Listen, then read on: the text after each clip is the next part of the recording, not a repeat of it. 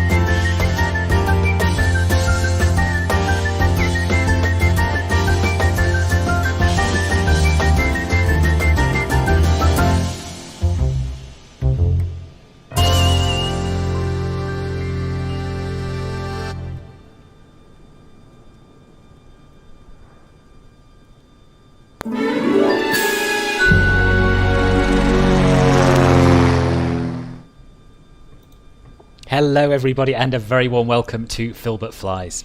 This afternoon we are going to be flying EasyJet flight 8765 from London Gatwick to Santorini with a flight time of round about 4 hours, something like that.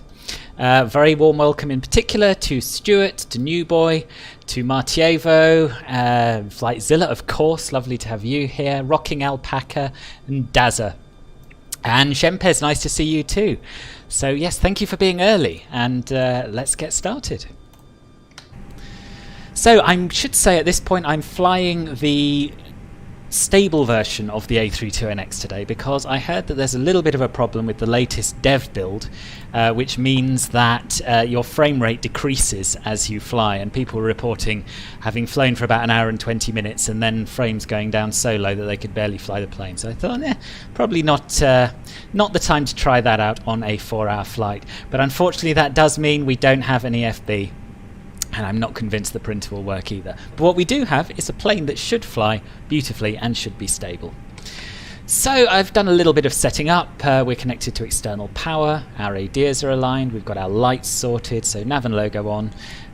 We've got our emergency exit light armed. We've got our crew oxygen supply on. And we've got the dome light set to dim. So if we move down to the MCDU, we can begin setting that up. Ciao, Andrea. Benvenuti, I think. Hello, the Irish Aviator. Welcome. Nice to see you both. Right, so if we go over to our init A page, we've got our flight plan route already in here because I imported it via the world map screen. In contrast to my tutorial, which I released yesterday about doing it the other way. This is just what I tend to do. I don't know why. So we just need to put in a few more details. Our alternate today is LGAV. Our flight number is, well, as I say... the security and safety checks are all done. Are we good to start boarding? Yes, you can start boarding. Okay. EZY93 November Zulu. That's our IATA code today, so that's what we'll be using with ATC. But you are on the right plane. This is also EasyJet flight 8765. Yes, I'm looking forward to the approach. So it's the first time I'll have flown into Santorini, Chris. I bought it the other day and had a quick look at it, and I thought, yeah, it's quite nice. We'll be cruising at flight level 350 initially. And if we go over to our flight plan page, we're planning a runway 8 right departure. But the ATIS is suggesting, well, not suggesting, telling us that 26 left is in use, so we may have to change that. But before we do, as boarding's commenced, we'll start the APU. Do you know Real Flight Simulator on mobile? Yes, you've told me about that before, I think, Rocking Alpaca. Someone has, anyway. I don't know if it was you. What was what, Martievo? So while the APU is starting, we're going to have a little go at getting the ATIS on the MCDU. So to do that, we go to the MCDU menu, ATSU. I've always called it ATSU. I don't know if that's just me. AOC menu, ATIS, and it defaults to our arrival airport. So we'll change that to Gatwick EGKK. Press the send button and we'll wait for it to pop up. Meanwhile, I'm going to cheat and double click on the ATIS in vPilot to see exactly what we're expecting. So we've got information Golf, and I'll leave the rest until our company message comes through. So there it is.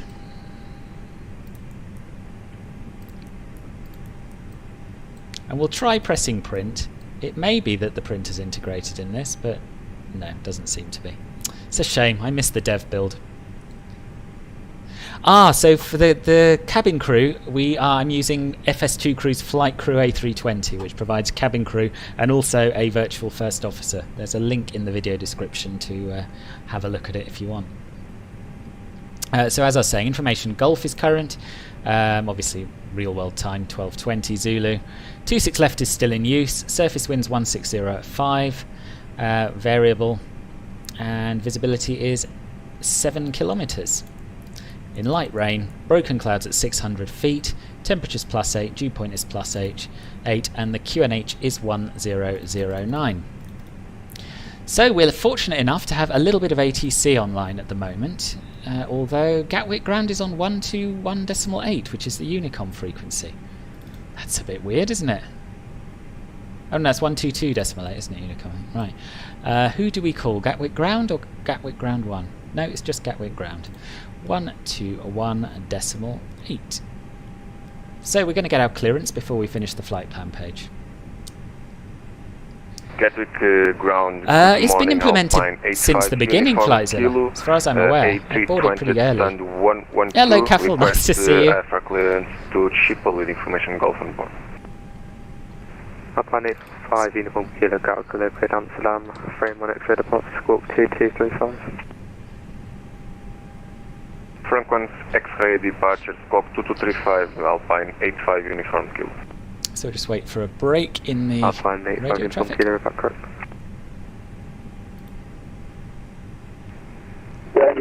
Shuttle 56 Kilo, is that any better?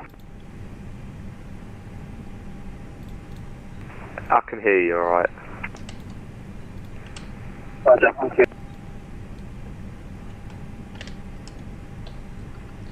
Gatwick Ground, hello, EZY8765 November Zulu, type A320 on stand 51 left with Golf, request clearance to Santorini.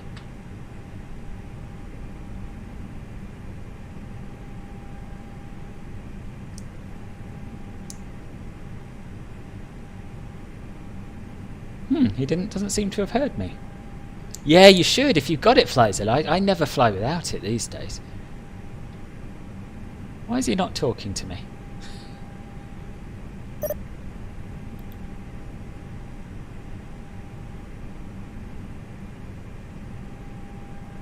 Okay, so he's just sent it by text. Let's get it, just do a radio check.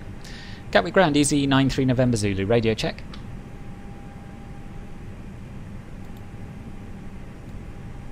EZY93 November Zulu, 55. Roger, thank you. Clearance received by text. We'll call ready for push and start.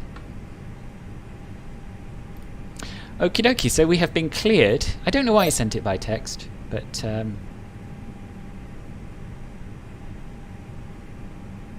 he sent it again. Okay, fine. So we're clear to LGSR via the ADMAG 2 X-ray departure, then Yankee 312 to Dover, and then as filed. So that's quite a different departure routing to what we had planned. So we'll go back to the flight plan page and sort that out. So first of all, we'll change the runway to 26 left. And then we're ADMAG 2 X-ray. No transition, so we'll insert that. So this is going to take us to ADMAG. And then from ADMAG, we want to take Yankee 312 airway. Oops. Let's just clear that GPS primary message. Yankee 312. Gatwick Ground, good evening. This is Countess 216 with you, gate 16. Airway waypoint information mismatch. Golf. Okay. Ready to request the dive. Okie dokie. Countess 216, we don't have a ADMAG. refiled. If you can do that for me, then call up again. Yankee 312. Hello, Samsonite, nice to see you. Gate 60 medium with Just information got Golf. a Request clearance, dive which okay, so it unit. doesn't want to do that. Doesn't want to do that. Let me just have a quick Yes, look at my 216, I need you charts. to file a route on VATSIM before you can request clearance.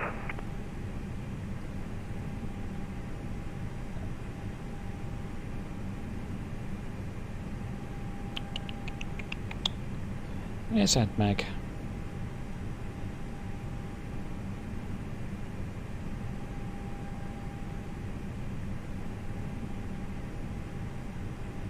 Doesn't seem to be in here. I'm starting to wonder if this was an old departure. Let's look at it together in Navigraph. I'll just bring that up. I'll turn the APU bleed on quickly now that's started and we no longer need external power. So, Gatwick, Sid. Hello, this is Lufthansa 465. I can't see ADMAG in here. here. It's then 50. Request IFR clearance to Düsseldorf with information Golf. Lufthansa 465, hello, clear Düsseldorf, ADMAG to X-ray departure squawk 1075. My job is I work for the railway. Clear Düsseldorf by Atma. Hello, Liam. I'll do my best. Port 1075. And I work for the railway. It's not automatic. You have to log into your account and download the latest version, Martieva. You can usually just install it over the top.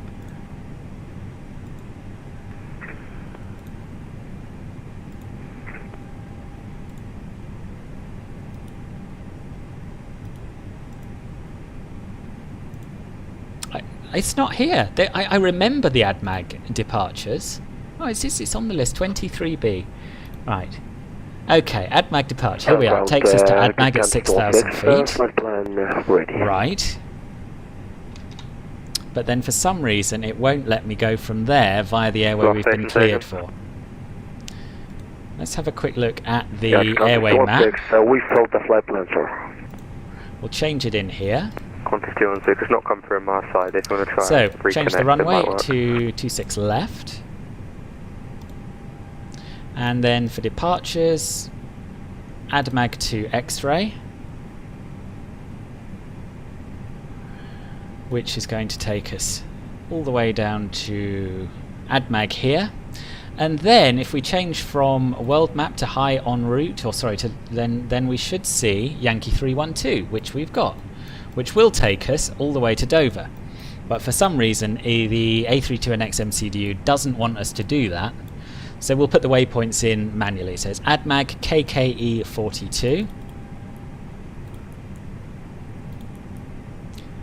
KKE42. I know you're not getting a very good view of this. And then Dover.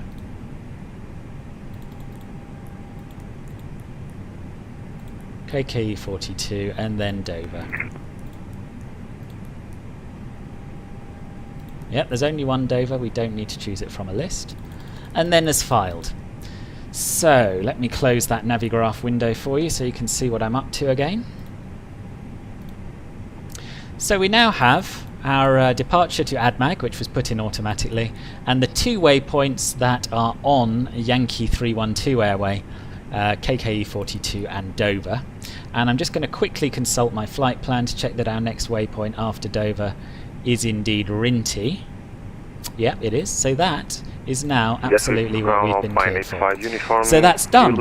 Not the most exciting viewing, I realise, but have a great flight. Thank you, Pablo. No, if only YouTube was my only job. I work on the East Coast Main Line, Alfie. And I do shifts, yeah. You can't install Navigraph charts? I don't know what that's about, Martieva. I wish I could help. Hi guys. Yeah, you're probably right, Flightzilla. Yeah. No problem. Have a safe flight. But I have received that same clearance before by audio. I don't know, he's talking to everyone else, he just doesn't want to talk to me for some reason. Yeah, the A320's always got a few little issues in it. I too have experienced that. So we've done our flight plan page. Now we can go to our init-B page, import the zero fuel weight and the centre of gravity. Block fuel is 12.3 tonnes, quite heavy today, because we're going a long way. And now we can move over to our performance page. So I have calculated the V-speeds. They are 145, 152, and 153.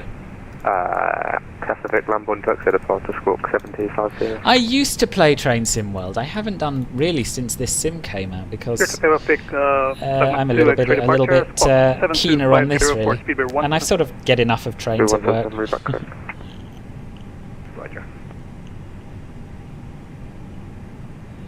Right, what's the transition altitude here? 6,000 feet. Ground Qantas 216. And we'll use 1500 above ground level for our thrust reduction altitude, so that'll be 1700. And 3200, 1500 above that for our acceleration altitude. We're using flaps 1, flex takeoff temp is 46.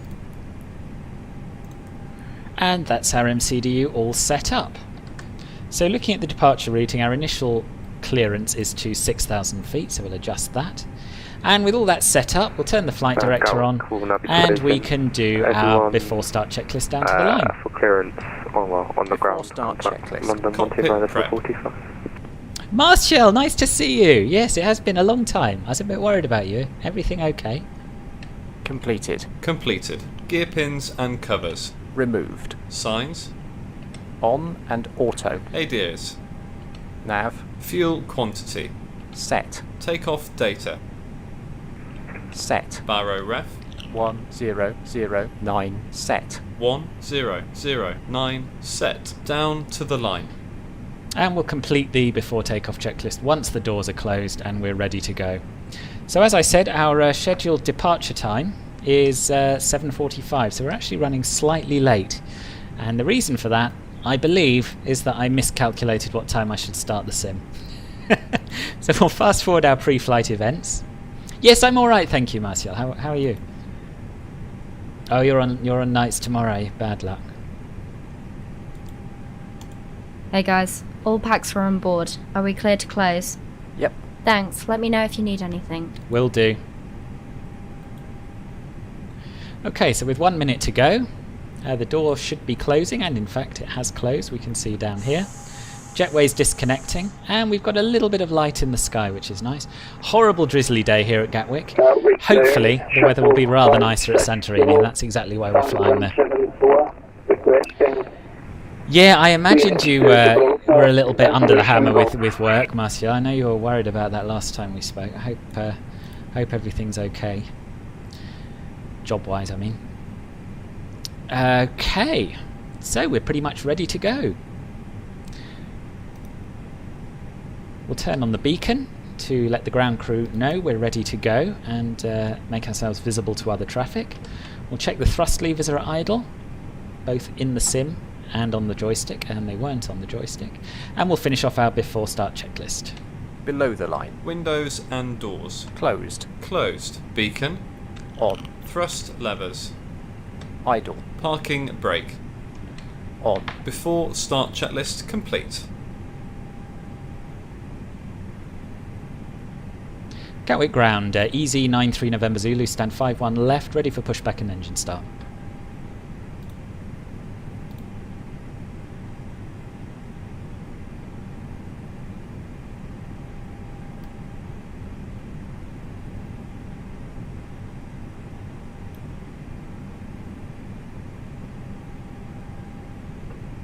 He's not talking to me. I don't know why. I'm glad you're still employed. That was what I was driving at without wanting to be too blunt, Martial. That's very good news.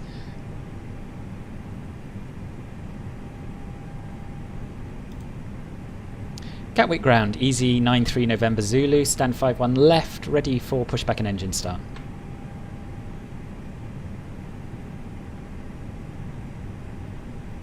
What's going on?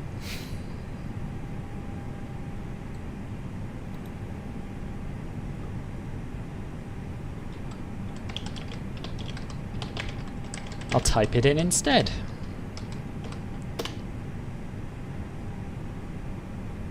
I'm using a joystick. I'm using a Thrustmaster T16000M. I think the ground controller went offline, so there's no controller on this frequency anymore. Ah, thank you. So he did. He's just disappeared. EZY93 November Zulu. That's a shame. He didn't say he was going, did he?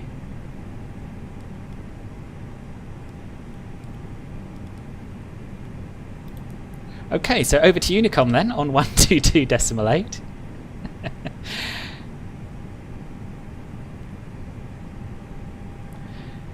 Gatwick traffic, EZY93 November Zulu, pushback and engine start, 5-1 left.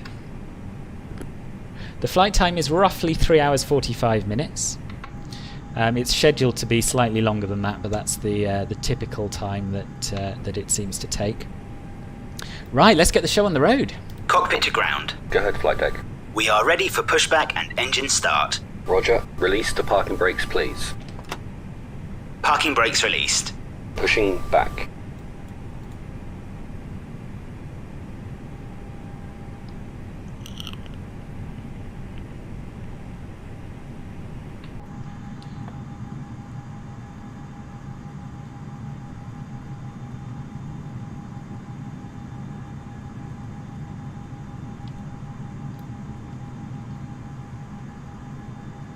Oh, mind you, there is a centre controller online.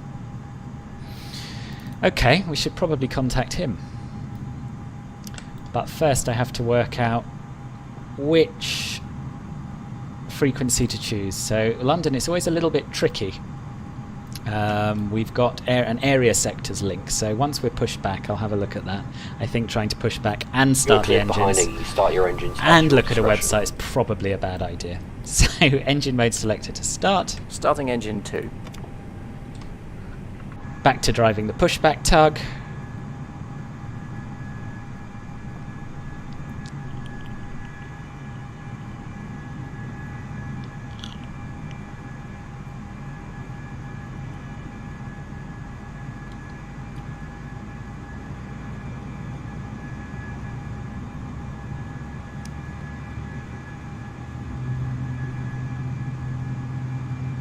Is there a Perth Western Australia scenery? No, there isn't that I'm aware of.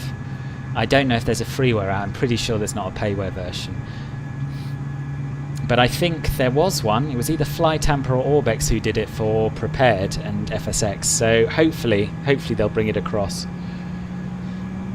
Yes, the website I use for the V-Speeds is wabpro.cz/A320.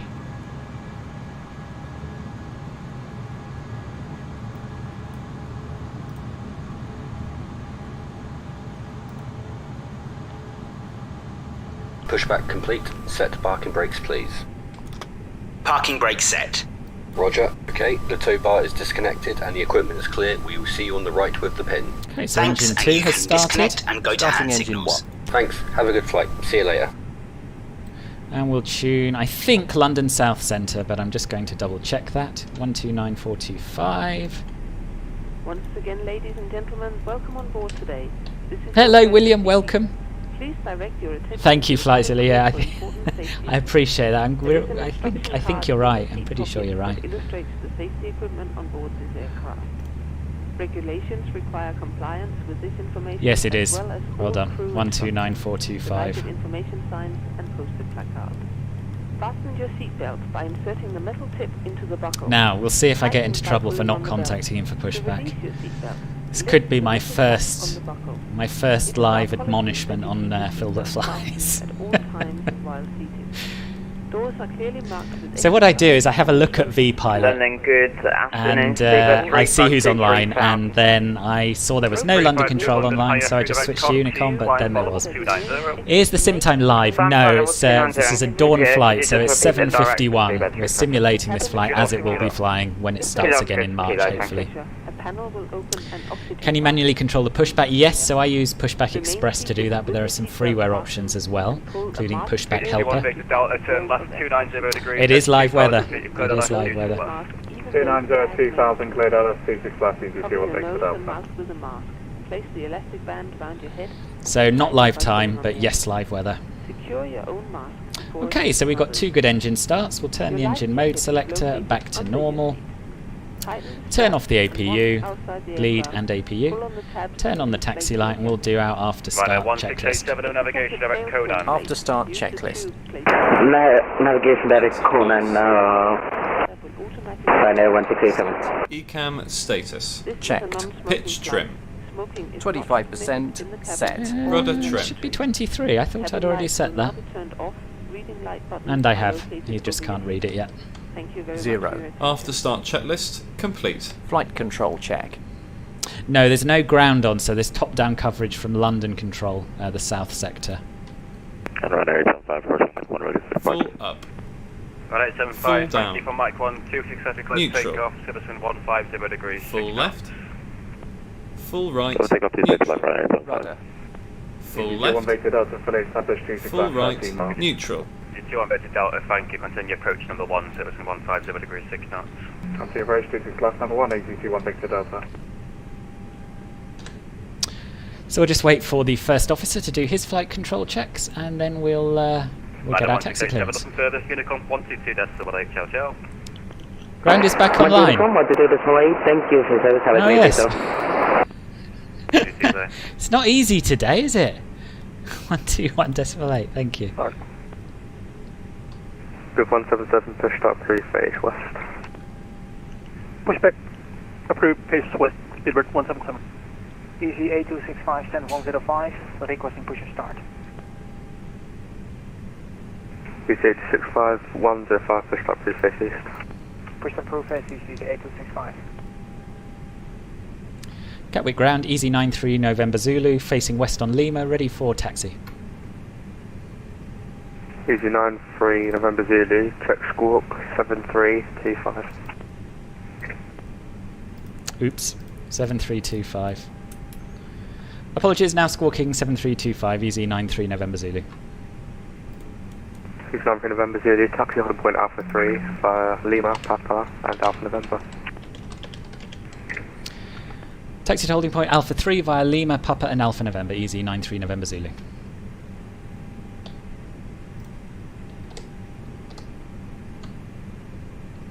Right, let's get going. Clear left side. Clear right side. Brake check. Pressure 0.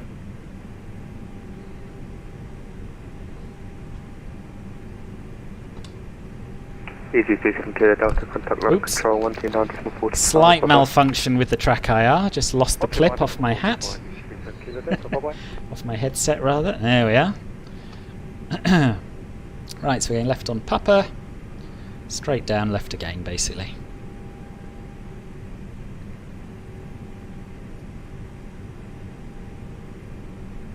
No, so the only way of checking the pitch trim value is to have a look at your centre of gravity from the weight and balance menu.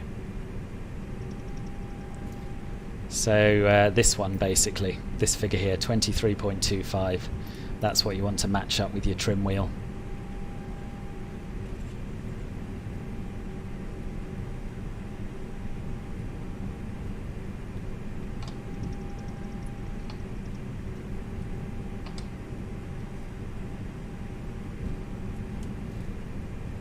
Get a bit of engine anti-ice on before takeoff. Lufthansa 465, taxi holding point Alpha 3 via Lima, Papa and Alpha November.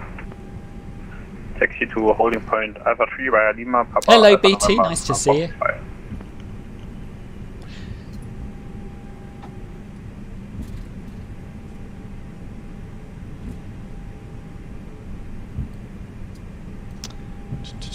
So we're just passing Zulu. And so we should, I think, be taking this next one. Is this Alpha November? No. Is it? I don't know why I always get confused at Gatwick, but I do. What does that sign say? November? I think that's November. We're on November. Yeah, we know we're on November. I'm so confused. So Juliet, Zulu, then Alpha November. So Juliet is closest, that must be Zulu, yes, so it's the next one.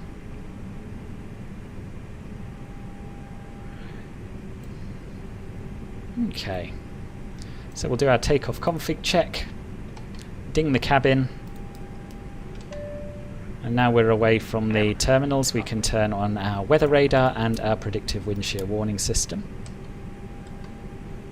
And we can start our before takeoff checklist. Before takeoff checklist. Flight controls. Checked. Checked. Flight instruments. Checked. Checked. Briefing. Yeah, thanks Flightzilla, it is this one. Confirmed. Flat setting. Config 1 plus F. Config 1 plus F. V1, VR, V2, flex. EZY19 November Zulu, contact London Control 129.45. 5 VR 1 5 2 Yeah, V2, and the next one will be Alpha Sierra. V1 1 4 5 VR 1 5 2 V2 1 5 3 ATC. Set. ECAM memo. Take off no blue. Down. Hello, to Jenny. Gatwick. Yeah, I'm good, thank you, BT. How are you? Hello, Stephen. It's an interesting livery. Brussels Airlines. Lufthansa 465, contact London Control 129.45. Bye-bye. We fly you to the home of 425, 465. Thank you very much. Tintin. Ah, nice. Yeah, good. Never seen that one before.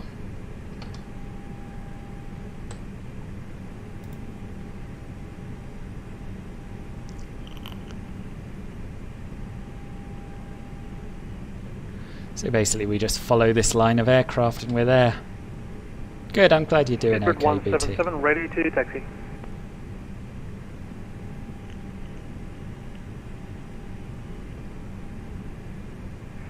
Speedbird 177, taxi holding point Alpha 3, via Kilo Papa and Alpha November.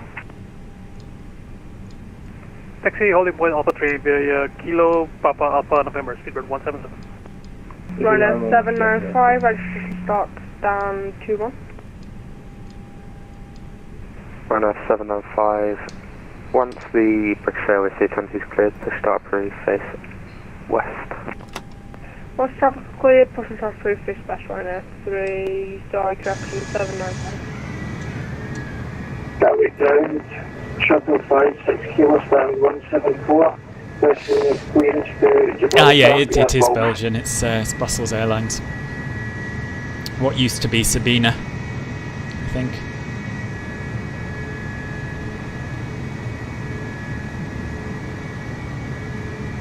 I might BT. I'm not sure. I've got some reviews to be getting on with, but I'd like to come if I can. I'll see what time we finish this and when I've had dinner and that. Yeah, so for anyone else watching who wants to do a bit of group flying, Flightzilla is running a group flight this evening. I think it's 1900 Zulu, isn't it? EZY2 Victor Delta, Gatwick Hello, continue Juliet, Quebec Kilo 107. And a jaunt to 553, 21 Victor Delta. Of course, 513. Confirm 513 or 53? 553. 553, my bad. Taxi Juliet Romeo Lima 553. Juliet Romeo Lima 553, thanks very much. EZY21 Victor Delta. I'll be streaming the working title CJ4 tomorrow, Stephen, in the evening. Either 7 PM or 8 PM, I haven't decided yet. But if anyone here is not in my Discord server, there's a link down below and I'll announce it there once I've finalised the details. 5-1, push stop through face west. Push on approved face west, easy normal whiskey echo.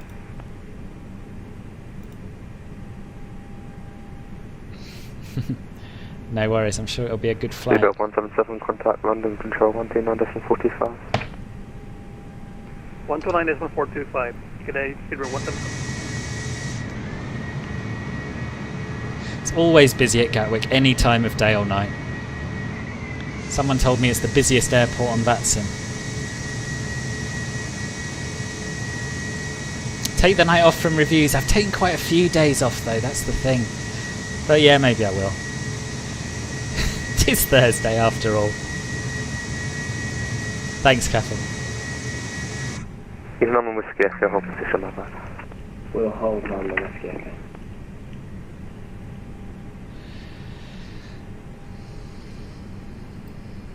So we should be on the move fairly shortly, I hope. 653 cross section.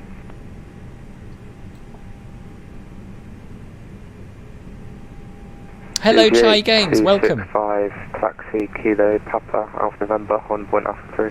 No, I haven't been told to contact London. I think that'll happen once I've lined up, or sort of as I'm. Okay, I don't know. Unless I've missed a message, I might have done. We'll wait till this guy goes and. Echo 104. Give way to the EasyJet from left to right. Push stop please. We'll wait till this guy takes off, and if we haven't heard anything, then I'll ask.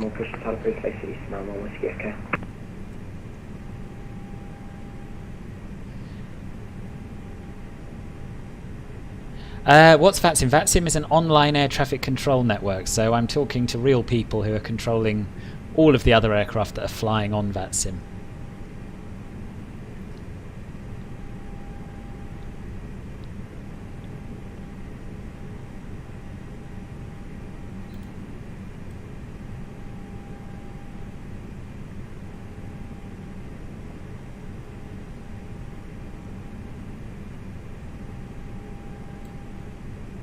Gatwick Grand EZY93 November Zulu at Alpha 3. Should we be contacting London Centre? EZY93 November Zulu, I did try and tell you that 3 times, but yeah, you should be on London 129.45. My apologies, we'll change to 12945 now, EZY93 November Zulu. Oh, so I did get a telling off after all. KLM, Embraer 195, line up 26 left behind.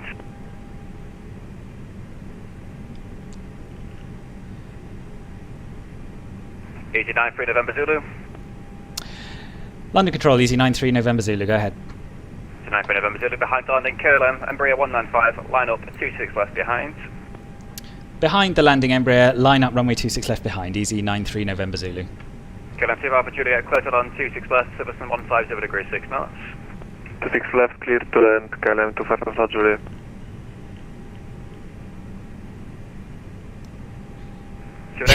Thanks for the virtual hug. I find it so hard to keep up with the chat and also not miss messages on VATSIM. I need to concentrate more on VATSIM. Flight level 90, EZY8434. EZY37 Kilo Delta, climb flight level 80. Flight level 80, EZY37 Kilo Delta. Flight Control, good afternoon, Victor Papa Charlie, Alpha Quebec, flight level 350, direct Dover. Stand by. Yeah. EZY37 Kilo Delta, just got traffic to the I was a south bit here, naughty. but, you know, mistakes are made, and everyone says they're nervous about getting on VATSIM, and here you are. Here's someone who's done a fair bit of VATSIM, making mistakes, getting into a little bit of trouble, and life goes on. London Control, good afternoon, Lufthansa 2 Charlie Whiskey, flight level 177, passing for 190. Yeah, that's right, it does have two parallel runways, but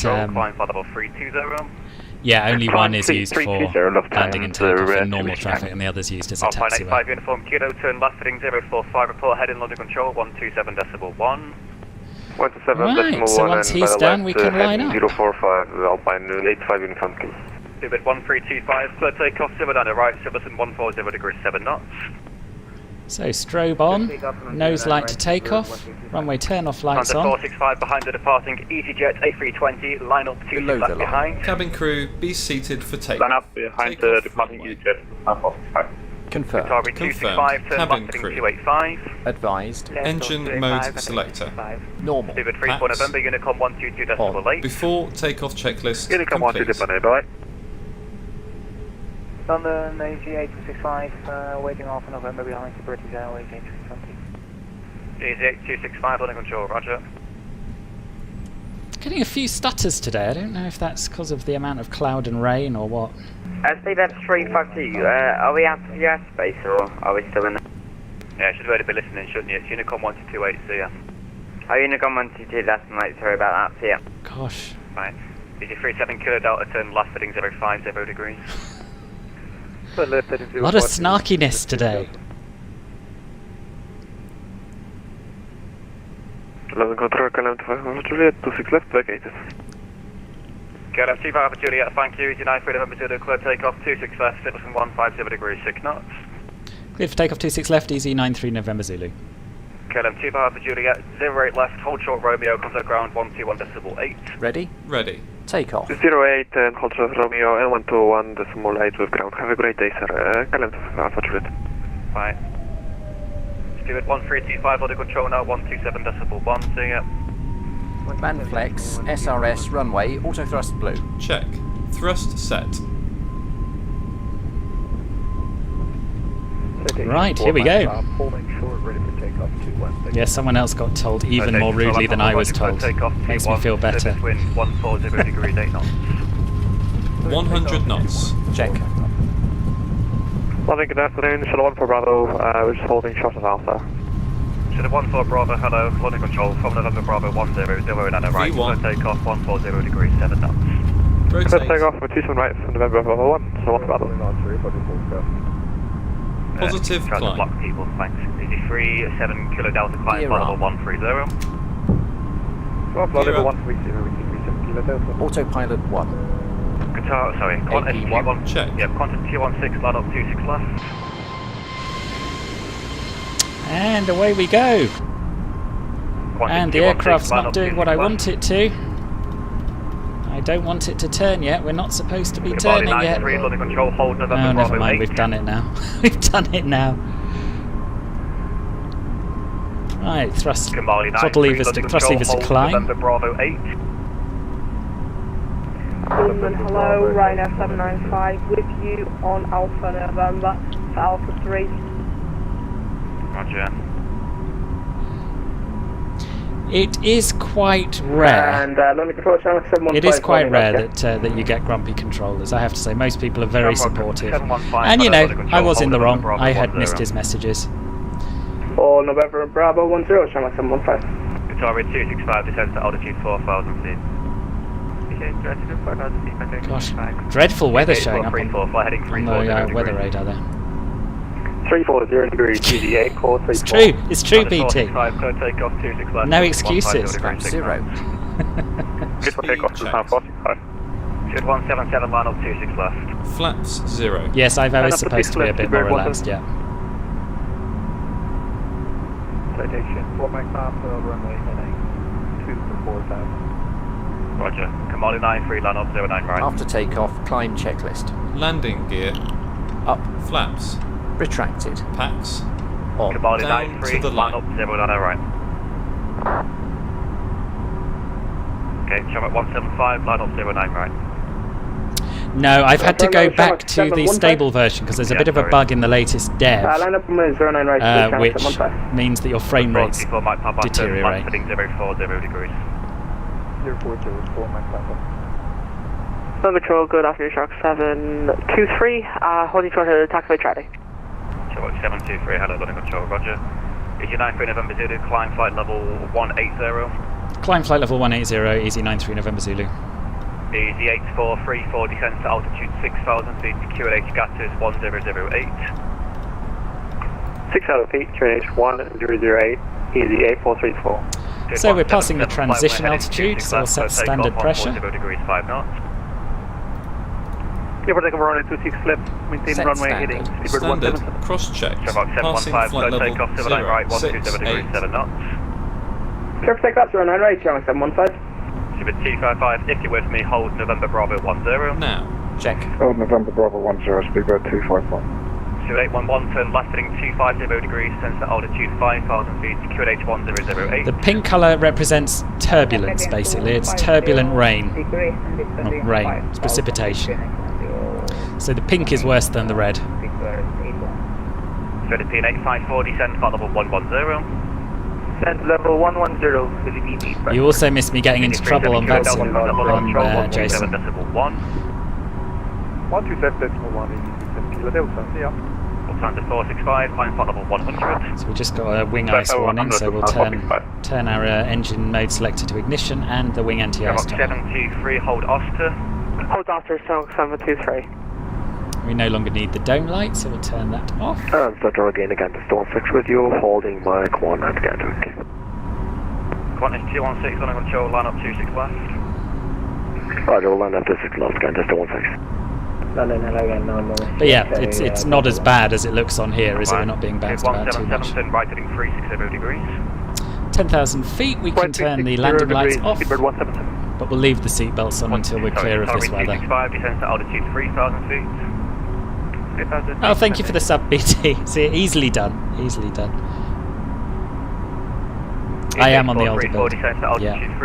It's because I was reading last night about a bug in the dev version that causes your frame rates to drop off as you fly. And I thought with a 4-hour flight, it's not the time to be testing that out. 715, climb flight level 80. So this is the stable build. Level 80, Channel 715. Oh, that's pretty.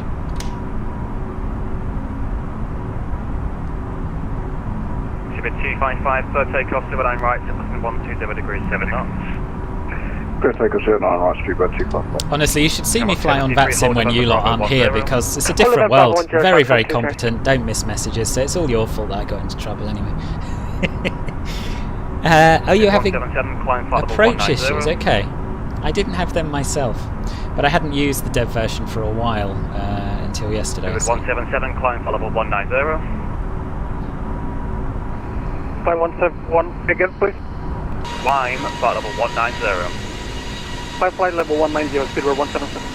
Qantas 216, clear takeoff, 26 left, 140 degrees 5 knots. These clouds look a little bit weird. Okay, for takeoff, Qantas 216. EZY8765 behind the departing Qantas. They just don't look quite as real as they usually do. I don't know why. Land behind you, 8265. Yeah, it's a cool About view. 715, turn right heading 290 degrees. 290 degrees, Channel 715. Carlos, hello. Sorry, 265, turn And right hello, heading Garlic 70 Games. degrees, Welcome to the turn stream, left both of you. 09 right. 70 degrees, turn to 809 right. You had issues 8434, turn left heading 290 and degrees. fixed them turn by left doing what? 265. How did you fix your issues, Carlos? On the edge of 290 my degrees, seat. cleared, IRS 26 left, EZY8765. November 44, my Papa contact border control, 127.1. 27.149 Papa. Have I tried VR? About No, 1015, I don't have a climb VR level headset, 130. unfortunately. I think I might need Climb to level upgrade my 130, computer. 715. Oh, there was an anti-ice message I missed up there. Should turn off the anti-ice once you are free of icing 9, free, hello, conditions, so London control, basically when roger. we're out of the clouds and won't be going through anymore. 73, line up 090 right. Line up 09 right, Song 723.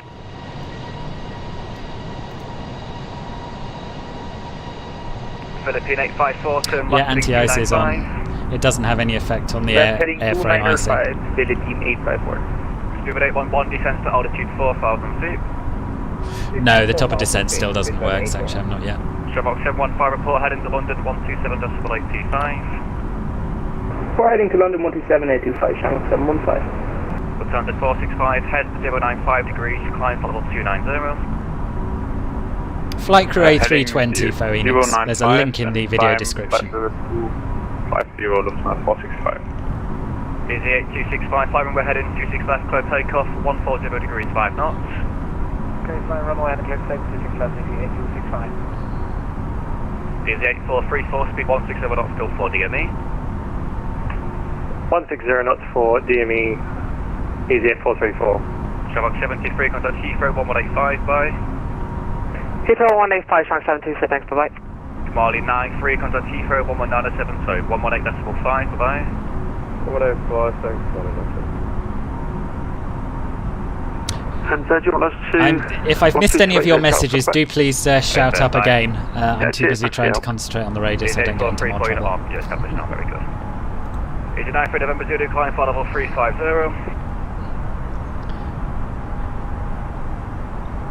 7811, turn left heading 120 degrees. Left heading 120 degrees, prepare stable. Are you talking about? Contact under control, 127. Are you talking about in the drone view, Garlic Games, external views? 177. Coordinates 216, climb for level 90. There is a setting that I just turned off and they went away. I can't remember what it is off the top of my head. But yeah, double check you've turned off the right thing. We'll have a look maybe later on in the flight. Qatari 265 for the Tifo Tower 118.5. You can donate 500 quid, yeah, well, you know, this allows for anyone to give what's right for them. If I get a millionaire viewing one day, then yeah, that'll be pocket money to them. Tower 124.225. Sugar 255, climb now for level 150. Well, it'd be nice to be out of this cloud now, wouldn't it? 150, Glad we're going to Greece. EZY8265, thank you. Sorry, turn right heading 080 degrees. KLM 1046, taxi all short. Fixing the dead zones, okay. Yeah, I've had a bit of tweak of mine. EZY8265, turn right heading 080 degrees. Right heading 080 degrees, EZY8265. 2811, clear that license 090 right. It's insanely busy. I can see why they lose patience, these controllers. I'd have thought Thursday afternoon, you know, there might be a few people flying, but not this many. 172, thanks, taxi via Delta, and you can take stand 11. Sunlight! Brief spell of sunlight, make the most of it. Right now, 172. Philippine 854, turn left heading 285, descend flight level 9 of today. So yeah, for those of you who are new to the channel, a very warm welcome. Do please subscribe and click the thumbs up button down below. And as BT was alluding to, you can also donate money by following the Streamlabs link in the video description. EZY8265, flight heading or using the super chat. Flight level 13 today. But not 500 quid, I'd feel guilty about taking that off you. EZY93 November Zulu, confirm climbing level 35 today. Yeah, that's the dream, BT. Okay, confirm level. How do I decide which aircraft registration number to give? Well, I look up on Flight Radar 24 which aircraft have flown this route, and then I pick one of those. So Flight Radar 24 will give you the registration number of the actual aircraft that flew the route on various days. 723, non-standard departure out of 09 arrives. Shamrock 723, London Control, hello, turn right heading to 29 degrees, climb flight level 340. Climb flight level 340 and the right turn heading to 290 degrees, Shamrock 723. Yes, Caffel. Absolutely.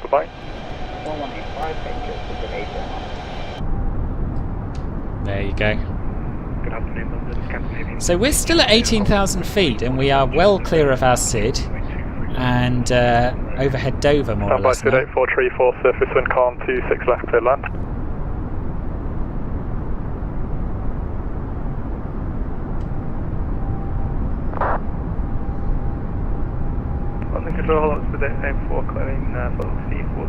Can I understand that people prefer X-Plane 11 and P3D over FMFS?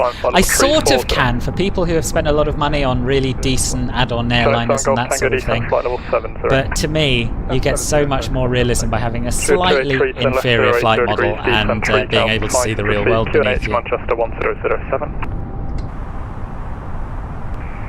Turn left heading 00, descend and maintain 3,500 feet, QNH 1007, speedbird 283. Runner 9 Alpha Kilo, report your passing altitude. I'm just going to ask for further climb if possible. Runner 9 Alpha Kilo, thanks, climb flight level 39 is today. Climb now flight level 390 and altitude. Scandinavian 78 Charlie, surface wind variable 6 knots, 2 to right, clear takeoff. Please take off Scandinavian 78 Charlie. Shamrock 3721, climb flight level 34 today. How do you get to the wing view? So I use insert, which switches to the drone view initially, and then I have a button assigned. I'll show you through the menus once I've spoken to control. And right air, don't request that. EZY93 November Zulu, request further climb if possible. Stand by, Squid 1442 London. Squid 1442, okay. Go ahead. While we stand by. Unicom 1228, bye bye. Unicom 1228, bye, Squid 142. EZY93 November Zulu, you can monitor Unicom 1228, bye bye. 1228 for EZY93 November Zulu, thank you, bye. EZY8765, report heading to 127.1, bye bye. Okay, so no more ATC for now. Hopefully we'll get a little bit more later in the route. And we'll climb now to flight level 350.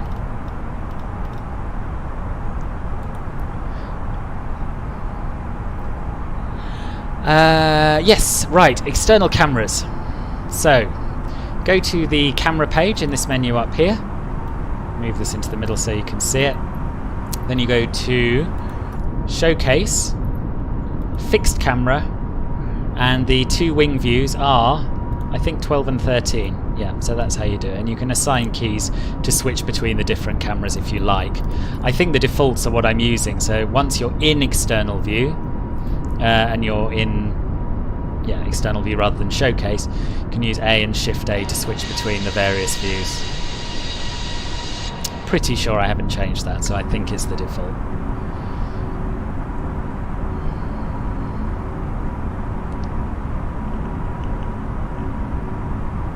I'm not Carlos, no, I'm not in a VA, I'm flying an EasyJet flight that I have picked because I wanted to go to Santorini. So yes, as well as the subscribing and the donating that I've already talked about, there's also a fantastic new way to support the channel called Club Filbert, which is a membership program, and you can click the join button beneath the video for all the information you need.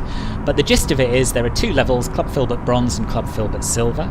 With Club Filbert Bronze you get access to the Club Filbert Lounge on Discord. You also get custom emojis and custom badges which change the longer you're a member. And additionally to that, with Club Filbert Silver you get to join me for a private members only live stream once a month. So yes, just an option, no pressure.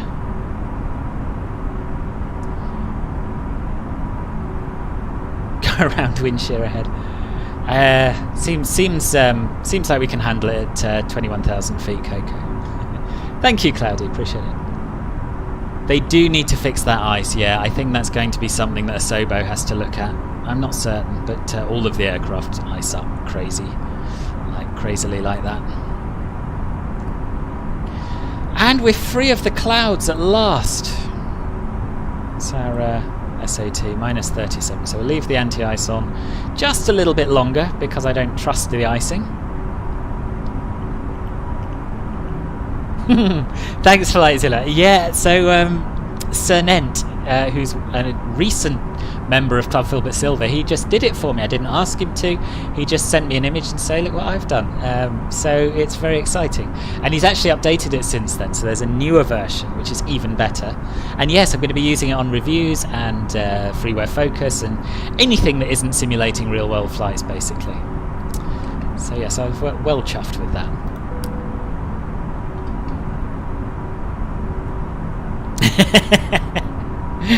Yeah. I might set up Club Filbert Gold for £500.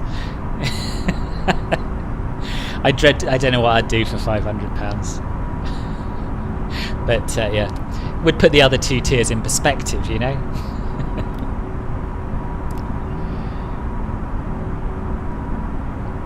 I was thinking it's good, isn't it, Samuel? Yeah, it's very, very realistic indeed.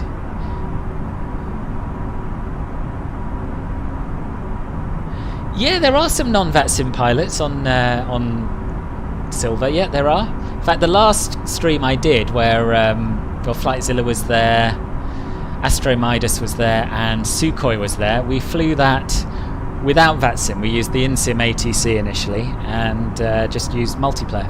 So that was good fun. This week, or this month, we are doing a VATSIM flight, but I'm happy to sort of alternate or tailor it depending on who is a member.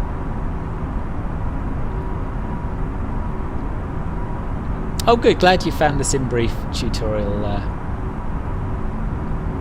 useful, Jason. Yeah, it is impressive. Come join you where, Carlos?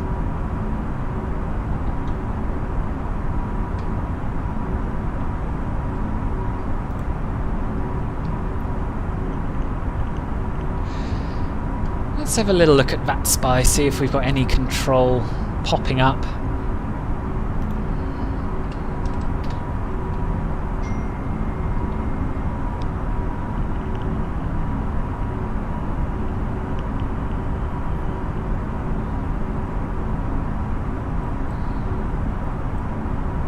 So we've got Langen radar online. Are we going to be going through their territory? No, we're not. We're going to be going southeast. In fact, why not show you the route? This seems like a very good time to show you our route on Navigraph. Let me just get it set up.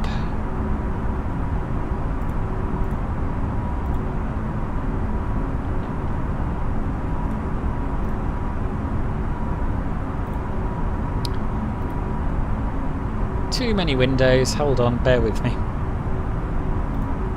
There it is. So we took off from Gatwick, we flew east. This is Dover here, and we are now just over northern France near Ushel, which of course everyone is very familiar with. So we're going to be heading southeast next to Rennes, Nancy, and then crossing into the very southwestern corner of Germany before heading over Switzerland and Liechtenstein. And then we'll be crossing the Alps into Italy, and then basically heading southeast along the east coast of Italy, dipping inland briefly over Ancona. I'll try and remember to give you a little look at that. All the way down to the south near Brindisi, then into Greece, going just to the south of Tripoli, heading back out over the sea via Adamantus, Chora, and then making a right turn after our star into Santorini and Fira itself. So that's what our route looks like. I'll turn that off so you can have more of a look at the flying. And now I'm not talking to ATC, I'm quite comfortable giving you a little bit more wing view action without you even having to send the emoji.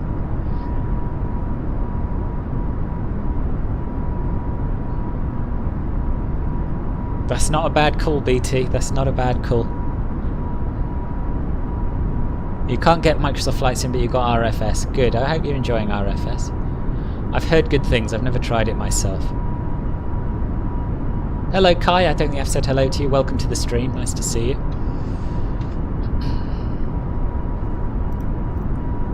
Just had lunch and you have science. Oh, bad luck.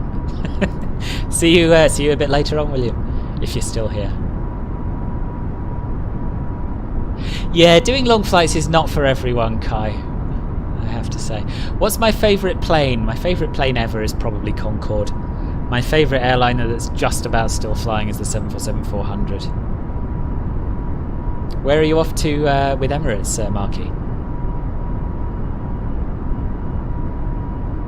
Yeah, that's a good shout, Alfie, I think, for your first VATSIM flight. Yeah, good idea.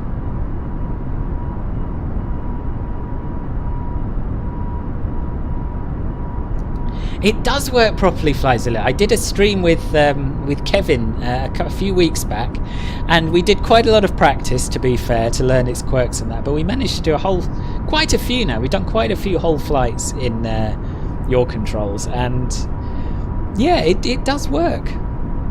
Not every time without fail, but it does work. Hello, Kai. KFX 4.5 Gen 2nd Liberator. Nice to see you. Do I like the 777? Yes, I do. In fact, my first long-haul flight on my own was on a 777, and it was very comfortable. So that'll always have a special place in my heart.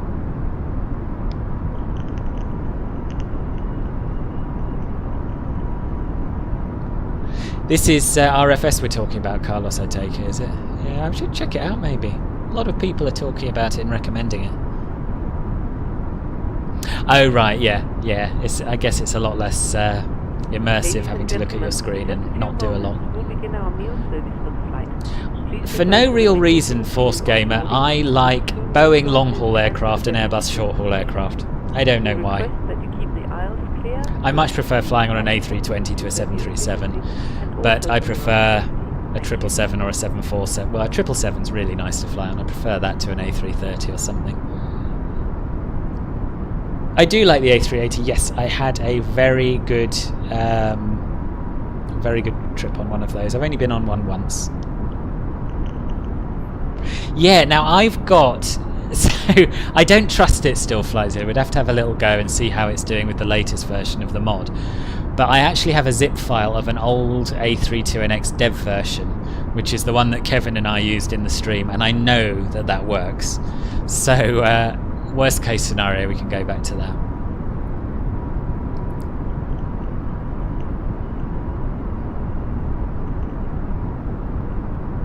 The 787 is rubbish in this sim, it's true. But it's a nice plane in real life. Rodrigo! Welcome to the stream. Thank you very much for saying that. It's nice to have you here.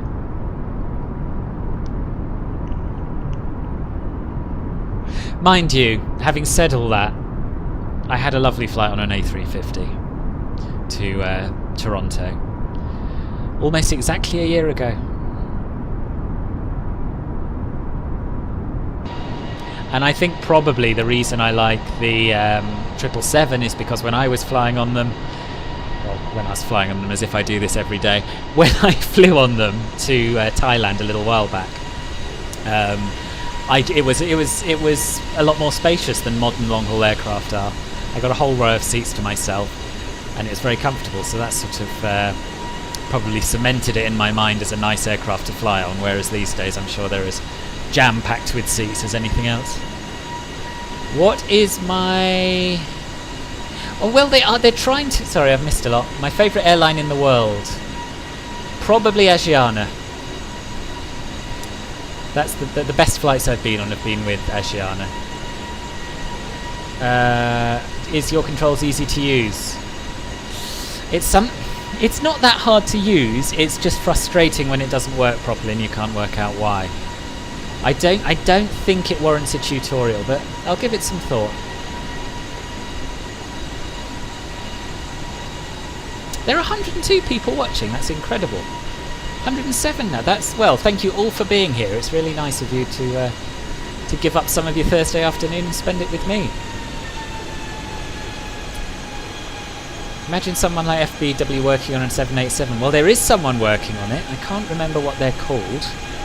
But they're limited in what they can do because with the premium deluxe aircraft, they're locked down as a piracy prevention thing.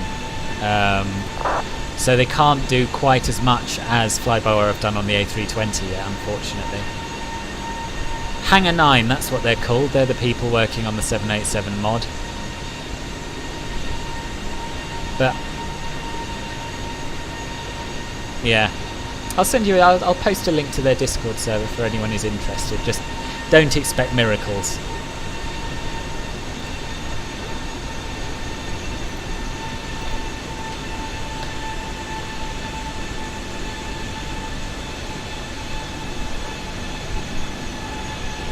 Recently went on a flight with Emirates from Manchester to Dubai and it was pretty windy landing. Oh right, okay.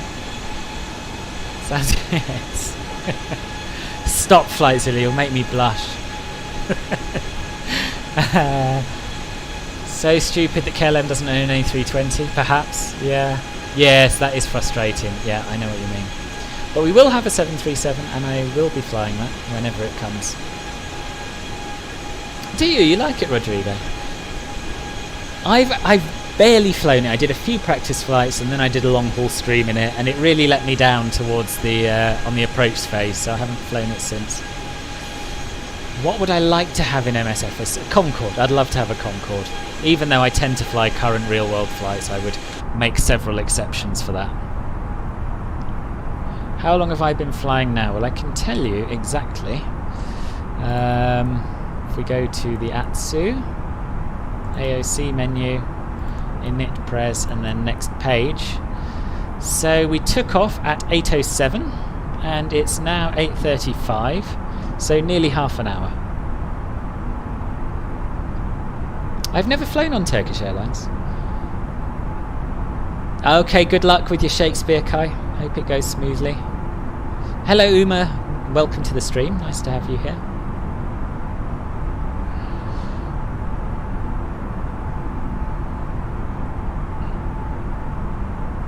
Again, cloud all the way over Europe so far. Hopefully we'll get a few more nice views of the scenery when we are further south and west. And I've left my anti-icing on, so I'll turn all of that off. That was silly. And I'll also turn the engine mode selector back to normal so we're not wasting fuel.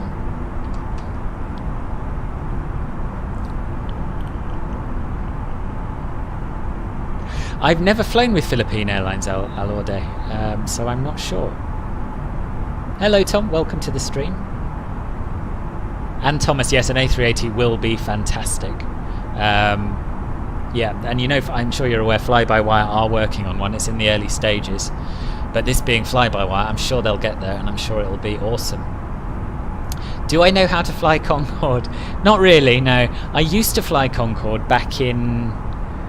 oh, a long time ago, probably FS98, something like that. There was an add-on for it, and it was the most exciting thing ever when it came out.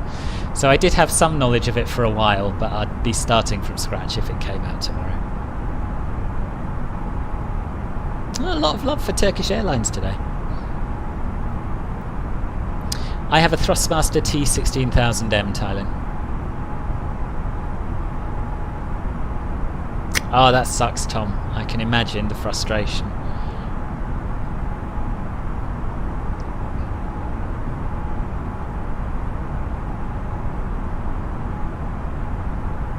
Qatar food is nice. Yeah, never flown with them either. In fact, I haven't flown with any of the big Middle Eastern airlines. On that init page, does he tell you how many minutes till land 2? So what you've got down here in the AOC init review page is you've got your out time, which is when you pushed back, your doors time, which is when the doors were closed, your off time, which is when you took off. And no, it doesn't tell you how many minutes till you land, but if you go to the flight plan page, you've got that down here.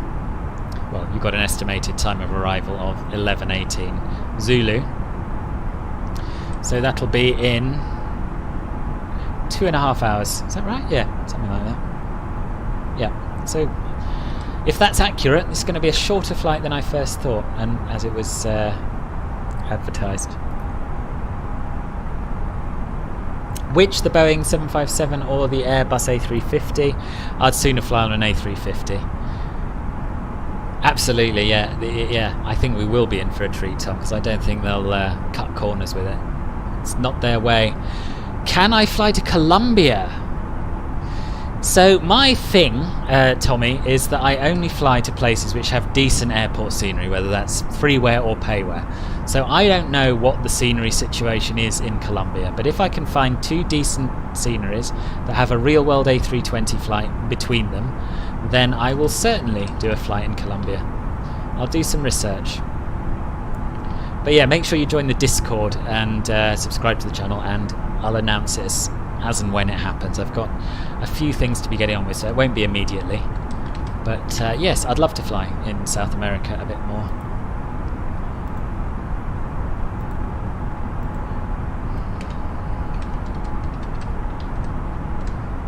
Other flights that I'm considering, I've done Newcastle to Faro.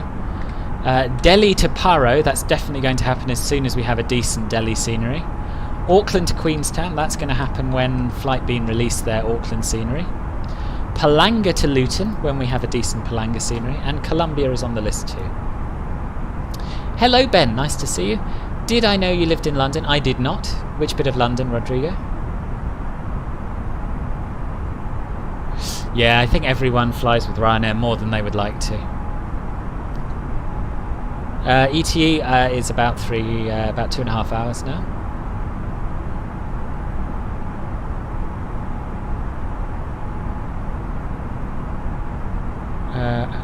Sorry, I'm struggling to keep up. I might have to abandon some of these older messages.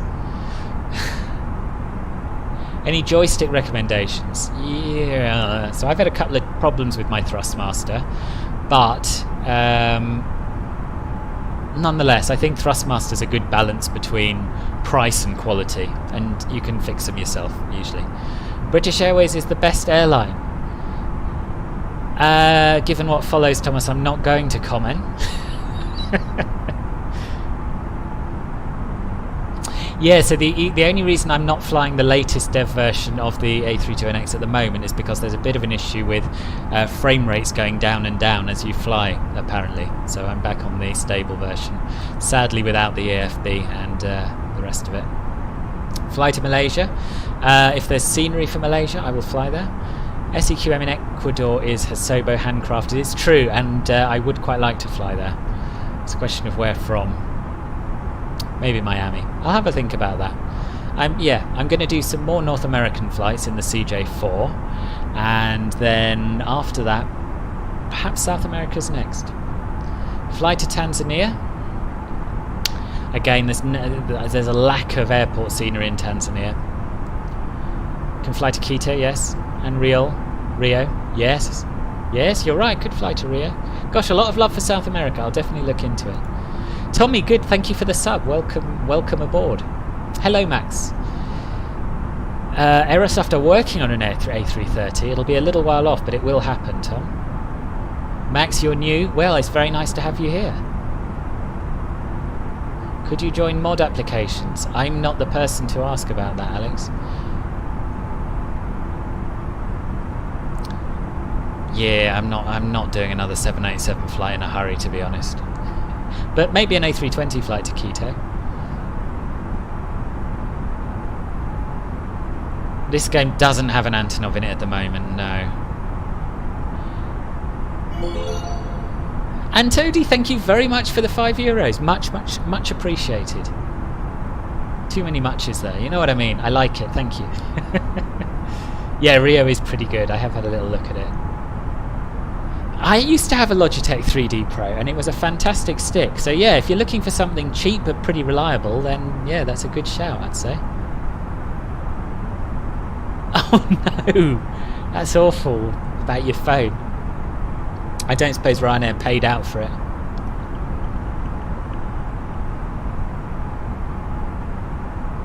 Right, I'm going to put Rio on the list.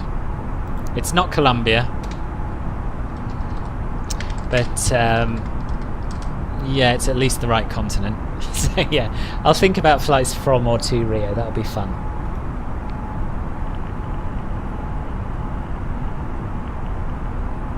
Seriously, 25 degrees at flight level 200? Can't be. Can it? That's amazing. If it is.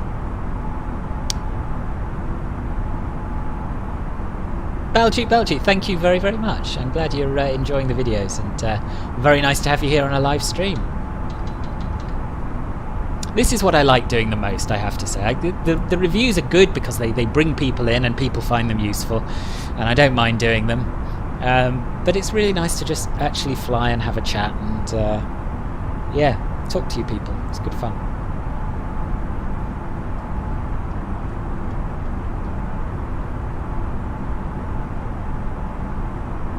Oh, there you are. That's a real accolade, isn't it? If multiple people have been using Logitech for 10 years and only now noticing problems.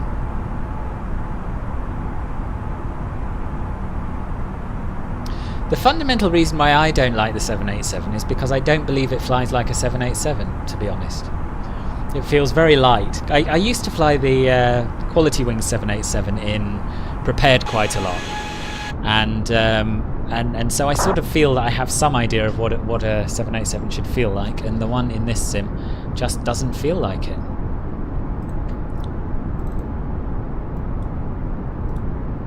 Shall we have a little bit of peaceful cruise music? I feel it's that sort of time now. Bit of Corazia. Turn it down a little bit.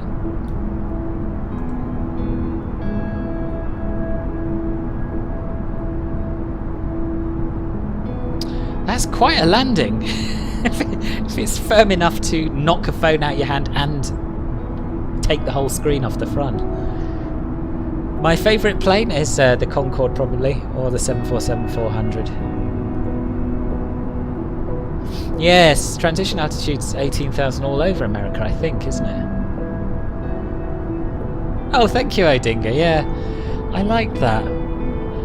Can't remember the name of the guy who did it. I'll dig it out. In fact, I'll dig it out now. Maybe we could even listen to a bit more of that. They've got a few playlists. It's possibly just slightly too loud to talk over. We'll leave this on for now. But in the meantime, I will try and look up what that was. This does mean opening my video editing software, which is a bit high risk in terms of resources and such like, but I'll take that risk.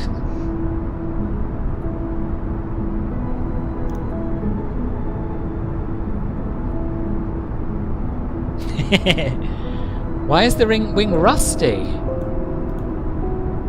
It's not. What are you seeing as rust? This is ice. The white stuff is ice. Whack on that Greek music. I might do a little round of Greek music as we get closer. Right, can I see from Cyberlink what it was called? Should be able to.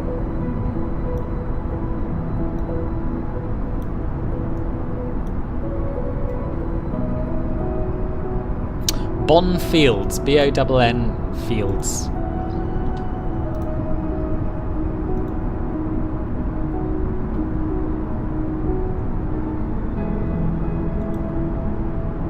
So for those of you who are interested in the freeware focus music, I'll tell you the name. I'll type it in here.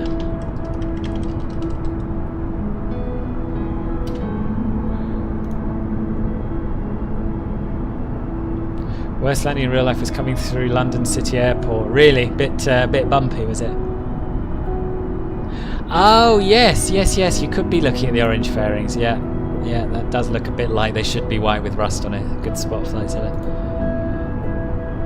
Yeah, the MD-90 is a good plane. Yeah, I know, but I do like a little bit of icing when I go through clouds, Caffel, so it's sort of, you know, it's either too much or too little. Dougal, have you not seen me before? Where have you been? I'm glad you found me. Welcome to the stream.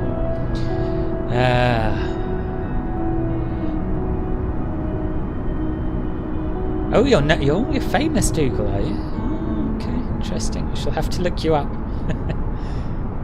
What does transition altitude mean? So, Transition altitude is the height at which you switch from the local pressure. For example, I think we were on 1004 earlier, to the standard pressure. So in the sim, you pull the switch here to set standard pressure and push it in to set, sorry, other way around, pull standard. And so right, so that's local pressure. 1009 is what we're on, and you can see our altitude reading has changed. When you pass the transition altitude, you pull it to set standard, and that sets the standard pressure of 1013, which affects your altitude readout. So that's what that's all about. On the way down, it's called transition level, and that's the flight level at which you switch back.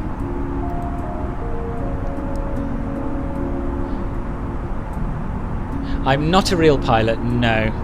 No, I don't want to be a real commercial pilot. I would quite like to do my private license at some point, though.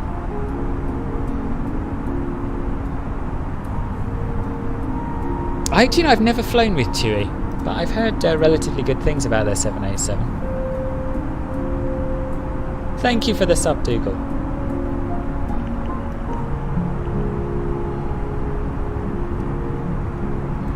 Yeah, I've never flown with Thomas Cook either.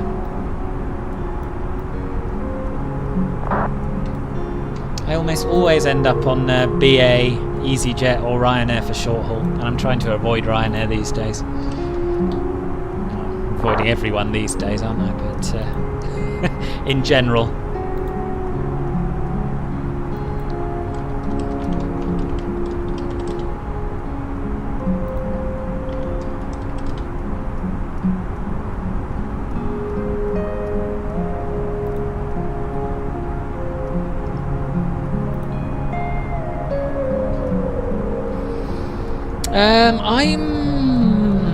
As I was saying earlier, Infinite Fences, I am a fan of Airbus for short haul, but I prefer Boeing for long haul. I just think the 777 and the 747 are much more exciting planes than the Airbus long haul fleet. I don't know why. There's no real reason for that. Hello, Wi-Fi Plays. Waffy, welcome to the stream. Thank you for the sub, Keen. Thank you very much. James, my day's going all right. Yes. I got into a little bit of trouble with a VATSIM controller earlier because I didn't hear him 3 times. But since then, it's been on the up. How's your day going? Yep, this is an A320 Neo indeed. Ante, welcome. Nice to see you all the way from Croatia. Hello. And hello, M. Baker. Welcome back. I recognise your name. And Jetaway, you're back as well. Excellent. Nice to see you here. Absolutely, Flightzilla, yeah. Yeah, Stansted and a 737, that'll keep me happy for quite a long time, I think. I'm in northeast London, Dougal. I've never flown the A340, but I have heard good things.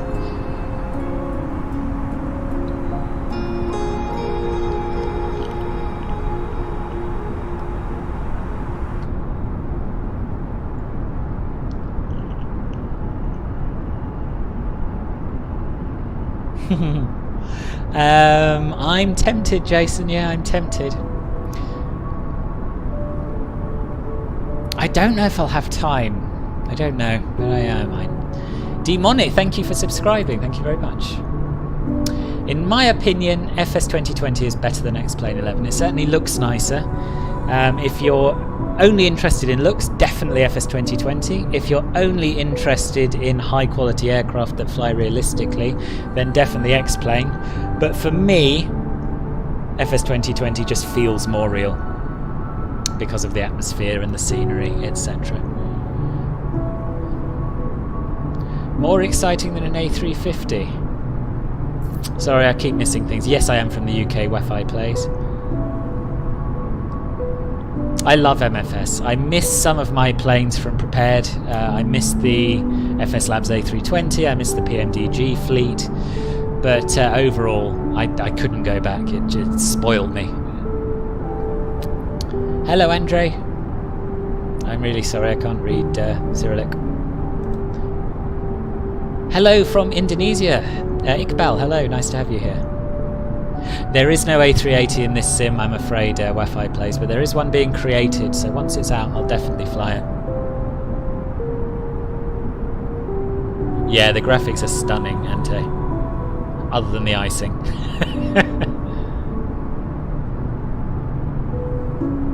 Oh, thank you, Rodrigo. It's really nice of you to say. Thanks. That sounds exciting, Dingo. Are we talking in the sim, I take it? You're not in Cairo now. Thank you for the sub, Wi-Fi Place. Am I saying your name right? Is it Wi-Fi? Let me know. Hello, Retro and Double. Welcome to the stream. We are just about to cross over from France, briefly into Germany, and then over Switzerland. So if these clouds clear up at all, we may even see some Alps. I will be ready and waiting to watch that stream, Flightzilla.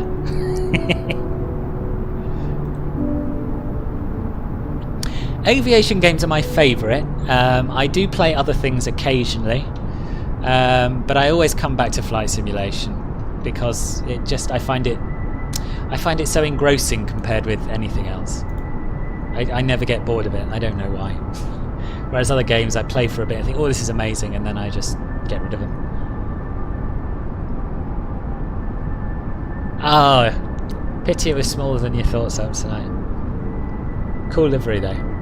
Hello, Retro on Double, welcome to the stream. Can I show the plane from outside? Absolutely, I can. Yeah, I'm pretty good, thank you, Retro. Pretty good. How are you?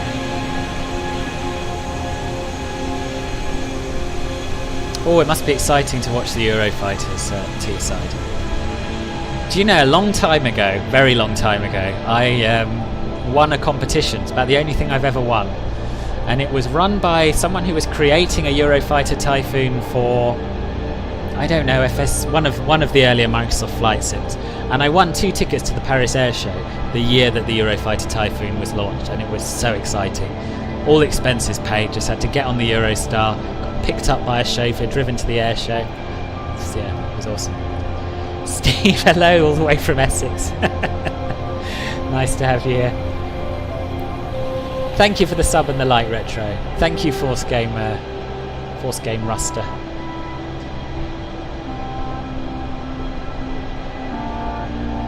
Yeah, I mean, X-Plane can look amazing just away. So do you play Microsoft Flight Sim as well, or are you just in X-Plane still? Thank you, Jason. Yes, subs, bell-on, and likes are all greatly appreciated. Thank you. I have no idea how to make liveries, Harry. No idea at all, I'm afraid. Is this game all plane? Yes, it is. It's all plane. It's a flight simulator. Livery's pretty good, isn't it? This is from the Mega Pack. It would be lovely to see the ice thaw. It should have thawed by now, but this is a bug in the sim. It never goes once it's there, unless it gets very hot. Hello, LDR. Good. I'm glad. Welcome back. Yes, this is my first rest day of 7, which is very exciting because it's very nice not to be going to work. Yeah, it was an incredible prize. I think they will fix the ice effects. Yeah, I think they will. I'm sure it's on their list. Yeah. So Flightzilla and I were talking about our shared love of Stockholm, and I suggested we build a weird gated flight sim community.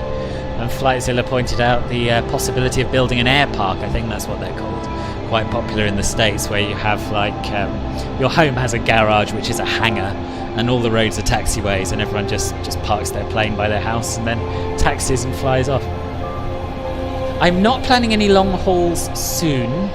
No, I'm probably going to wait until we have a decent long haul airliner, or until I really fancy battling with the 747 or 787 again.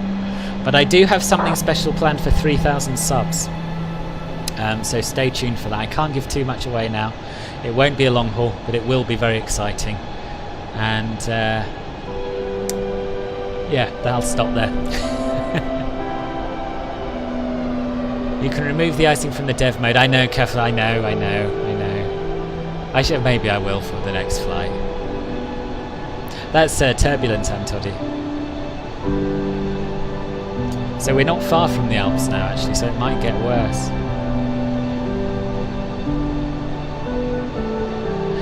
I'm going from Gatwick to Santorini, Wi-Fi plays. Hello, Enrique. You're very welcome, first of all. The top bar, it's only a streaming overlay, so I can't actually see it as I fly. But if you're doing streaming, it's called Bene Overlay. I'll post a link.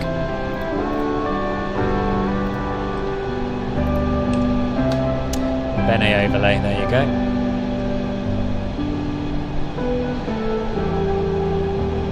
You made it. No, I didn't make it, Jason. I didn't. Cernent, who is one of the new Club Filbert Silver members, made it for me. I didn't even ask him to. So, yeah, that Filbert Flies livery is not my own work.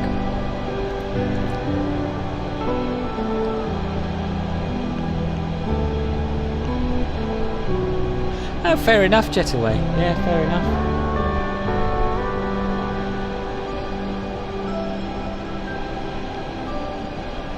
I have flown through a few thunderstorms, yeah, I have. Try and avoid them, but yeah, it has happened. Yes, those are both beautiful planes, Santi. I think the 747 is by far more appealing to look at than the A380, but yeah, the A380 definitely wins in terms of comfort.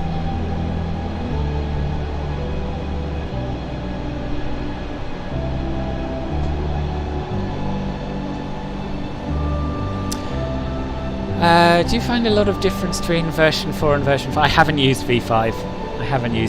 I just couldn't face starting again and waiting for things to be upgraded, and I had a bit of a hiatus from flight simming around the time V5 came up.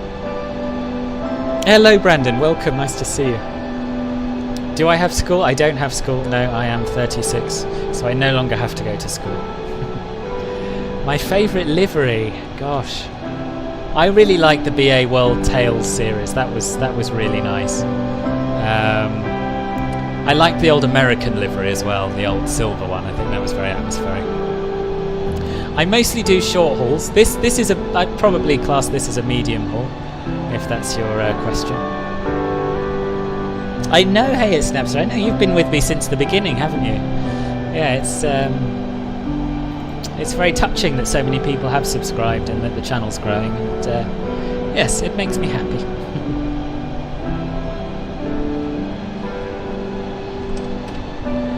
How do you remove the ice from the dev? I don't know. Caffle's your man for that. Hello, Gun Crazy, welcome to the stream. Rate this game out of 10. I would give it an 8. Is it?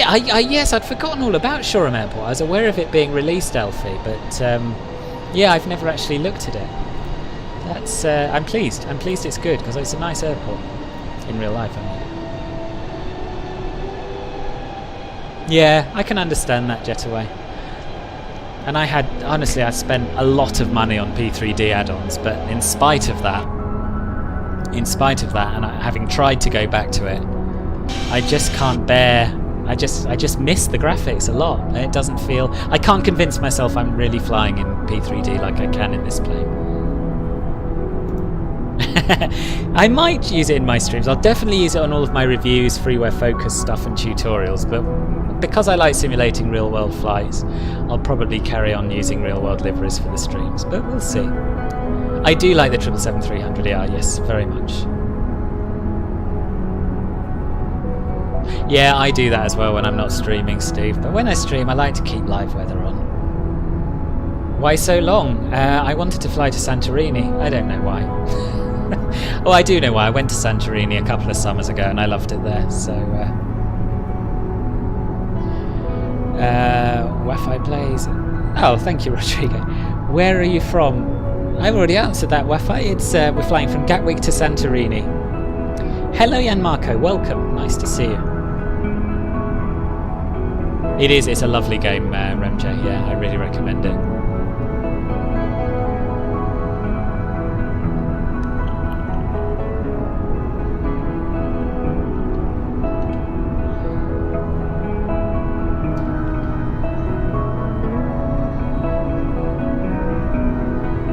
Yeah, I think FS 2020 is the biggest leap forward in a flight simulator we've ever had. And of course, in terms of systems depth and fidelity and bugs, it's not anywhere near X-Plane or P3D, but it'll get there, and the journey is exciting.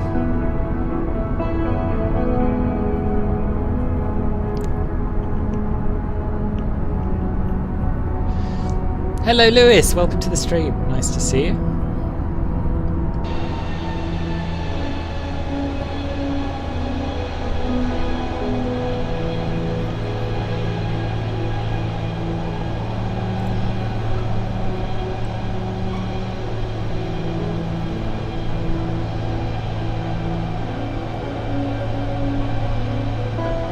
So we do have at the moment an Adria radar online. Which covers, well, it covers the former Yugoslavia, really, as far as I can see. Unfortunately, we're going to be skirting their airspace just to the west for a long time before we head over Greece. And then we also have a Macedonia SKP sector radar on, which is, I believe, going to cover Santorini, is it? No, it's not quite. But we may have a little bit more ATC further along the route.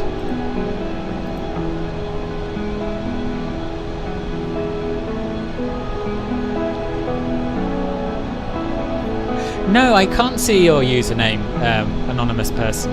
No, sorry, I can't. Jetstar is better than EasyJet. I would say well, I've flown on Jetstar for an internal flight in Vietnam, so I don't know them well. But my impression is that they're kind of similar. I quite like EasyJet. I think with British Airways' current offer, there's not a lot to choose between BA and EasyJet.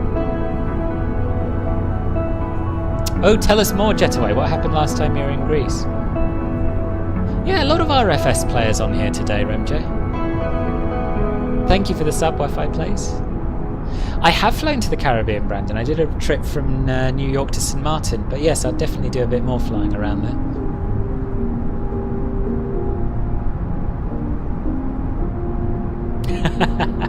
That's a long old flight, Gun Crazy. I did that in P3D. Not actually. I did the Qantas flight actually, not to Sydney, but to from Heathrow to Perth, and then on to Melbourne. That was a slog, and then I came back via Singapore with BA in a 777. Yes, I know, Rodrigo. I wanted to stop as well. It will stop. It will stop in time. No, I don't know why Air New Zealand has a black livery, but I do really like it. They're the only airline, aren't they, I think?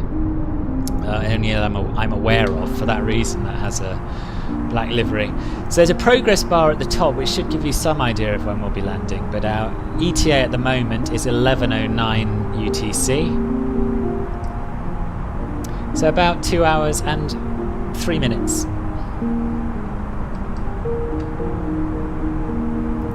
Yeah, you're right, Tommy. X-Plane is probably more realistic to fly. Yeah, I'm safe. As safe as I can be, Wi-Fi, thank you. Can I explain the differences between squawk and the ATC decimal tuning? So a squawk code is your transponder code. That's what we set down here, 7325. And ATC decimal tuning, that's the frequencies that we set in the comm radio. I assume that's what you mean.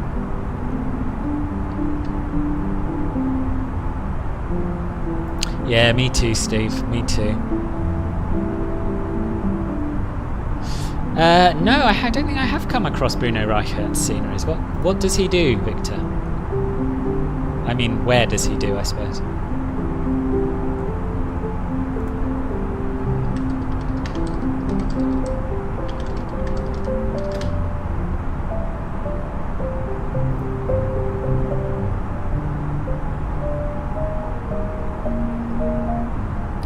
Come to Sydney on Jetstar from Bali, perhaps?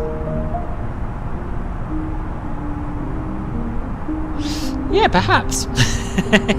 Yeah, I've got the Sydney scenery. I'd like to do some flying around there. I thought I might do a flight from Sydney to Ayers Rock, actually. That was my plan. Don't know how you feel about that, you lot. How many countries have I been to? Gosh, I don't know off the top of my head. I'd say 15 to 20, probably. What's your Greece story? I don't think we ever got to hear it, Jetaway. Hang on, I'm a long way back still, trying to catch up with the chat. You may have already... Oh, yeah, you have told it, yeah, here we are. Ended up breaking your thumb and phone in the same day. Oh, yes, and that flight you told us about. Yeah, I've been to Santorini. That's the only part of Greece I've seen, but I'd love to go back.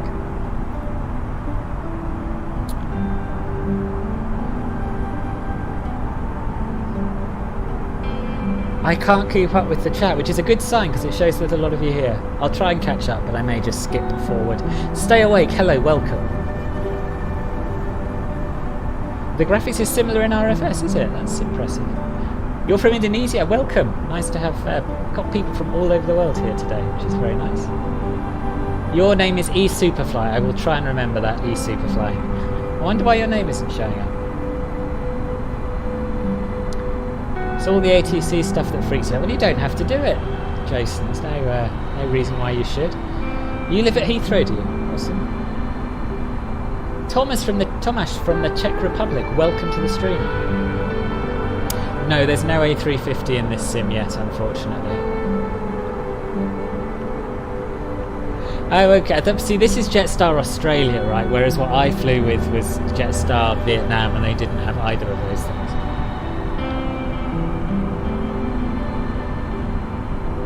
This is Microsoft Flight Simulator. British Airways use Condor yet? I don't know what you mean, I'm afraid. When do you use the Squawk? You use the Squawk both on the ground and in the air. So that number helps to identify your plane on the controller's radar screen. So you use it on both. I don't really do much mobile aviation games, no.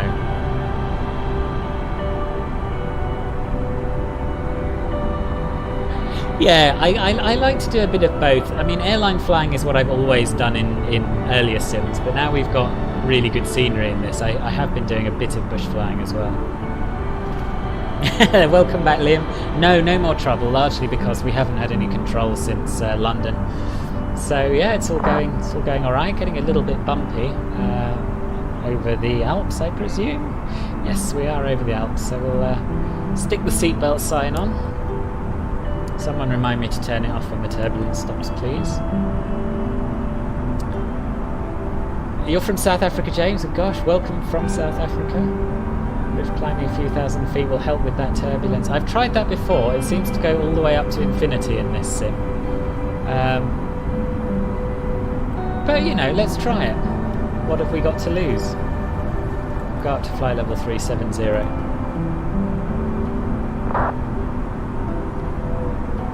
Anyone have any advice on how to prepare for GCSEs? Yes, timetable, revision cards, and a lot of reading.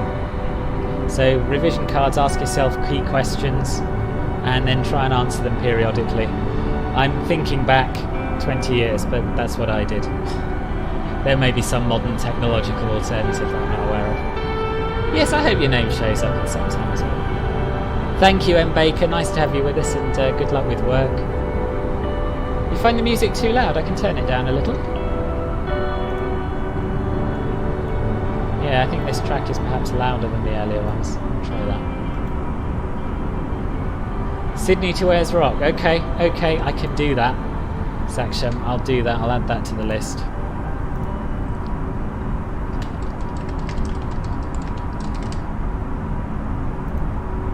Yeah, British Airways first class is lovely. I will never be able to afford it though. Okie dokie, Jetaway. Well, nice to see you, and enjoy your exercise. I did, BT. Yeah, I've seen your. Yeah, I've seen some of your pics. They're really nice. That's Jason. What Orbex scenery would I recommend more at the moment? Bastia, Paretta, or Olbia? Definitely Bastia, Paretta. Definitely. It's by far the better of the two. Olbia just looks a bit old, and the textures aren't that sharp. Yeah, the Savage Carbon is a great little plane, agreed. Hello Lewis Aviation, welcome to the stream. You're flying up here, RFS with Cebu Pacific, nice.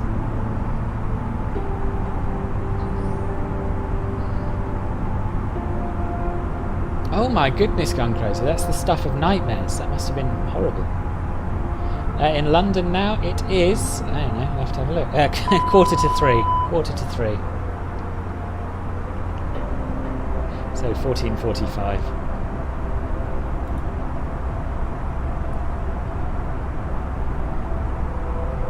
Oh, the Etihad, yeah, the Etihad residence does look incredible.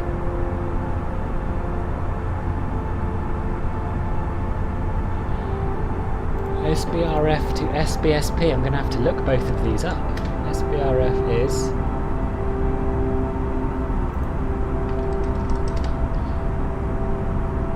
Recife Guararapes, Gilberto Freire International Airport in Recife.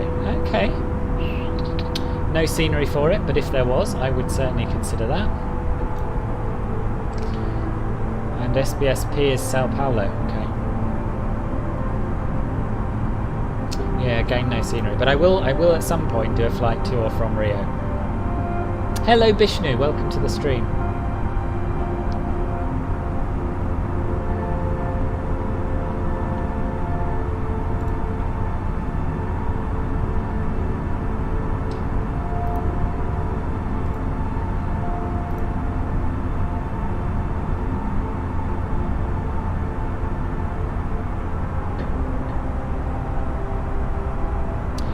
So I'm going to do a little bit more of a plug for Club Filbert, because I may as well. So if you want to support the channel monthly, you can do this now with a YouTube membership, which gives you access to Club Filbert, and there are 2 levels of it. Club Filbert Bronze, which is a bargain at £1.99 a month, which gets you custom emojis, access to the Club Filbert Lounge on Discord, and a custom avatar on YouTube as well. And Club Filbert Silver, which is also a bargain at £5.99 a month, gives you all that plus a monthly private members only stream. And if you want to know more, just click the join button down below the video. And those of you for whom that is not a thing, you can also donate using the Streamlabs link in the description, streamlabs.com/filbertflies, or failing that, thumbs ups are wonderful, as are subscriptions to the channel. Yeah, it's grim turbulence, Odingo, but I think it is a bit lighter at flight level 370 compared with 350. Yeah, it's fair enough. It's an acquired taste doing long flights, Force Gamer. What I used to do before I started streaming when I had decent long-haul aircraft was take off in the evening, go to bed, wake up and do the approach and landing in the morning. And that was... I don't know, I got an incredible sense of achievement from that, even if I wasn't there for the whole flight. I don't know why. Best freeware after Gatwick.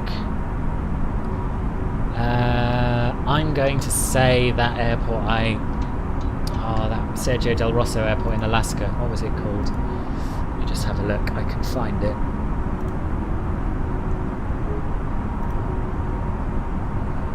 Barrow Utqiagvik Wiley Post Will Rogers Memorial. Bit of a mouthful, but that is a spectacular airport. This one. What am I using in Flight Simulator? This is the A320 Neo with the A32NX mod. Am I planning to fly to or from Singapore? Yes, I am. Again, I need to find somewhere that's reasonably short distance away from Changi, which has a decent add-on scenery or a handcrafted one. But yeah, for sure, it's a great airport. Right, I am going to take a short break, but don't go anywhere. I'll be back very shortly.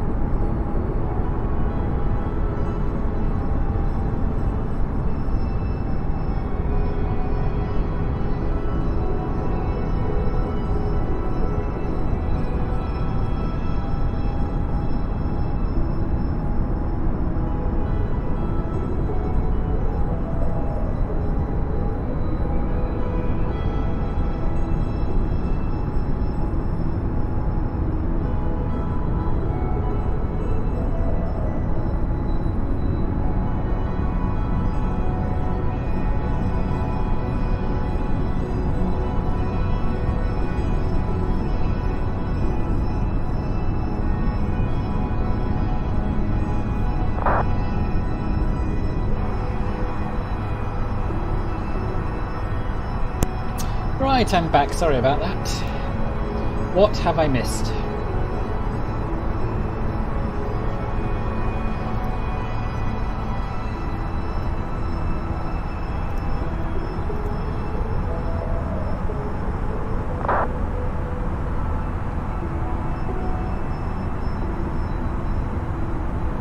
That is a funny story gone crazy. Oh dear. Yeah, I gathered. What if the autopilot disengages now? Then we'd be, well, in a bad way. It was not impossible, but a risk worth taking. Yes, it's quite turbulent around here, Remjo. Sydney to Melbourne, delay on landing. Passengers asked for the in-flight corporate music playing on the loop to be switched off. I can imagine. Yeah. What's this, James? Some kind of a maze? Probably doesn't look quite right on my Streamlabs chat. Oh, it's a like! Nice!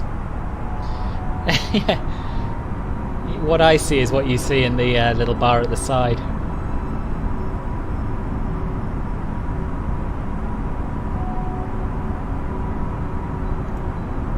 Oh, I prefer the Airbus Neo for sure.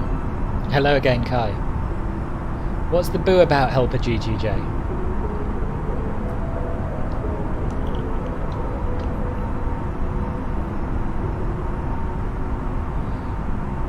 Hello, Game Studio Vovis. I'm, yeah, pretty well, thank you. How are you? Could you have a shout out? Absolutely. Hello, Helper GGJ. Welcome to the stream.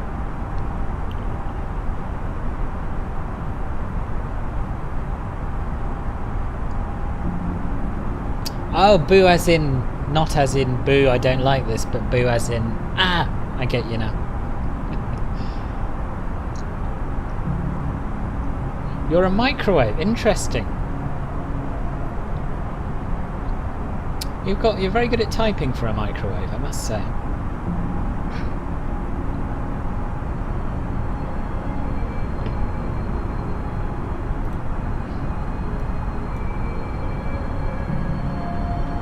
Rocco Lesish, absolutely. Hello, welcome to the stream. Just going to have a little look at my flight plan.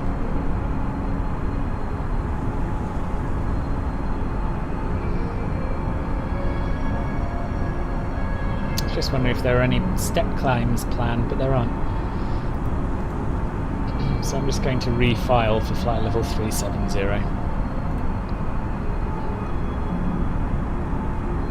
Yes, this is the A320 Neo, yep.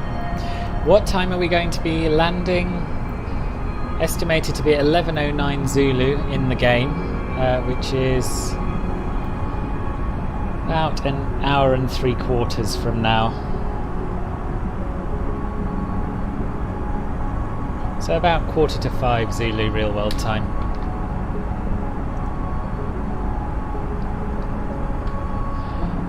Yes, yeah, we are over the Alps indeed, Kay.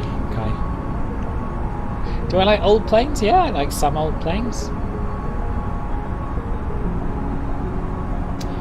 Hello, Russian person. I recognise, I think, that last word as Russia, but that's all, I'm afraid. Do I ever find cruising boring? Yeah, sometimes, but I've got you lot to keep me entertained. When I'm flying on my own and I'm not on VATSIM, I'll tend to get on with something else during the cruise. But I think, for me, a longer flight and with a successful departure and arrival is more satisfying than a shorter flight. I don't know why. I'd love sim chips now you've said that, yeah. Do you deliver?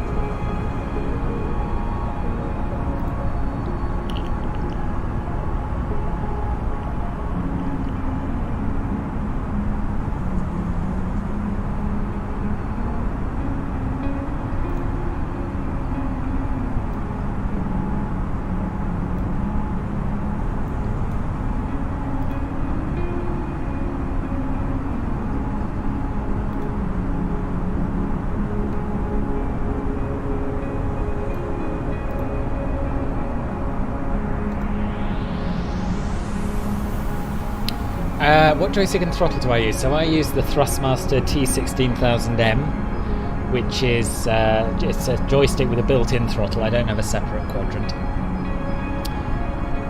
Oh, Game Studio Vovas. I'd love to do a flight to Prague, and I will do a flight to Prague, but only once the add-on scenery is released, because Prague Airport looks a bit rubbish by default in the sim. But yeah, there's someone, I'm pretty sure, I can't remember who, someone is working on Prague, and I will fly there at some point. So yep, subscribe, join the Discord, you'll be the first to know about it when I do it. Yes, I have experienced a stall, not in an A320, but yes, in lighter planes I have. Can you be a mod, Rodrigo? Potentially one day, but I don't really, I don't feel I know you that well yet. But yeah, if you're on a few streams and you stick around and you'd really like to be, I don't see why not.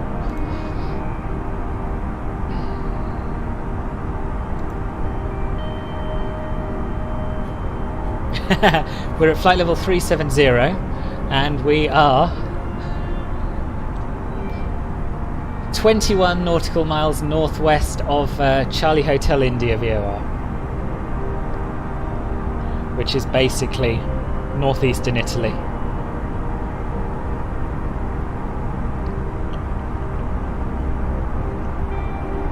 Hello El Diablito, don't worry about being late, it's nice to have you here. Better late than never. The flight's going alright, yeah, it's going alright. I missed a couple of messages from the Gatwick ground controller and got into trouble, which was, you know, not very pleasant, but my fault. And yeah, it's all been going very well since then.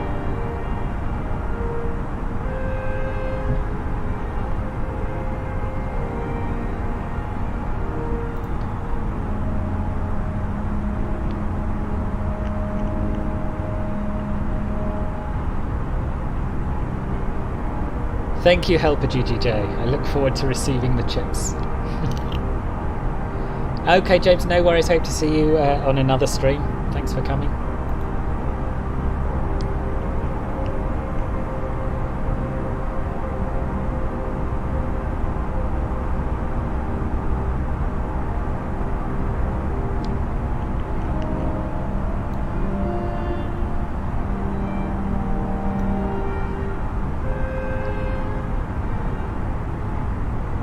Where are you headed, Stephen? Okay, Pancham, nice to see you. Take care. All in a day's way, indeed. You're flying a helicopter. Awesome. I'll endeavour to slow down when you're nearby.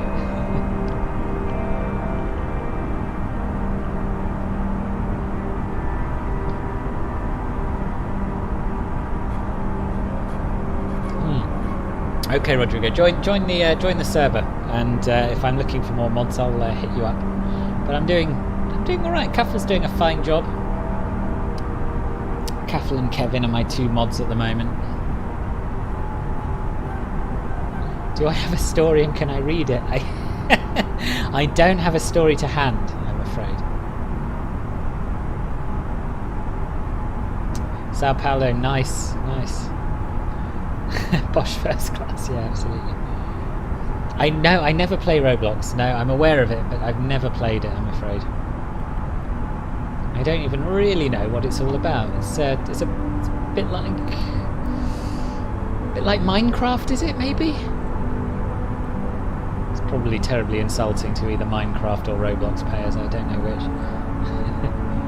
Great, Rodrigo. Well, I'll give you a shout. So you were saying you live near Heathrow, right? Hello, Wi-Fi Plays, welcome back. Ah, Hitman's good. Yeah, I'm rubbish at it, but it's a fun game.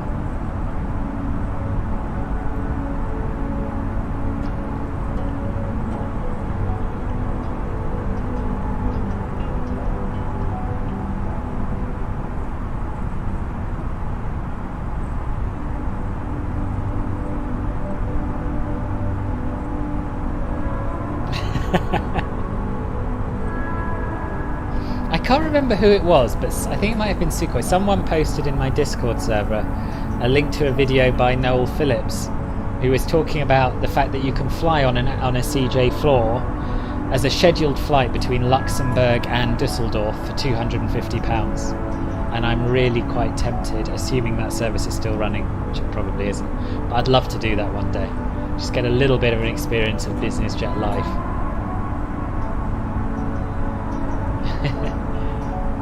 Hello, Raylan. I used to work around there, Rodrigo. I used to work in Hanwell. And sometimes Hillingdon as well. How long is this flight going to take? Well, the total is going to be between 3.5 and 4 hours, but we're due to arrive at 11:16. That's the current estimate, so about another hour and 45 minutes to go, something like that.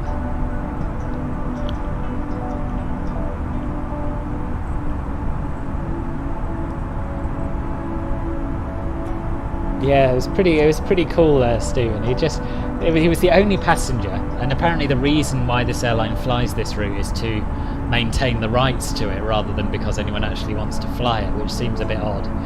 But there we are. So it's just him, and the captain came and sat next to him, gave him his safety briefing, and off they went. Yeah, I did one business class flight last year. I spent some of my Avios on coming back from Toronto in business class on the 787, and it was good. But I just slept. I just slept like I was in my own bed, and almost felt like I'd wasted it a little bit. But I felt a lot better when I got back and wasn't too jet lagged. So yeah, I guess that's what it's all about. You didn't remind me to turn the seatbelt sign off. I better do that now. It's not really your responsibility.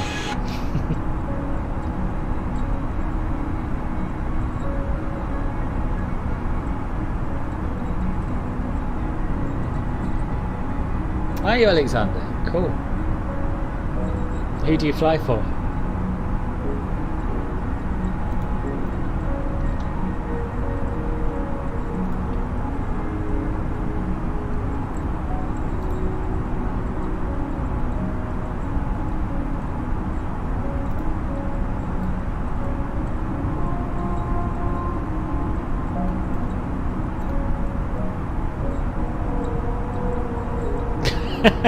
That's alright, helper GG Jam. Should cut down on the chips anyway.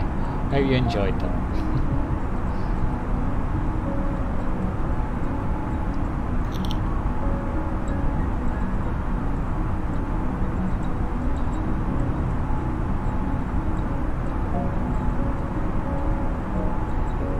You're always hoping to get bumped up should you wear a blazer with an old school tie. I have no idea. I don't think that happens so much these days. I just paid for an upgrade with Avios. When do you know when to descend? Well, the rule of thumb is take the difference between your cruising altitude and the altitude you want to get down to. So in our case, if we want to get down to sea level, it'll be 0. So the difference is 37. Multiply that by 3, which gives 111, and add 10. Which gives 121, and that tells us that we need to start descending 121 miles before the point that we're descending to, so the airport, for example. But when you're flying with online ATC, then they will obviously issue you a descent clearance, and you also get, from a SimBrief flight plan, you get a top of descent point as well. And in a real A320, you would get it calculating a top of descent point and showing it on here as well. So lots of ways, but the old-fashioned one is difference in altitude times 3 plus 10.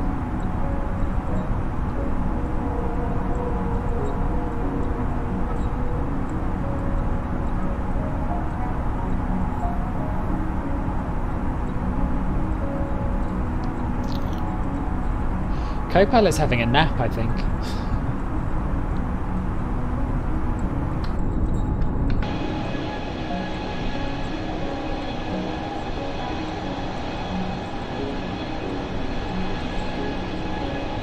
Oh, Rodrigo, that sucks. I'm so sorry.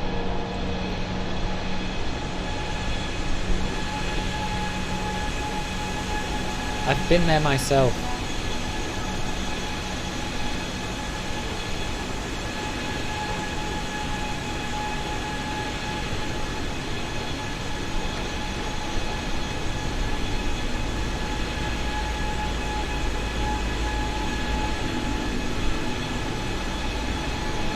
So we're just east of Rimini, over the sea in between Italy and Croatia.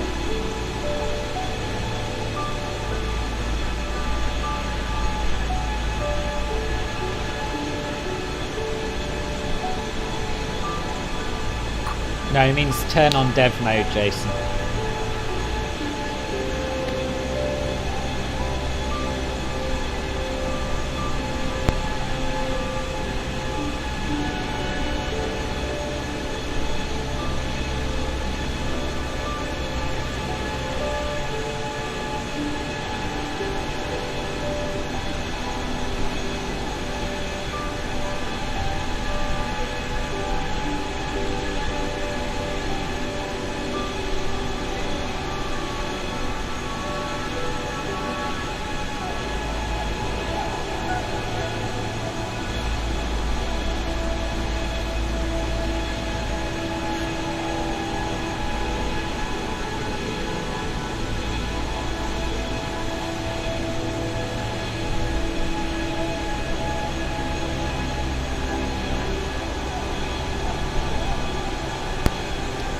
I'm sorry to hear that, Helper. I feel a little bit guilty, but not as guilty as I would feel if you hadn't eaten all my chips. Yeah, the lag on YouTube is dreadful. I think it's about 30 seconds behind or something like that. No, Valentine, I'm not a real pilot, no. I've done some flying. I've done about 15 hours in a Cessna 152, but no, I don't have a license. Cabin crew are in the cabin. We can call them if you'd like to hear from them. We can ask them for something to eat, maybe. Hi, how can I help you? Hello, could you bring us up a couple of crew meals, please? Okay, I'll bring them up in a minute. There you are. They're still awake. Can you also see the cabin inside? You can't really. Hi guys, here are the crew meals you asked for. Enjoy. Thank you. So this is about all you can see. You've got some default wing views, and they've only modelled a tiny section of the cabin around the windows. And I'll try and show you what I mean using the track IR. So around the window, it's all just black, and there's nothing else. And it's the same on the other side.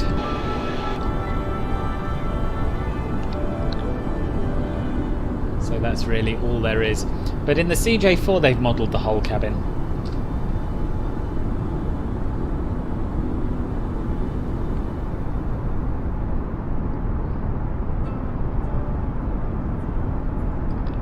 Yeah, it is a bit stuttery.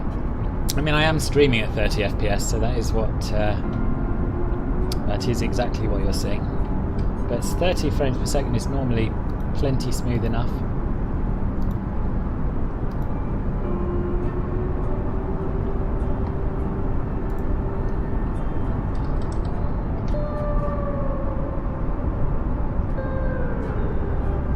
Oh, you weren't dead after all, and you didn't eat them all, Helper. Thank you.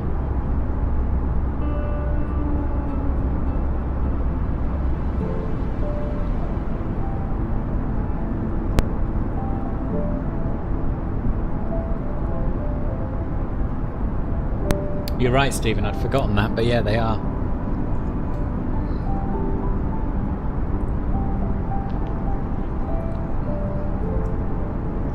I'd love to fly to Varna in Bulgaria, but I don't think there's any scenery for it, Valentin.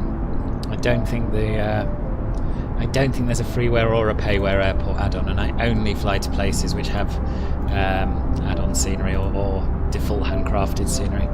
But I'll add it to the list for as and when there is some scenery released for it. Oh, there's a break in the clouds. You can see something other than cloud. Probably only sea, but still makes a bit of a change, doesn't it?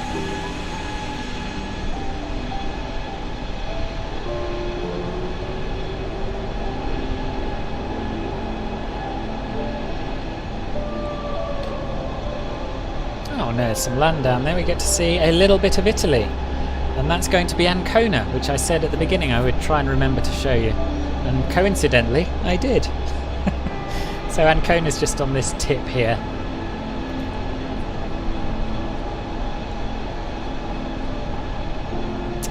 Sorry about the lag.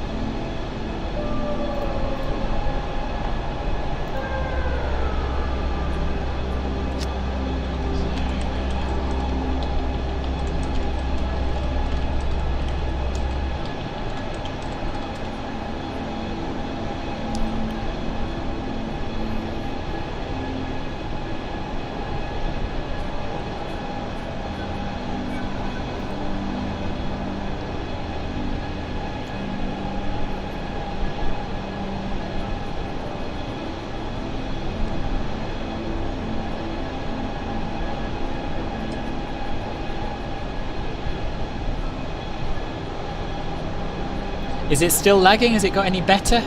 I've closed the YouTube window on my computer to save bandwidth, but that does mean I can't tell. Let's carry on and hope it isn't. You can't delete MCD or user waypoints. That's correct. It won't let you do it. It's a bug, unfortunately.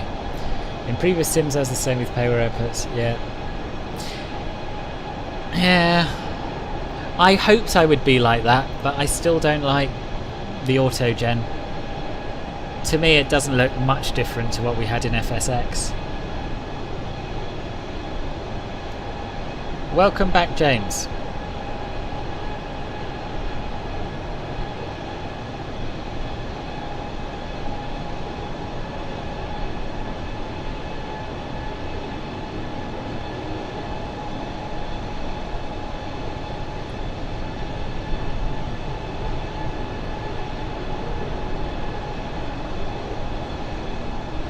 So I'm now watching the stream on my phone to see if it's buffering on there, and it isn't at the moment, so hopefully it was just a temporary connection issue. I don't know, we'll keep our fingers crossed.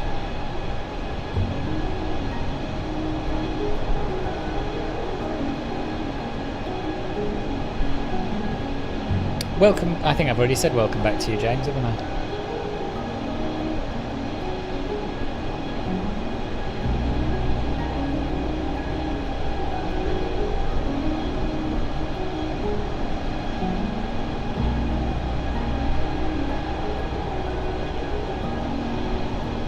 I'm hopeful that this buffering you're getting won't last. Doesn't seem to be anything wrong with my router. I don't really want to do a speed test in case that messes things up more. Is it better? Oh, good. It happens on rather more streams than I would like it to, this buffering.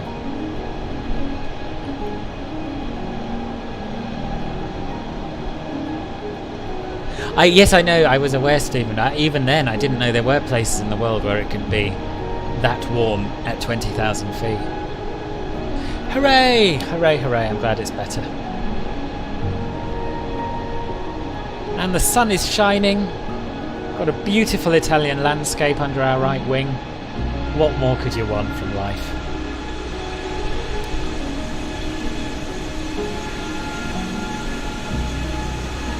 I tell you what more you could want from life.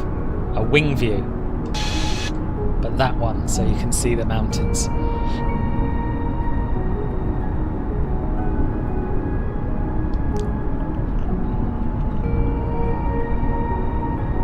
There's always a 20 to 30 second lag on YouTube though.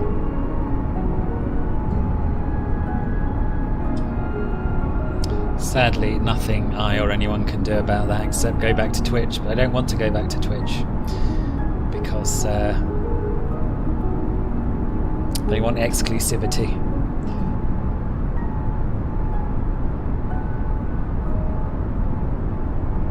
Unless the lag has increased because of the buffering for some reason, that's possible.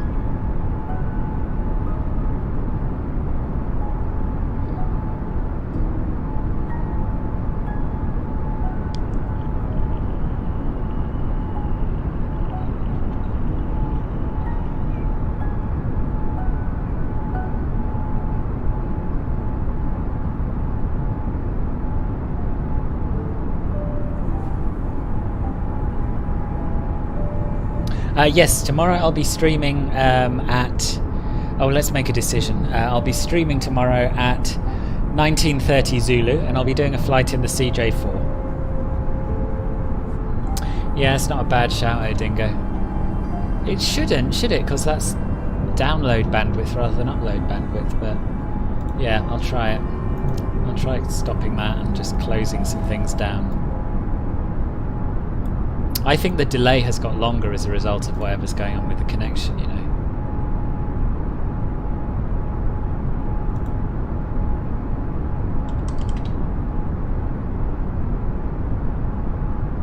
Let me do a quick speed test. It might create more buffering initially, but at least I'll know if it's my end or not.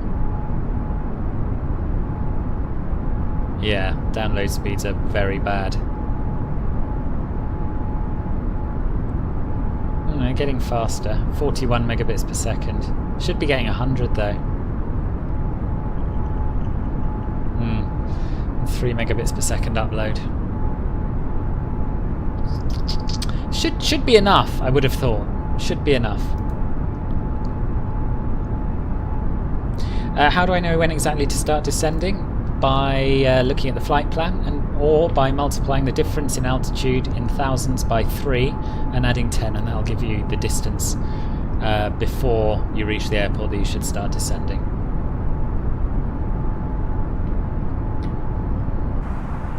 Oh no, really?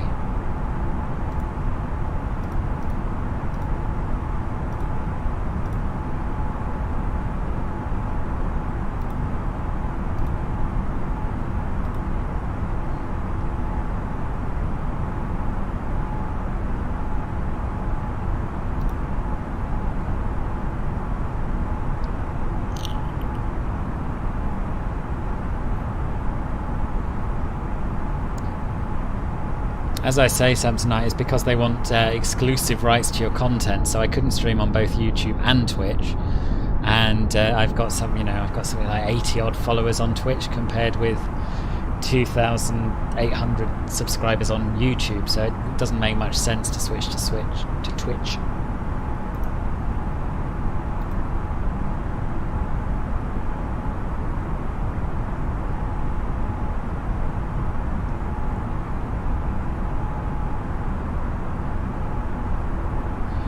Transition altitude is given in the departure charts, the SID charts. Transition level is given by ATC in the ATIS. If you're not using ATC or there's no ATIS, then a rule of thumb is to just add 1,000 feet to the transition altitude.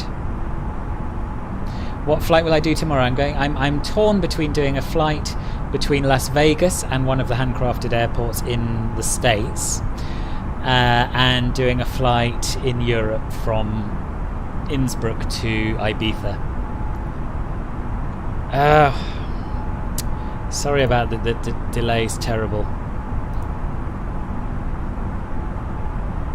I very rarely get any crashes to desktop.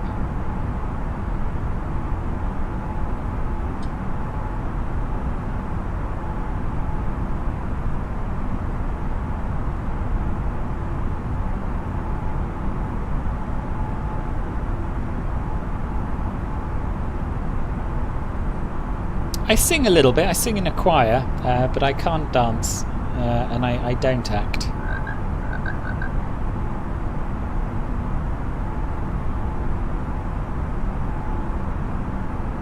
Yeah, I see what you mean about the delay.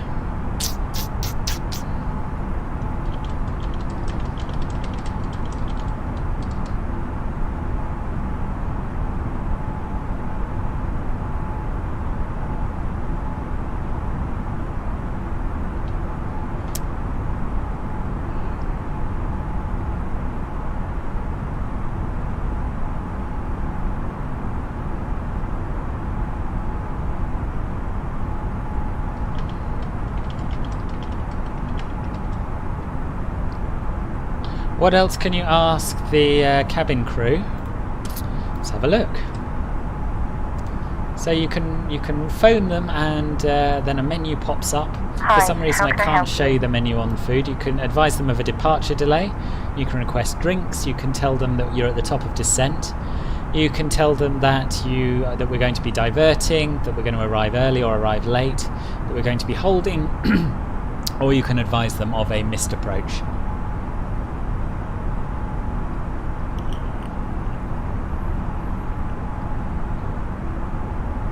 What games do I play? Mostly just this one. I play a little bit of Cities Skylines. I have the odd go on Hitman and games like that, but I'm not terribly good at them. But I haven't played a game other than this on my PC for, well, since it came out, I think, honestly. Excuse me.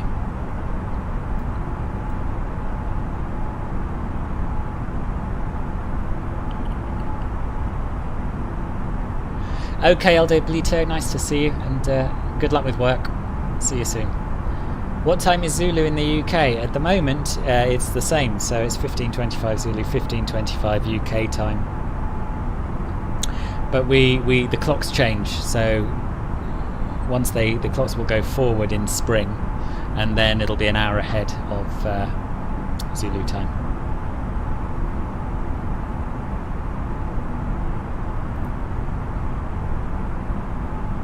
So my internet connection's definitely picked up again. Other than the delay, is it looking alright? Has it stopped buffering? Shall we just live with the delay? Or shall I have a go at starting the stream again?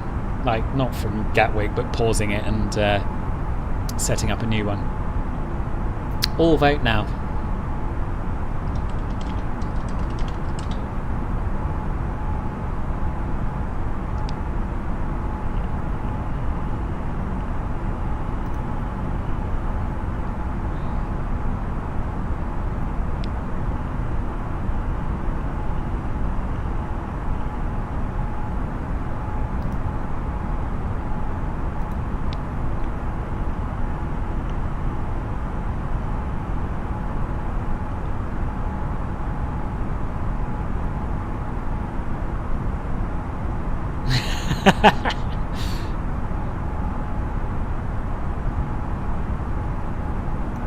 Yeah, I think singing on a stream is a long way off. Maybe that could be a Club Philbert Gold perk. No, Philbert isn't my real name. No.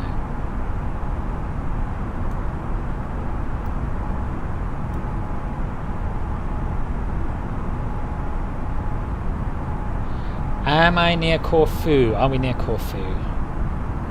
Still a fair way off Corfu, I think. We're near Viz in Croatia. So we're still flying down the east coast of Italy. I'm just going to see if I can go to the YouTube live control room and do something about this lag.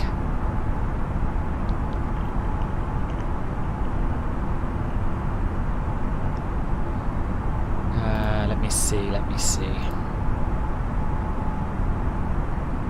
I don't think I can. I'm just going to have a little look. The police? Why? What have I done that needs arresting? Can I fly to Nepal and look there? Yeah, possibly, yeah.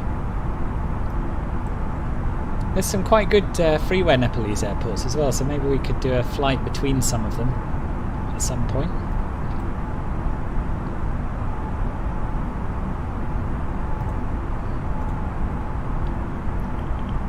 It's good. I'm glad. Thank you, Flight Team Sim.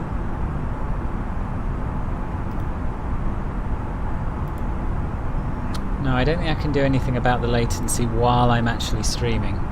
But it does seem that I might be able to do something about it on the next one.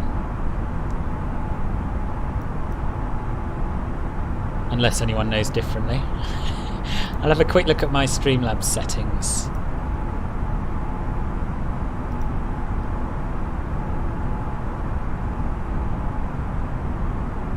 No, I'll do this. I'll do this another time. I'll have a little fiddle with some settings and see if I can reduce the lag at all. Does anyone know how to get? No, I don't know. It's odd, isn't it?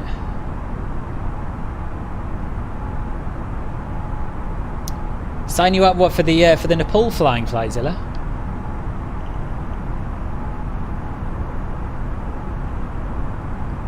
Maybe this could be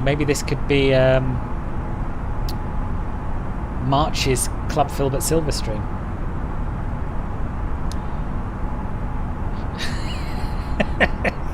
No, my name is not Philbert either. Oh dear. Good, I'm glad it's okay now. From 1 to 10, how accurate do I find the physics in FS 2020? Depends on the aircraft. I find the Cessna 152 pretty accurate. That's the only plane that I've flown in real life, and it feels quite similar, so I'd probably give that an 8. The A320 I'd probably give, I don't know, how do you decide? So comparing how this flies with how the Flight Sim Labs version flew in P3D, I would give this a 5 or a 6. 787 I'd give a 2. And the 747 I'd probably give a 1, I think. Hello Elias or Elias. Welcome to the stream. And Donny, hello. Oh, you're the second person here from Indonesia. Nice to have you with us.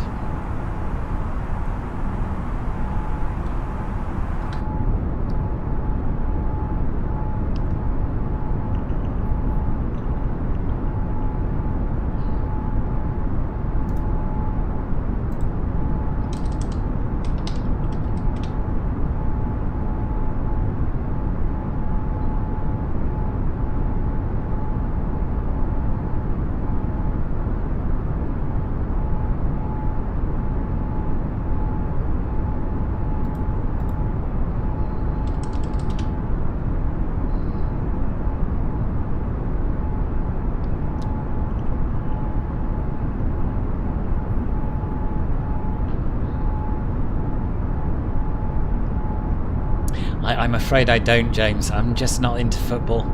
Never have been. I know it's very hard for people who like football to relate to, but yeah, there it is. But if I was pushed, because I grew up around there, I'd say Tottenham. But don't ask me anything about Spurs or football in general. Do I think that X-Plane 11 is better? No, I don't.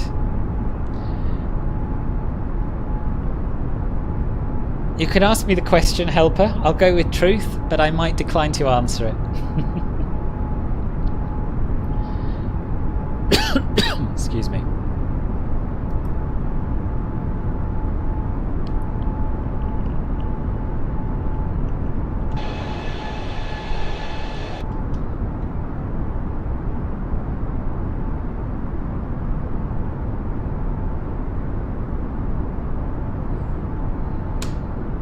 I might get the PA44. I'm not in a hurry though, because pretty much the only time I do VFR flying is Bimbles around Britain, which I'm doing in a Cessna 152, as you know, and I want to carry on with that in the Cessna, and some bush flying in South America with the MSFS Bush Pilots Discord server, and for that I use a Caravan. So I'm not sure I'd get all that much use out of the Seminole, but it does look good. So yeah, maybe. Am I single or take? I'm single, Helper GGJ, at the moment.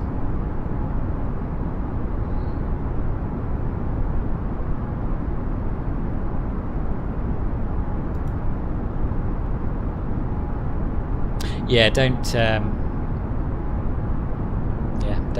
Thank you. Thanks, Cattle. Yeah, do that. E-Superfly, then I'll remember.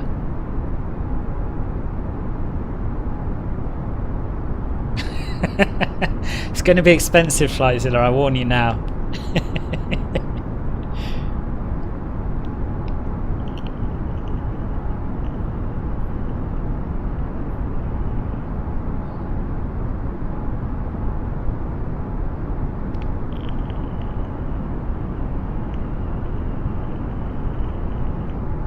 I have a flight stick, Elias. I have a Thrustmaster T16000M.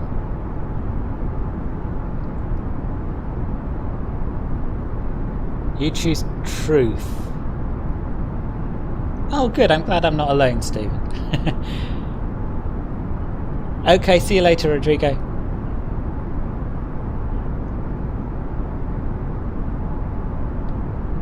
Okay, truth. What do I want to know about you? I don't know. Someone think of a question for a truth or dare question for Helper GGJ. I'll defer to the rest of you.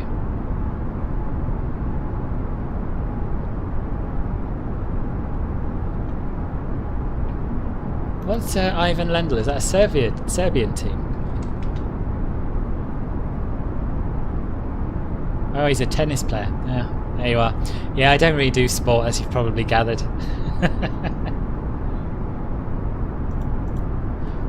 Not necessarily, Jason. You can still use an autopilot. It's visual flight rules. So basically, there's a minimum rules on what the weather must be like to fly VFR, and it basically means you're looking out the window to fly rather than using instruments. The speed isn't slow. It's 0.78 Mach, so it's a pretty realistic cruising speed.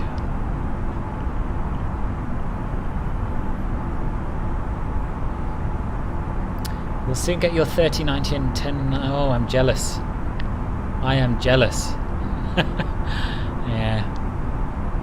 My system is still chugging along quite nicely at the moment, so I'm going to leave it be until I run into issues, which may be when we get more complex airliners or when I decide to give VR a go, and then I'll probably throw some money at upgrading. So it's 260 knots indicated, so the reason that appears slow is because of our altitude. The indicated airspeed depends on the pressure altitude, so the higher you go, the lower your indicated airspeed. Our ground speed is 495 knots and our true airspeed is 445 knots. So that's why above a certain height, pilots tend to use the Mach number rather than the indicated airspeed to get a feel for how fast they're flying. How do you get a window view? So I've got some keys assigned, but if you want to do it before that, you go to the camera menu, then you go to showcase, and then you either, so at the top you'll have free camera, which is the drone, and then down here you have a list of fixed cameras, and the wing views are 12 and 13, so they're the last two. That's how you get the wing views.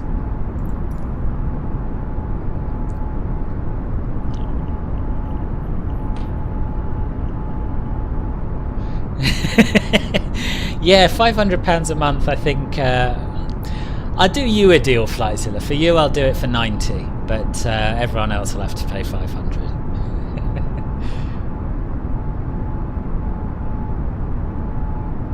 Do you know, we did have some music, Melon Musk, and I turned it off because I was having connection issues, but I don't think I want to speedrun anything, but I will put the music back on.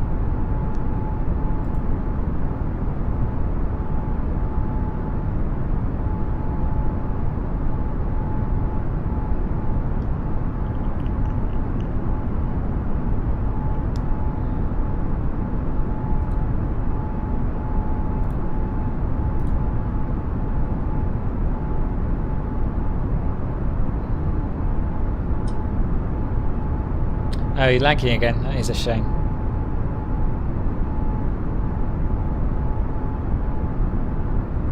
Yeah, maybe I won't put the music back on. Won't risk it. Mind you, it didn't seem to make any difference, really, did it?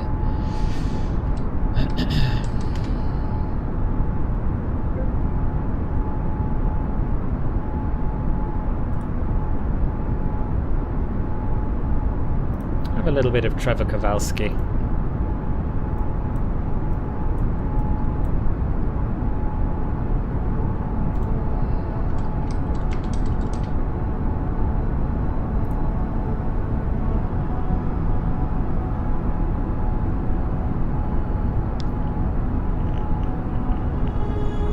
My internet connection speed's fine, so it can only be a YouTube server issue, I would have thought. Yeah, the airframe icing is ridiculous, but I'm sure someone mentioned it's possible to turn it off in the developer mode. Can't remember who. How do you get the liveries for the A320neo? Well, you can get them from download sites like FlightSim.to. But the easiest way is to use the Mega Pack downloader, which I'll put a link in the chat to, if I can find it. And then it's just sort of a one-click install and it's got quite a few liveries.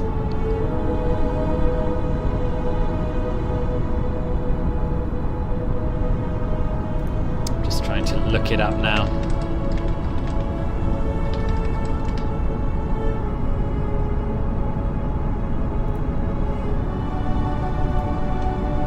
Yep, so this link here, that's the easiest way to get liveries.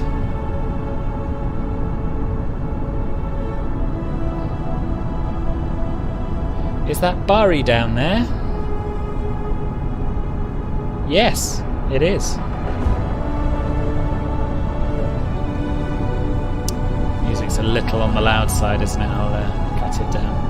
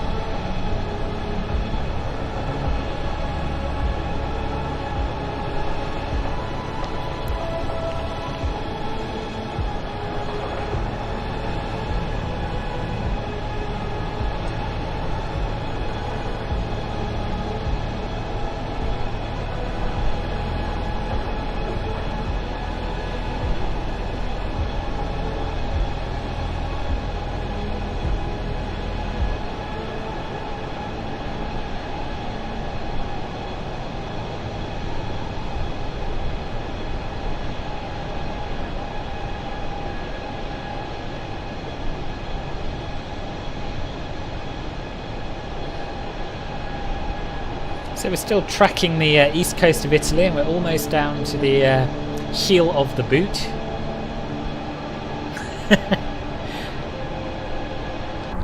Good, good. I think it's a fair deal, Flightzilla. How long till we land? So it's we're scheduled at 11:12. It's now 10:09, so just over an hour. Just over an hour left of the flight. And I'll give you a little look at the map because we haven't done that for a while.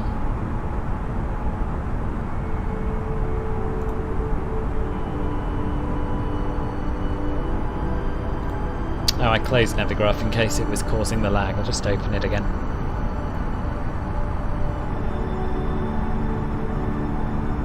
So this is where we are. Approaching Brindisi. And we'll cross the sea into southern Greece. So yes, not far to go. Over 2/3 of the way there now.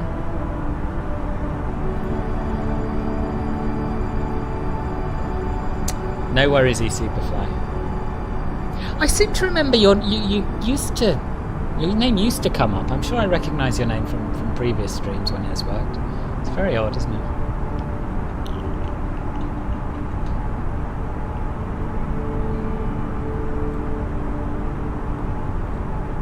So I think we're probably not going to have any more ATC unless someone else comes online.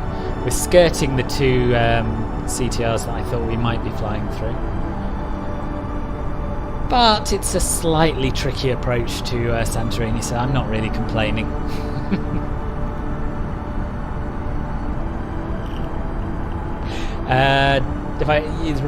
So RNAV doesn't work properly in the A320, but it does work in the CJ4.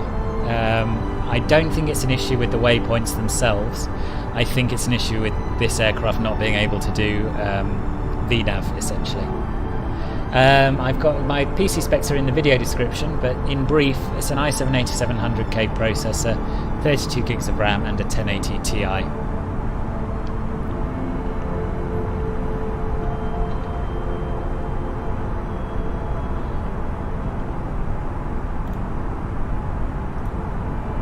And if anyone hasn't yet subscribed to the channel, do please click the subscribe button and also the thumbs up button. That would be delightful. Because we're pushing towards 3,000 subscribers, and once I get there I've got something quite special planned.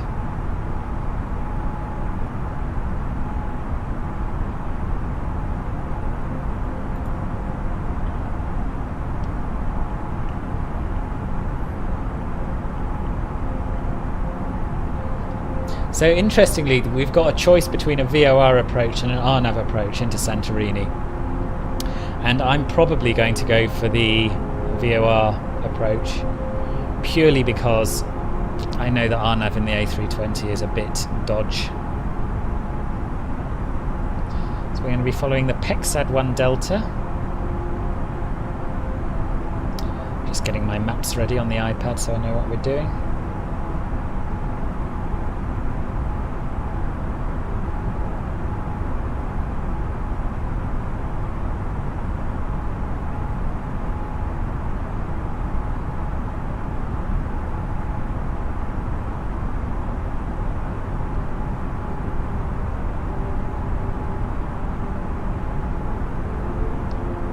Hello Liam, welcome to the stream. Are there any freeware aircraft I recommend? Yes, the working title CJ4 is probably the most realistic aircraft we have in the sim at the moment. It's better. It does proper VNAV and things that the A320X doesn't quite manage yet, although it will. Hello Rigtam, welcome to the stream. Flight Sim, that's a Bene overlay, but it's a streaming overlay rather than something that I see in the sim itself. Which is a shame. It'd be good if you could put these sort of things just at the top of the screen. Oh, you're from India. Nice. Which part?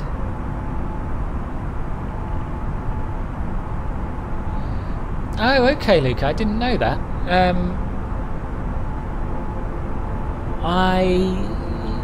Yeah, I mean, I've flown there and I haven't experienced that, so maybe they have fixed it. I use the Orbex version. I don't know if you're referring to that or the Asobo version. Yeah, the AI co-pilot is, well, leaves a lot to be desired.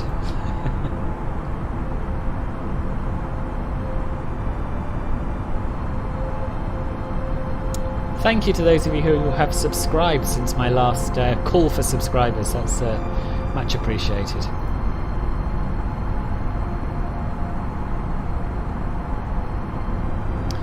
Let's just get the METAR and see what we're looking at for Santorini. LGSR. Wind is 220 at 10 knots.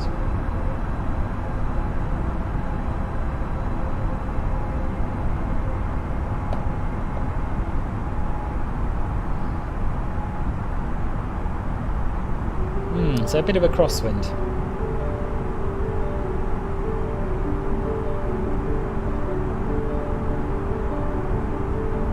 We'll land on runway 15, I think, unless ATC tells us otherwise.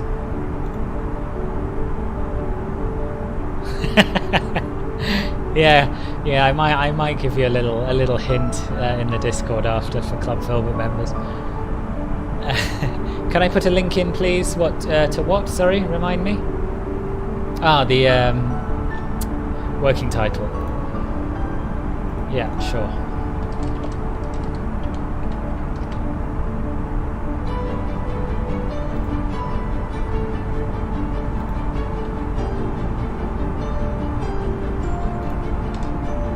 There you go.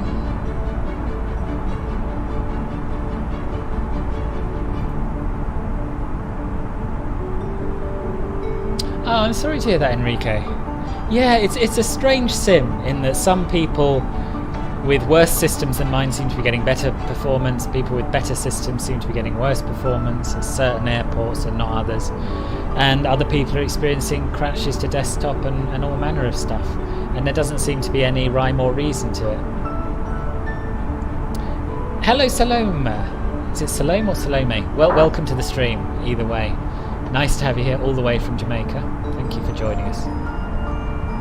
And I'm sorry about the buffering.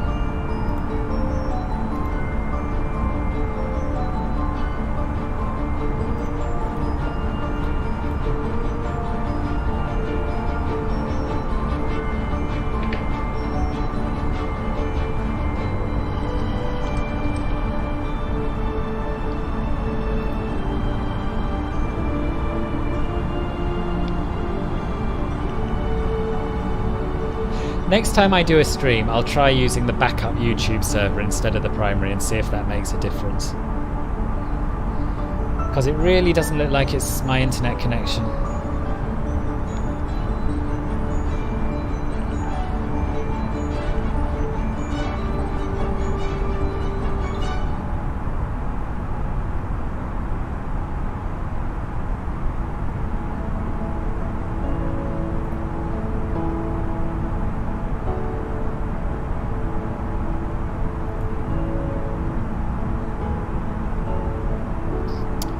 Yeah, maybe. Yeah, it could be something that Orbeck's fixed, I'm not sure.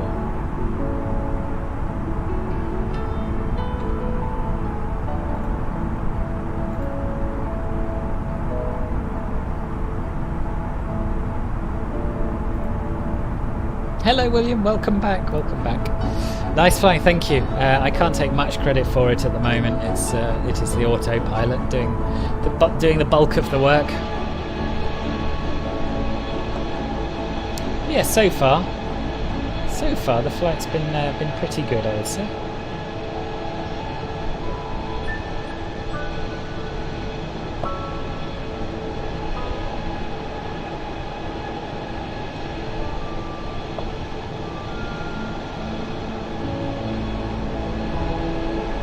You do, Stuart, absolutely. So the next Bimble Around Britain, and for those of you who aren't aware, Bimbles Around Britain is my UK VFR tour in a Cessna 152. The next leg of that will be on, not this Saturday coming, so not tomorrow, 2 weeks tomorrow, basically. And if you want more details, then join my Discord. There's a link in the description. And everyone is welcome to come and fly with us, if VFR flying is your thing. So that town we've just passed is Lecce or Lecce? Lecce? Double C in Italian, is that a ch or a k? I'm never sure, I think it's a k.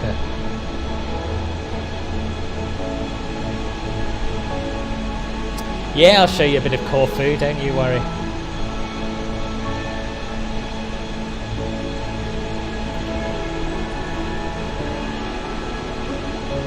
Yeah, we had some buffering, and I think when you have buffering, William,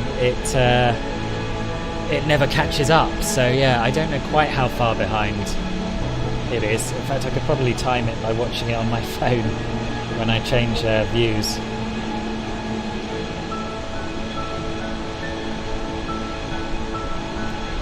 Yeah, I'm going to test this.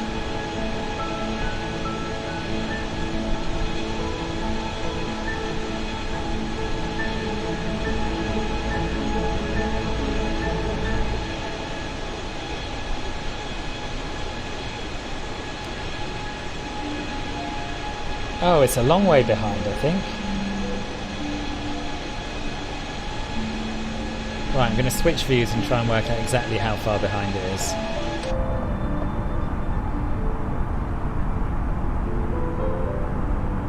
Salom, right, got it.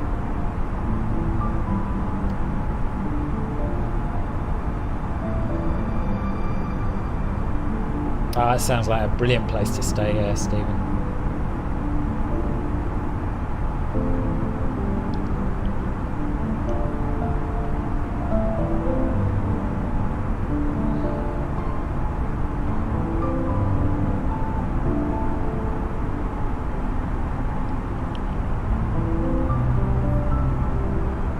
So yeah, it's a long way behind.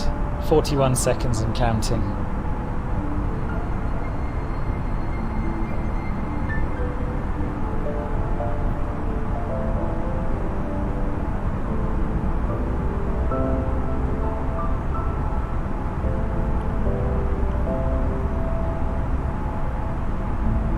Gosh, over a minute's delay. It's over a minute. As long as my phone is showing live, yeah, it is. It says it is. Get a little bit of buffering here and there.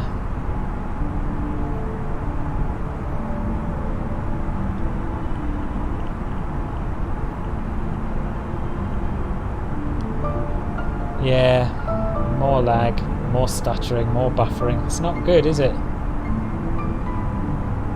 Sometimes YouTube just seems to have really bad days. And I don't think today it's quite bad enough to just stop the stream and start it again. I don't think it's worth that. But yeah, the delay between live and what you're seeing is, well, we're coming up to 2 minutes now at this time, which is ridiculous. Lecce, thank you, William.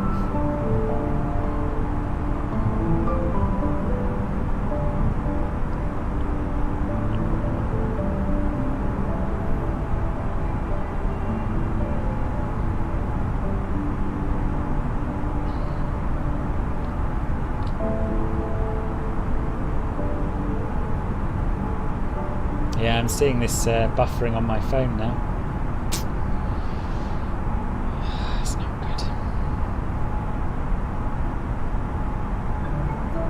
good. Okay, so the delay, as I've timed it, is 2 minutes and 25 seconds.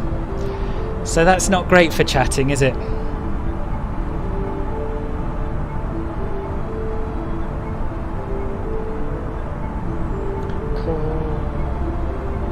Sofia to Corfu in 8 hours. That seems, yeah, it's less than I thought. I've never been to Corfu, but it is beautiful, and I should fly there at some point. Frankfurt to Parma. There's no decent scenery for Parma, but Frankfurt's not bad. I've done a few flights from there.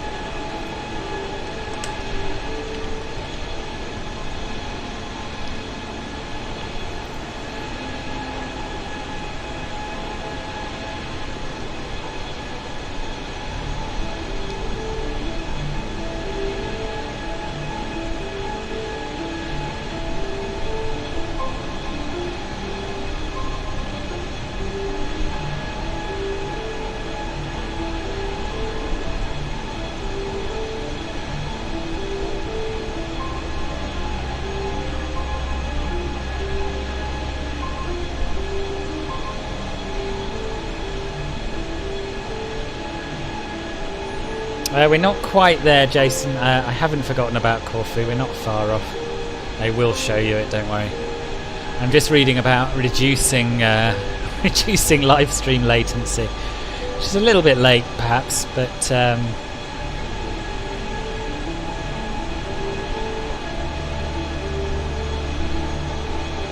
yeah, could be all sorts of things. Could be to do with transcoding and transrating.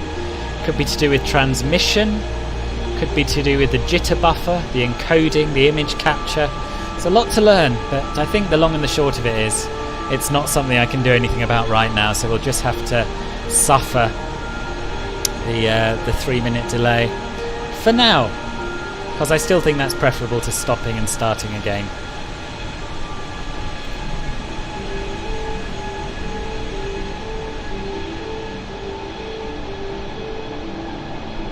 I'm pretty sure it's YouTube's fault. I'm not 100% sure, but there doesn't seem to be a problem with my internet connection.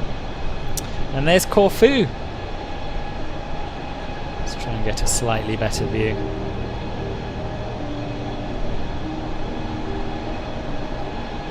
Yeah, I have got the Corfu scenery. Sorry, I missed. It's bad enough you have to wait 3 minutes for your comment to pop up, Stephen, without me totally missing it, isn't it? Yeah, I have got it. In fact, I featured it in Freeware Focus 1, and it's got better since then.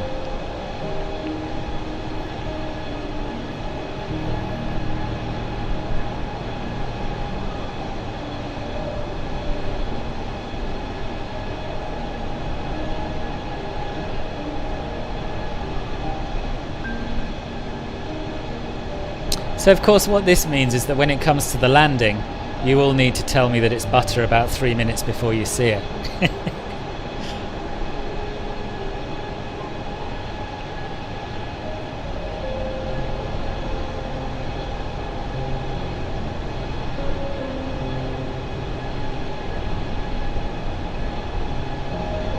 I do, Tommy, I do. If I'm flying somewhere, so the reason I care about airport scenery is that the rest of the world looks pretty good from an altitude. But at an airport, you spend a long time flying there, and I don't want to land and see the same buildings I see everywhere else. I want to see something that looks like the real airport. And the same for departure. I spend a long time sitting at a gate, setting up the aircraft, and I want to believe I'm there. And the only way I can do that is with someone else's attempt at modelling the place. Hi, Rodrigo. What is wrong with me? What do you mean, so long?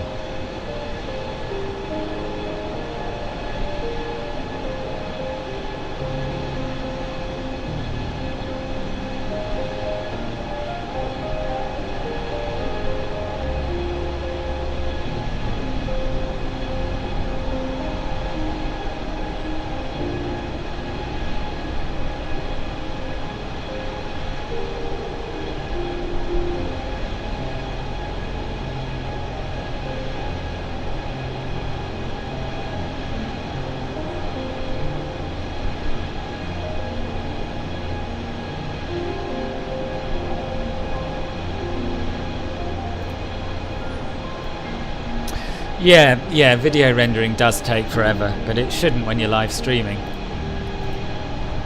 Otherwise it defeats the purpose of the live bit, really, doesn't it?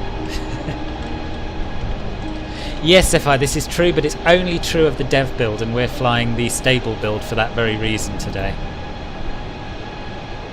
So until they fix that, I'm going to stick to the stable build, even though it doesn't have all of the cool stuff that the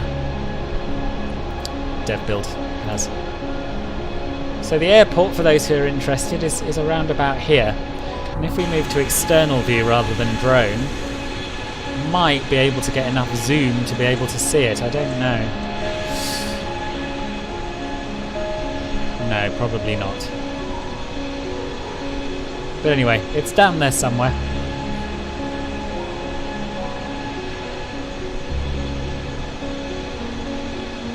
Specifically, it should be here. In fact, you can just about make something out. Oh yeah, you can. That's the runway coming in there. This is where the terminal is, up here. So yes, you can just about get a feel for what Corfu Airport looks like, if not actually see it.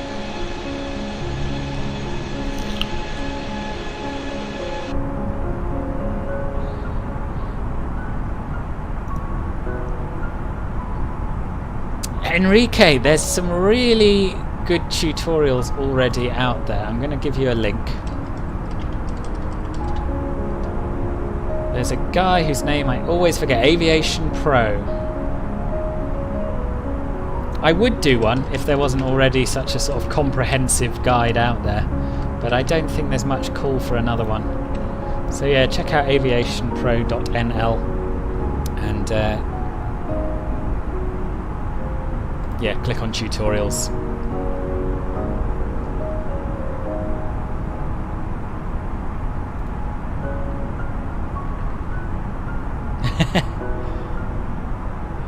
EasyJet should have. Yeah, well, give them a bell. Tell them I'm really very good at flying the A320. Plane's good. The plane's good, thanks.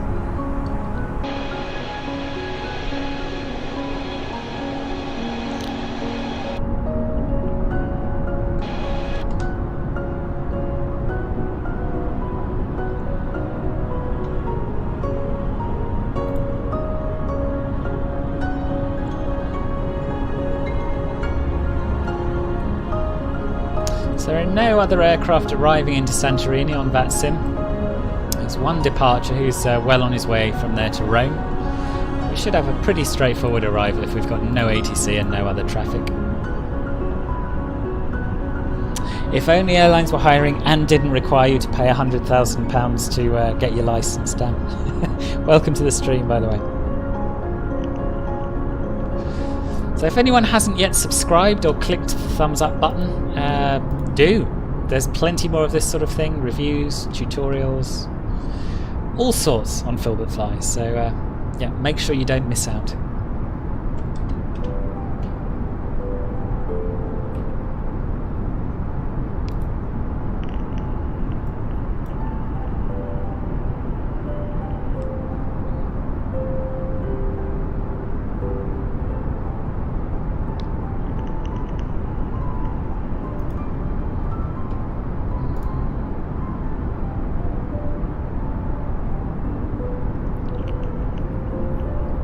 Yeah, the ice on the plane is not realistic, Salon, but the only way of getting rid of it is to go into dev mode and turn it off, and that means you never get any ice in the plane.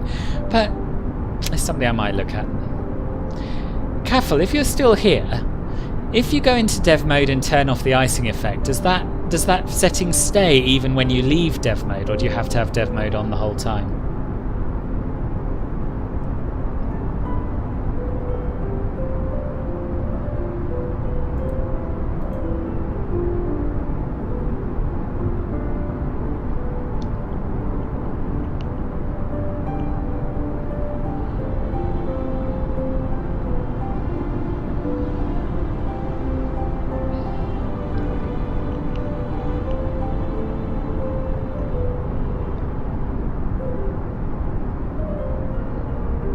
Yeah, alright, thanks Rodrigo. Yourself?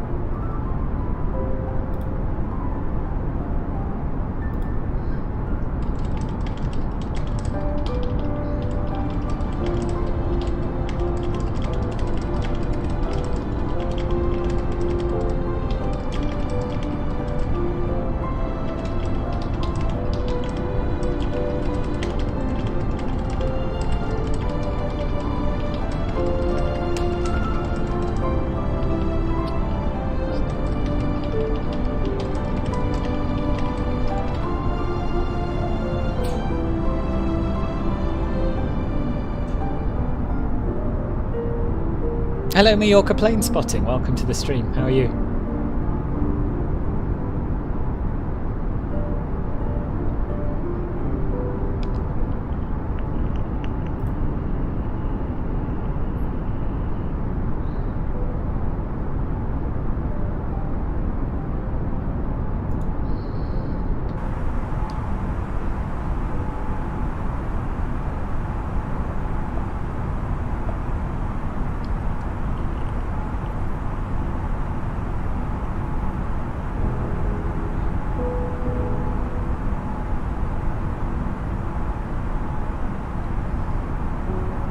Can I speak Spanish? Only a very little bit, Tommy.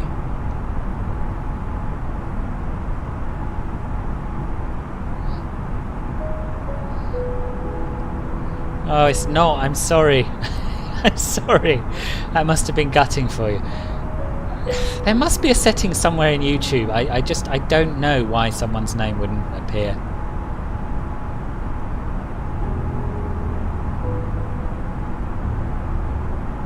Hello Manami, welcome. Welcome to the stream. Nice to have you here.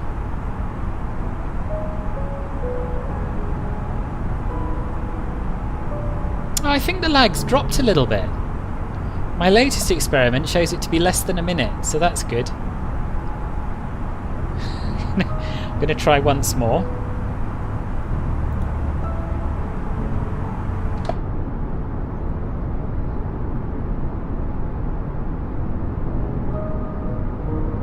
I see, so basically you get ice, you go into the dev mode, turn it off, and then close the dev mode.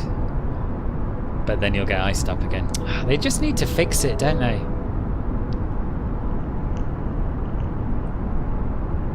Yeah, that somehow the lag has decreased. It's only about 20 seconds now. I don't know how that's possible, unless it just must have just skipped a little bit. But that's good news, isn't it? It's very good news. And that airport below our left wing is likely to be Lefkas, maybe?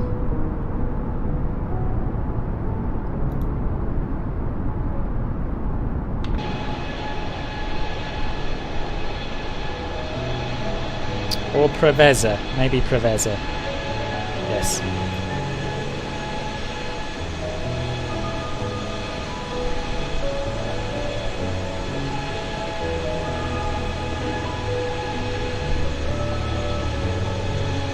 Senent, hello. How are you? A lot of positive feedback from a lot of the people watching live on my on the livery you created for me, and they haven't even seen the latest version. So thank you once again for doing that. I've flown a little bit in X-Plane, not for a very long time though. I think it was X-Plane 10, the last version that I used.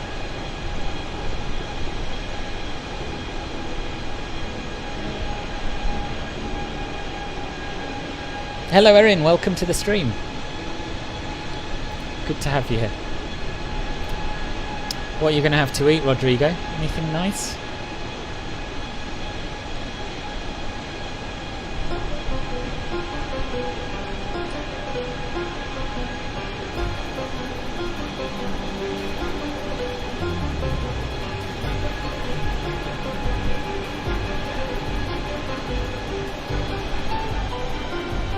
Yeah, I'm good, thank you. Yeah, it's been a pretty good flight so far.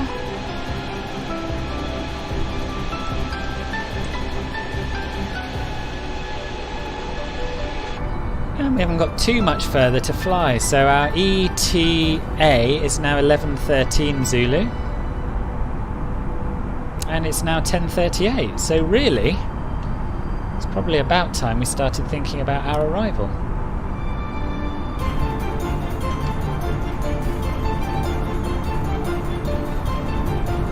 Get the latest weather. There are no helicopters in this sim. I have flown them in previous sims. I'm not very good at flying helicopters. You and me both, Monami.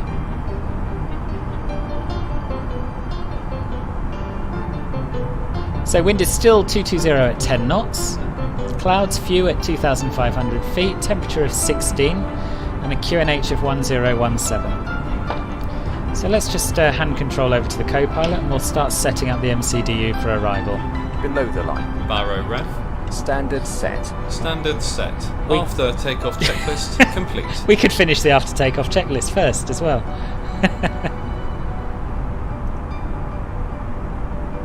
Macaroni salad, nice.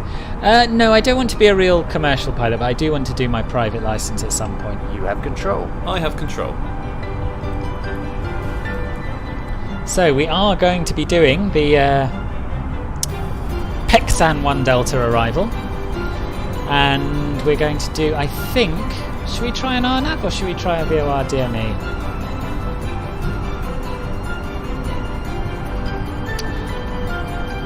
Let me have a quick look at the charts and make my mind up.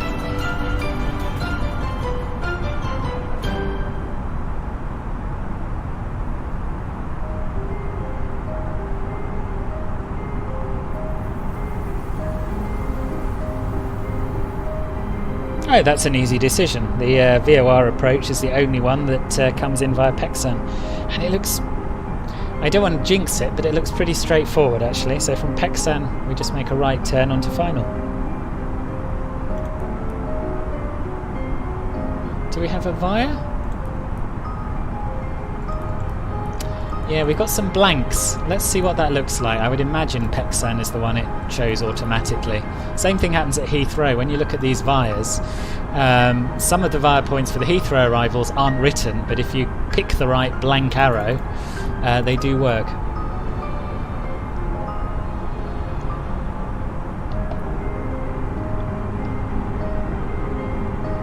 EGT is exhaust gas temperature. So if your engines are at toga power, then often it will go into the red temporarily. Ah, Dimitris, hello, welcome. Yes, well, it's nice to be in Greece. I just timed it and it seems to have gone down, Samsonite, but maybe it's going up and down, I don't know. You're a pro at flying helicopters, awesome. Where do I live? I live in London. Okie dokie, now let's just go up to our nav display and have a quick look at the plan mode and see if that arrival we've just programmed in makes sense. So we'll go back to our flight plan page and we'll just step through it.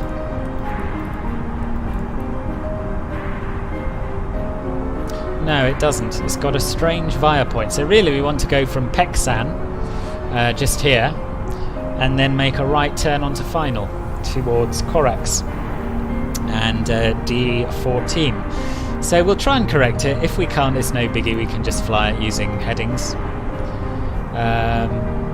So VOR DME 15. Approach vias. We don't want Givis or Earbeg, I don't think. We want Peksan. So let's see if that one makes a difference.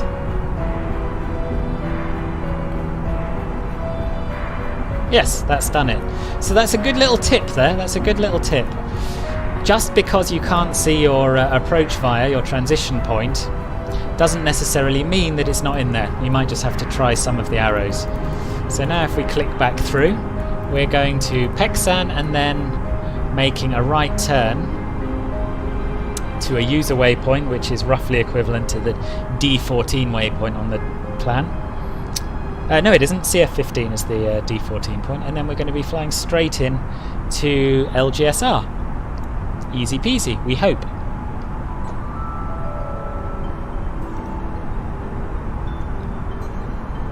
Well, I don't have any helicopters to fly in this sim, so I don't want any training at the moment, but I may get back to you. And thank you for the offer.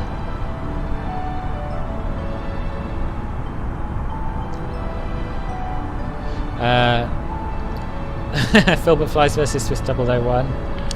No comment. Anyone in the chat knows that I know XP72, yes. I don't know him in person, but I like his streams.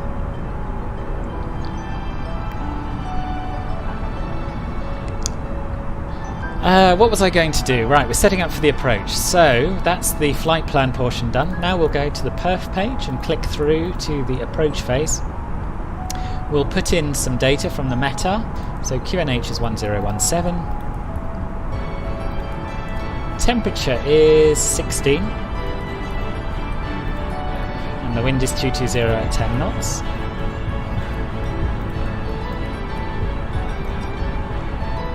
For the transition altitude, we're going to have to make an educated guess because there's no ATIS, no controllers online. So the transition altitude on the way up is 5,000, so we'll use 6,000. But first, we'll input the wind that I just typed down. So 6,000 feet. And the minimum decision altitude from the approach plate is 1,200 feet.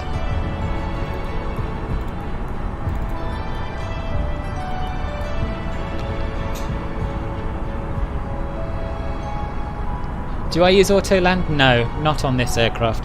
It doesn't work properly, it just thumps it into the ground, nose wheel first usually. So that's that set up. We'll pick our auto brakes, we'll use medium. And the last thing we'll do is check the RadNav frequencies.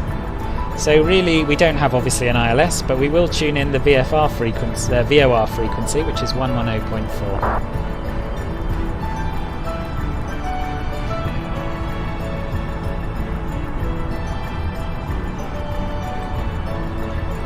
I've put it in the wrong box. Didn't mean to do that. 110.4 in the VOR box, and our inbound course is going to be 115. No, it's not. It's going to be 155. Always check twice.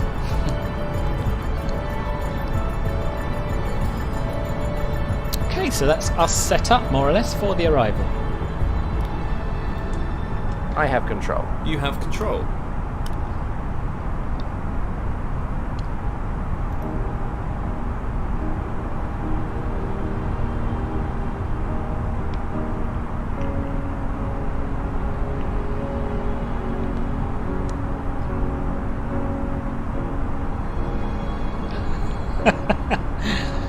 Yeah, I'm a bit tired too, Rodrigo. It's a long flight, this one. But it's a nice flight. It's going to be a beautiful approach and landing. So the next thing we need to think about is descending. And as I said earlier, there's a simple formula to calculate your top of descent. But first I'm going to check what the flight plan says, because that's easier.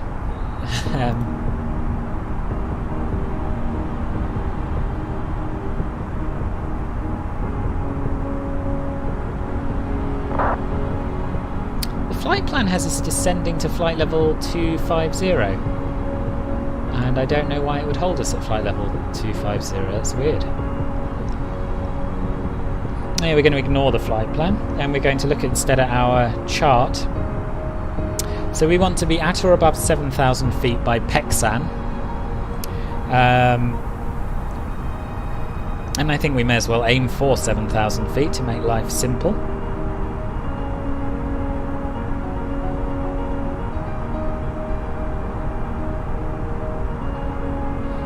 In fact, let me just look at the chart.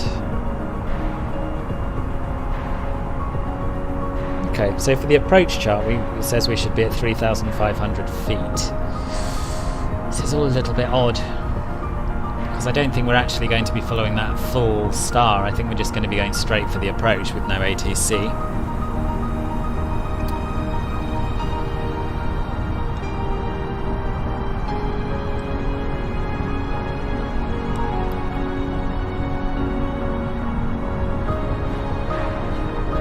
Okay, so the initial approach fix at Peksan, we want to be at 3,500 feet, which means we need to lose 33,500. So we do 33.5 times 3, which is 100.5, obviously. So 110 nautical miles from Peksan we want to start our descent. And it's just here, so when it gets to here, that's when we'll begin our descent.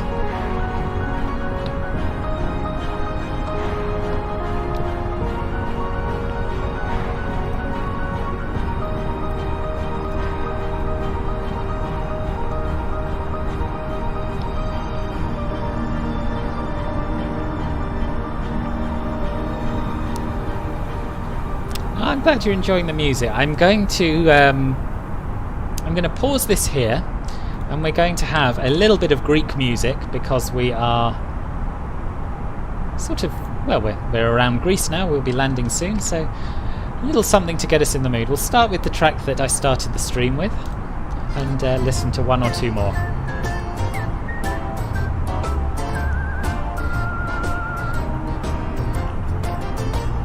Well, I'm very glad you're holding off on your X-Plane until this video is over, Manami. No bimbles on the 20th, though. That is sad, Jace. It's rubbish.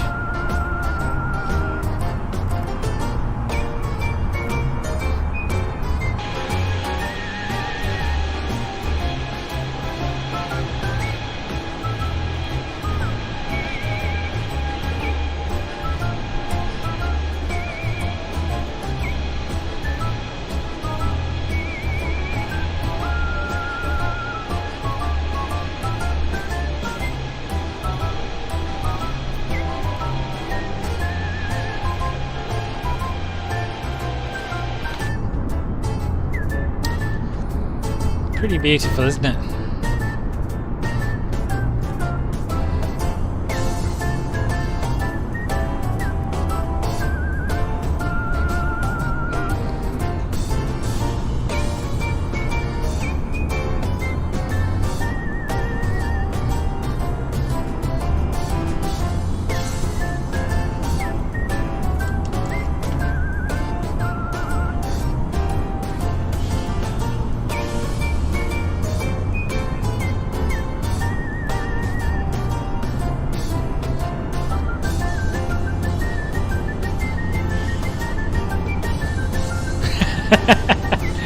I do wonder, Jason. I do wonder.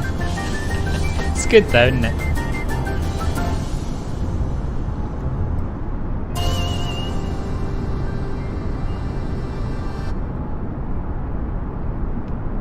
That was Mac Tabole we were listening to there. This is called City of Thessaloniki by Trabant 33.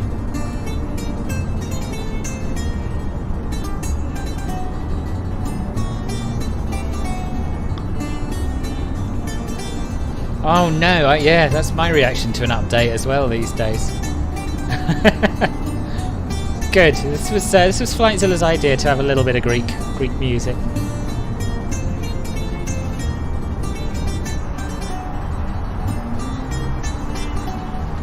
Don't need to start our descent just yet.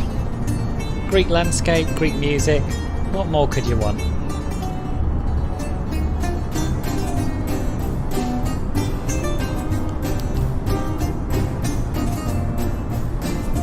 It's probably a nav data update, isn't it? Is it quite small, Stephen?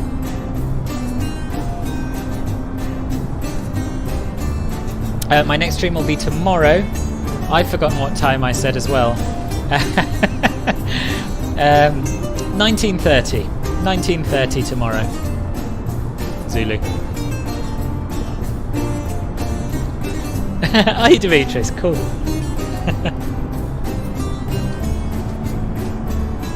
Is that where you live, Thessaloniki?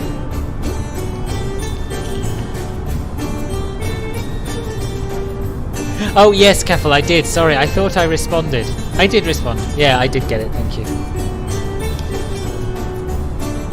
I was just wondering if there's a way of not bringing up the dev mode in the stream, because that would look a bit rubbish, but apparently not.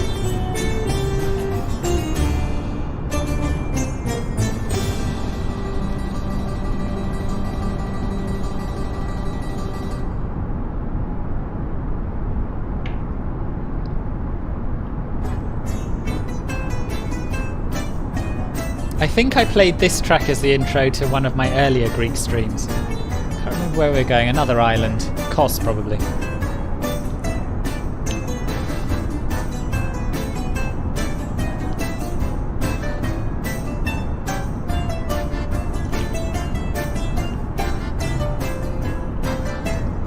Nice. I've never been to Thessaloniki, but I have been to Santorini, and I liked it a lot.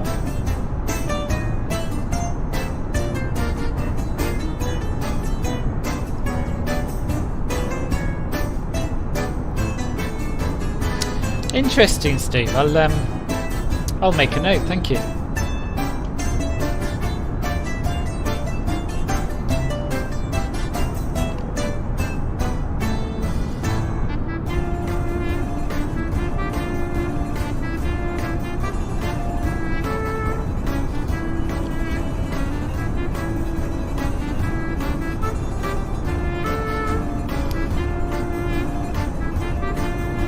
Yeah, I normally put the seatbelt sign on when descending through 20,000 feet.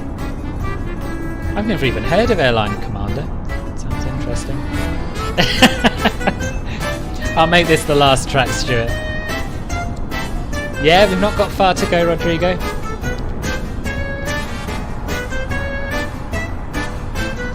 Okay, I think we can start down. We're about 110 nautical miles away from Peksan.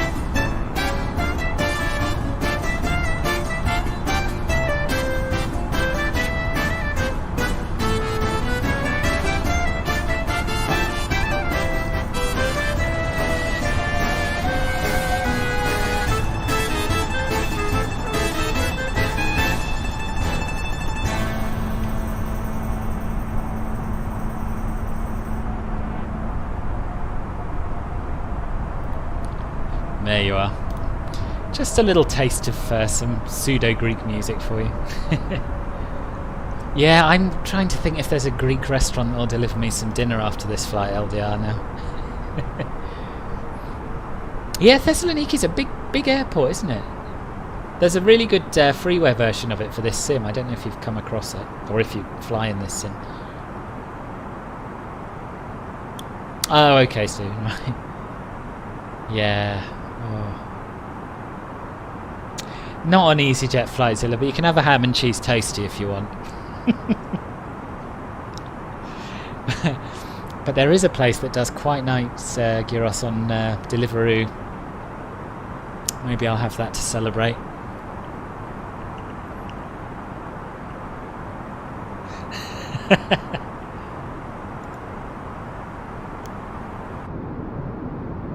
Yeah, I remember you saying, Stephen, you're lucky to live that close.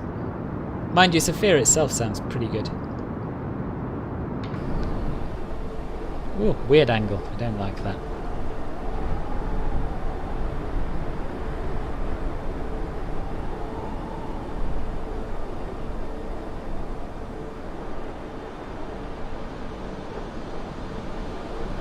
Still covered in ice. Hopefully as we descend, with the warmer climate here, it will melt. But it is a little bit ridiculous, isn't it?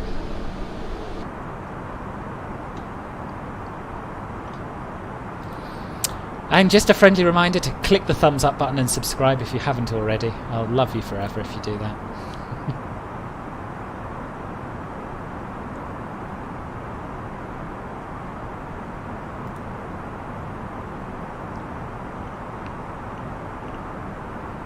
Are these mobile games we're talking about?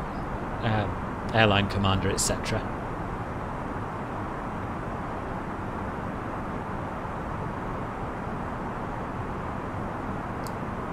We've still got about 20 minutes to go before landing. You won't miss much, Manami, if that's what you mean.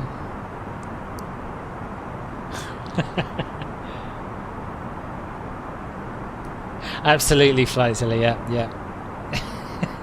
Soggy ham and cheese toasty in the plastic, which burns you as you get it out. That's the best I can offer you.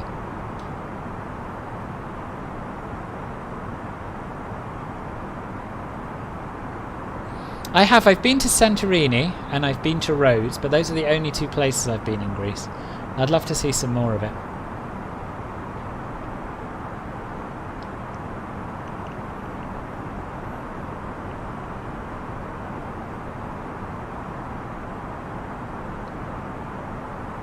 Yeah, I need a beach too, I know. Does my flight simulator crash? Sometimes, but not very often. Thinking about it, the last time it crashed was on that the Club Filbert Silver members only stream, and I think that was something to do with my live traffic model matching. Crashed 3 times on that flight, but never when I'm on VATSIM, never when I'm flying on my own. It's very odd.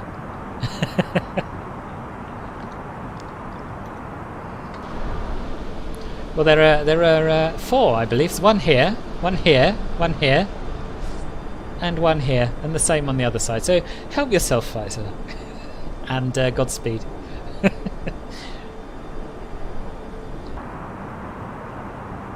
That's somewhere else I've been meaning to do a stream to, Gibraltar. That's a fun approach.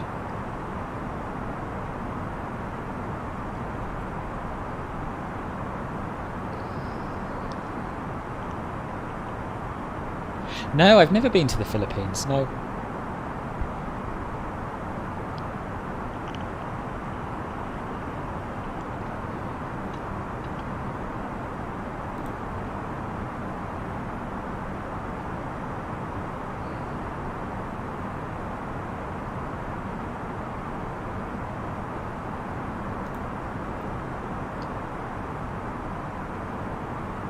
So we've got about 20,000 feet to lose and 80 miles to do it, give or take. Maybe not 80, so it's by Peksan. It's about 60 miles. That's doable, isn't it? Oh no. Connection lost. Are you all still there? Yes, you are. Good.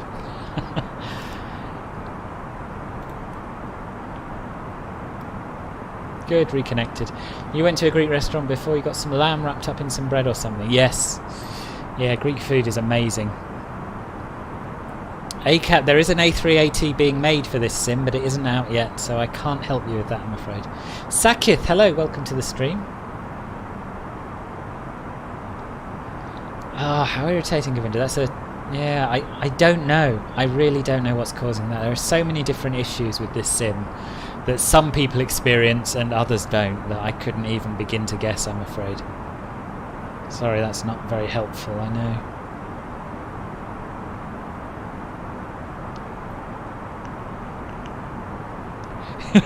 Good. Good. Whenever I see that anything that's saying that there's a connection issue, I just assume the whole stream's over. But no, so far so good.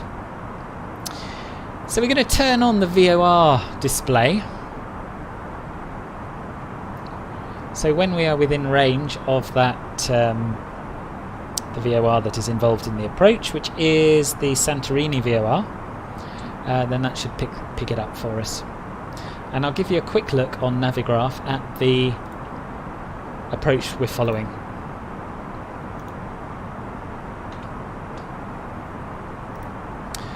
So, as you can see, we're here,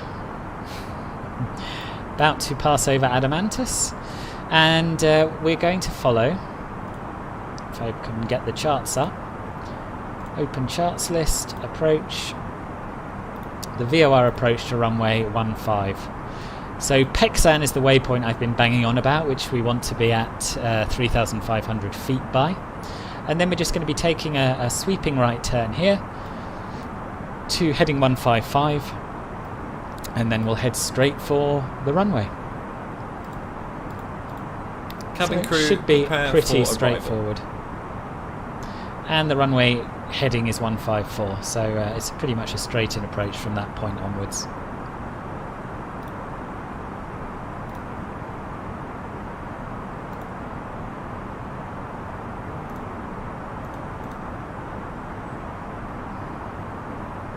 Right, so I'll just turn on the seatbelt sign now we've passed below 20,000 feet.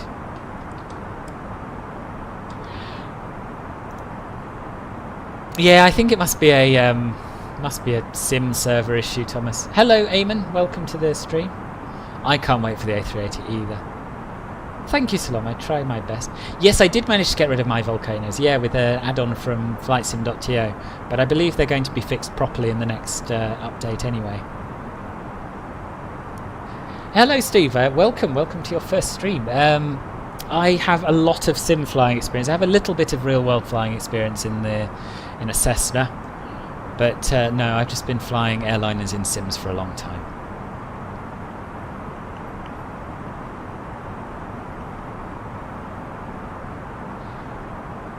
Yeah, I think the service must just be overloaded. I'm not sure.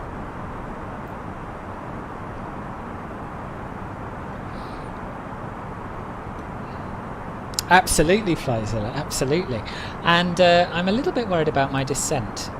So we've got 13,000 feet to lose. 13. So we need... oh no, that's alright. 39 nautical miles. Not a problem. Might have to use a little bit of speed brake when we're going through 10,000 feet to slow us down. But it should be okay. I'm going to Santorini, Gune. So we started off in Gatwick a good few hours ago now, about 3 hours ago, and we're just approaching Santorini now.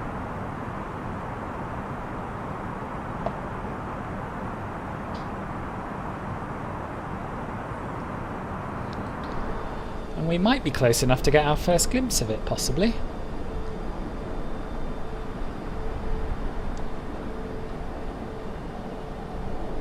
Should be somewhere over here, maybe not quite. Either we can't see it yet or I'm looking in the wrong direction, I'm not sure.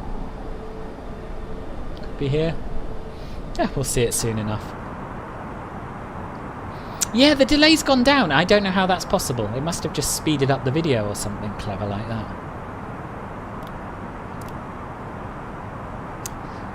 So the butter emoji, I'd still like you to use it early, but it's there for Club Filbert members to use as you see fit.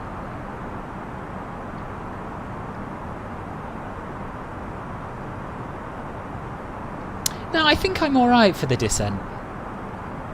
I think. Slowing down would actually slow our descent rate as the aircraft decelerated, so...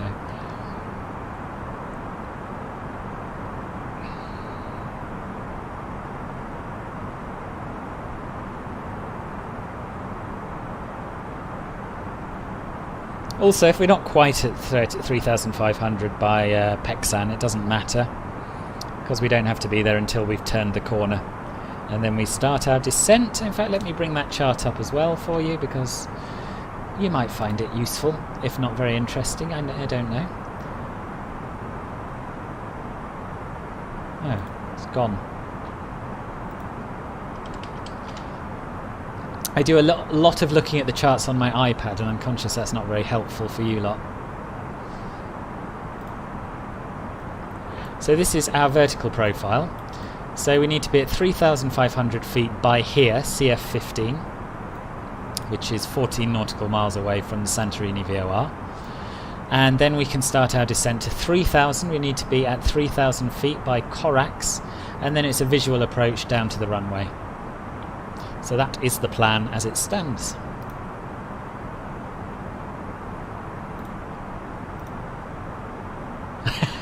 Thanks, Jason.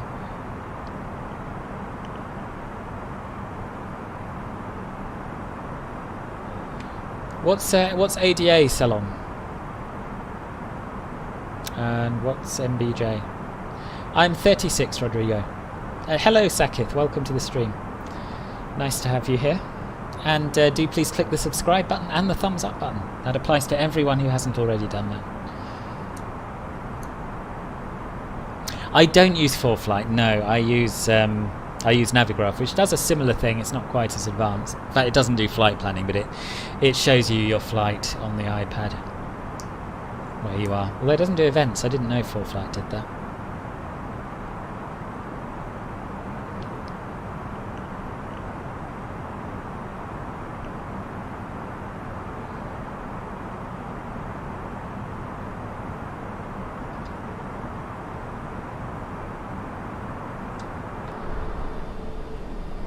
A little bit of wing view action for you before things get too intense. Oh, are we? Nice. There's something unique about this simming business, I think. You get people of all ages who are into it. You get children, teenagers, people our age, all the way up to people in their 60s and 70s. It's good. It brings people together.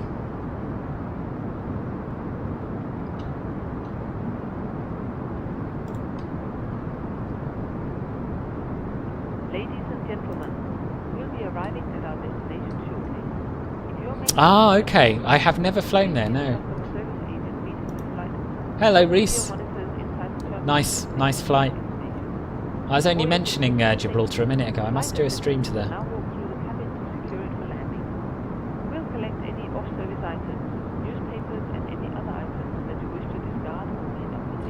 Yeah, I've heard good things about it. Also, in preparation for landing, please turn off all electronic... Something I might consider investing in the future, I think. Right, so we're below 10,000 feet, so we'll turn our landing lights on.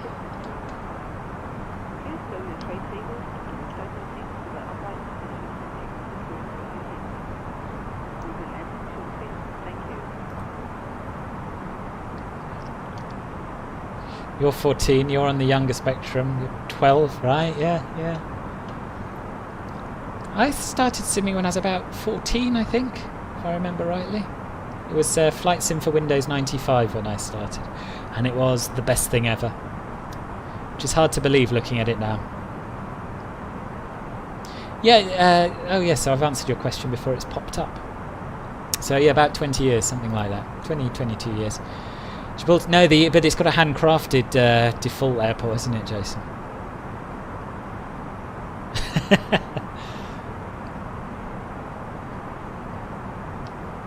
Good. You've got to keep some things back, eSuperfly.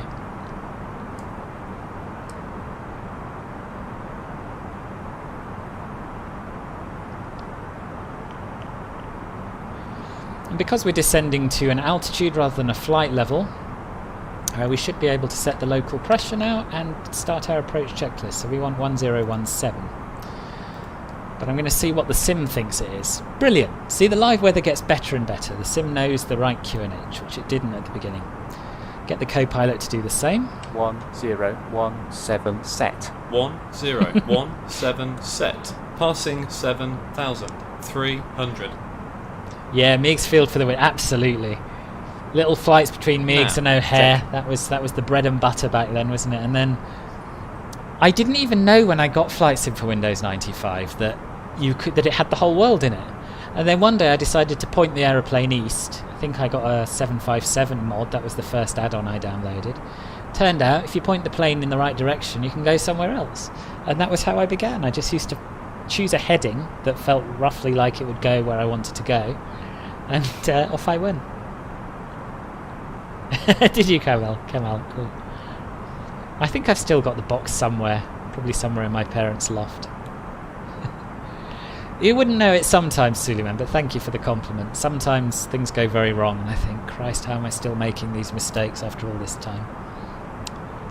But anyway.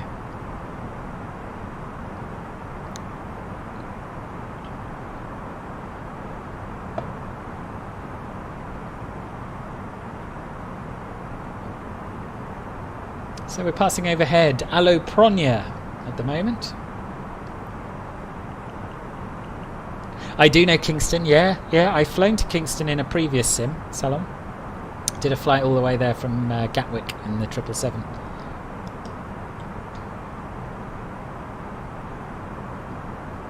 Oh, you did give it away in the ND Superfly. Yeah.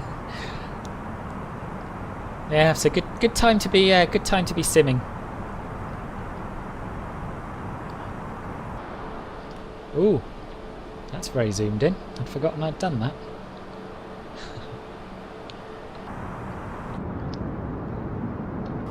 That's the view I wanted. So yes, this little town down here is called Allopronia.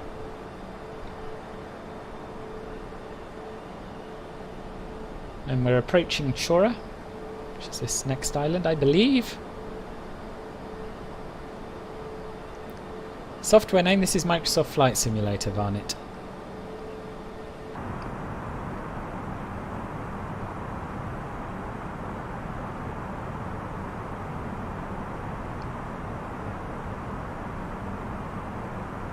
So, we've got the QNH correctly set. We'll start the approach checklist.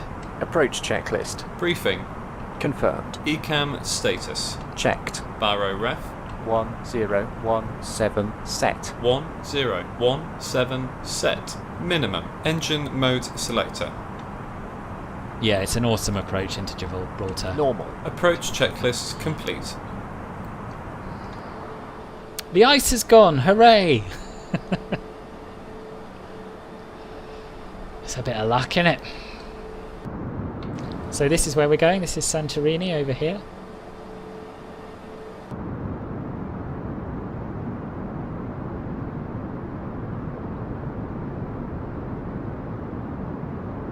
The traffic will return, Demetrius. Yeah, there's no such thing as too old.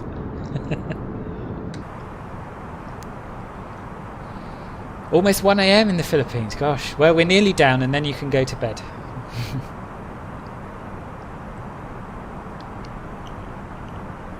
We're doing a VOR approach today, Suleiman.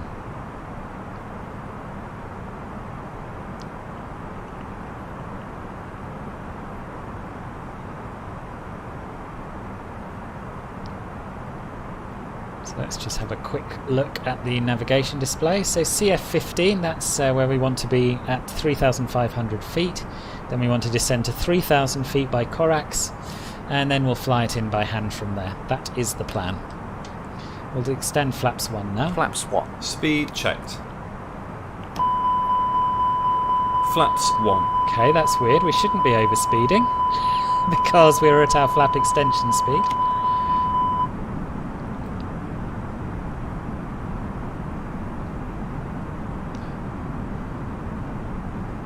Still, a little bit of overspeed never hurt anyone.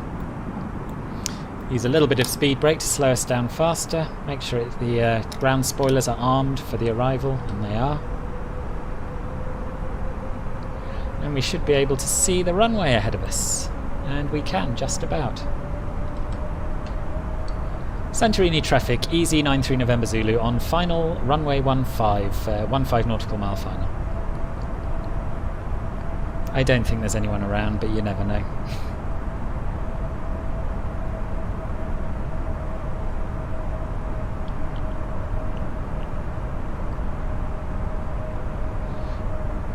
Make sure you don't miss any of your work, Tommy.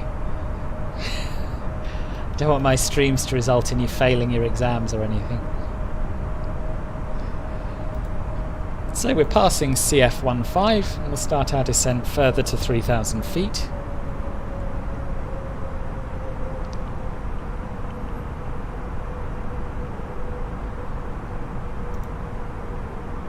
Gosh, 1,000 messages in the chat today. That's incredible. Thank you all for being so involved. Appreciate it. And final call for anyone who hasn't subscribed or liked the video. Please do so. That would be great. Okay, flaps 2. Flaps 2. Speed checked. Like to be set up 2. early for a VOR approach. You're down. Thank you, Cathal. You're down.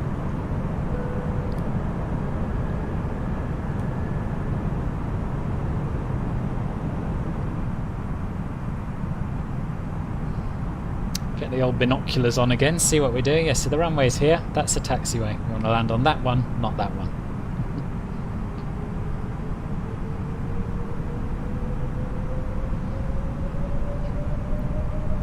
Flaps 3. Speed checked.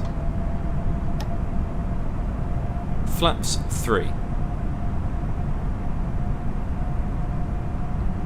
Unfortunately, I can't see the pappies at the moment.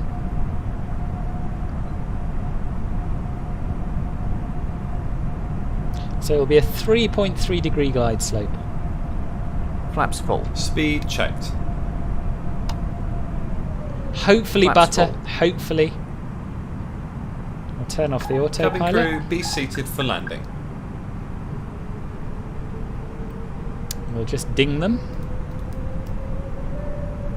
to get the green cabin ready. Landing checklist. Cabin crew. Advised. Auto thrust. Speed. Auto brake. Low. ECAM memo. Landing no blue. Landing checklist complete. This is the stable actually. I normally fly the dev, but there's a bit of an issue with frame rates. So you lose frames per second. The longer you fly, the slower it gets at the moment. Bit of a bug. So I've gone back to the stable until they fix that. Checked.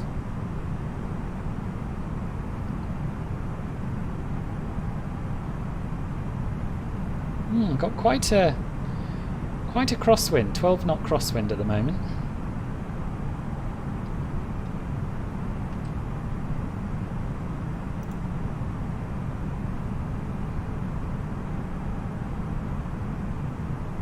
The pressure is on, so I'm probably going to miss quite a lot of chat messages because I'm hand flying the approach, so forgive me, and we'll chat a little bit more once we're parked up at a gate.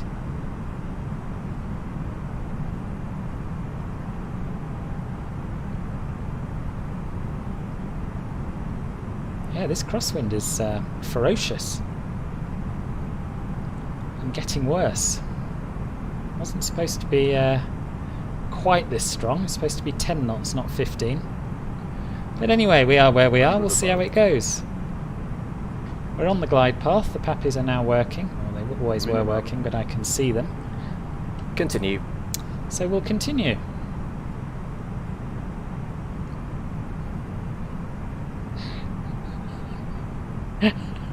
Not a chance, Caffel. Not even a sliver of a chance of a wing view on this one.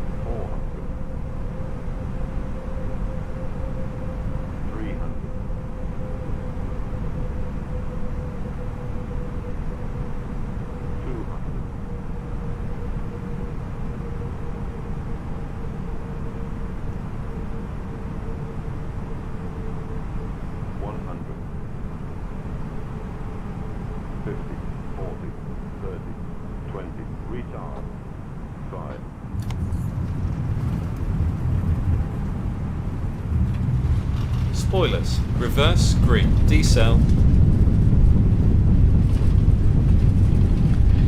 Well, what do we think? 70 knots.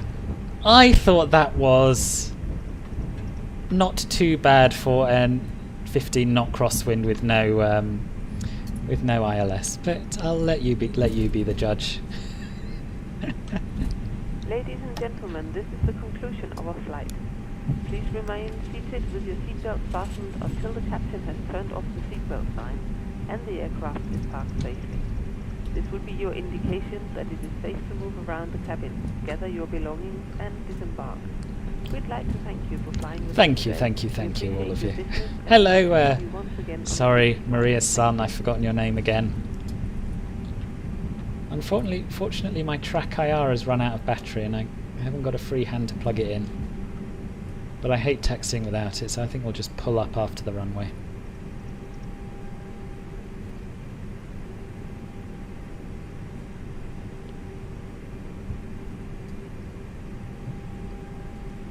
So this is the JustSim Santorini scenery, which has not long been released. So we'll have a good look around it after we've parked up.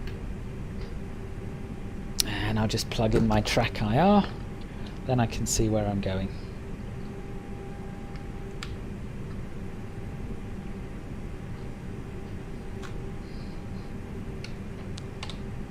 That's better. Right, let's go. So we'll turn off the landing lights, turn off the strobe light,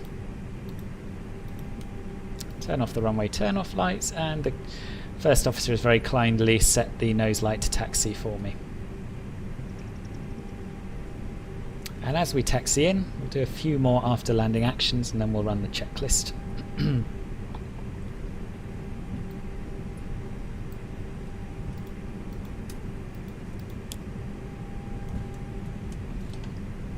After landing checklist. Flaps.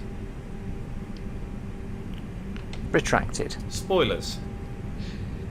No, yeah, this is FS2 crew, Disarmed. not packets. APU. We'll start that now. It was a firm landing, but in a crosswind you want a firm landing. You want to get the wheels on the ground. That's my story, and I'm sticking to it.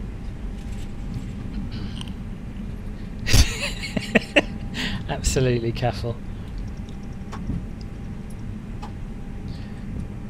Start. Radar. Off. Predictive wind shear system. Off. After landing checklist complete. The APU is starting as we speak, Tommy.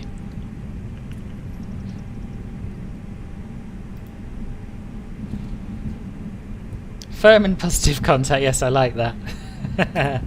So, yeah, so general consensus is good landing, but a little bit meh. And one really bad. No, I'm sorry, Alessandro, I think you're incorrect there. It was alright. It was alright. Yeah, I've settled on this. The landing was good was quite good under the circumstances. That's what I'm going to say. Now, interestingly, there are no parking spots marked at this apron. So normally you get a dispatcher to guide you in, and we'll see if there is one. If there is, we might follow him, or we might just plonk it somewhere. And I'll double check what all these bings are. I think they're subscribers, aren't they? I will thank you all individually as soon as we're parked up. In fact, I might be able to have a little quick look now. Bob Rawlinson and Abdurrahman Temel, thank you both for subscribing. And if anyone else hasn't yet subscribed but would like to, now is really the perfect time to do it. I can't see... Oh, there's a marshaller there, but he wants me to park in the middle of the taxiway, so I'm not going to do that. I'm going to park where I'm pretty sure aircraft park, which is sort of just in the middle of the apron, more or less.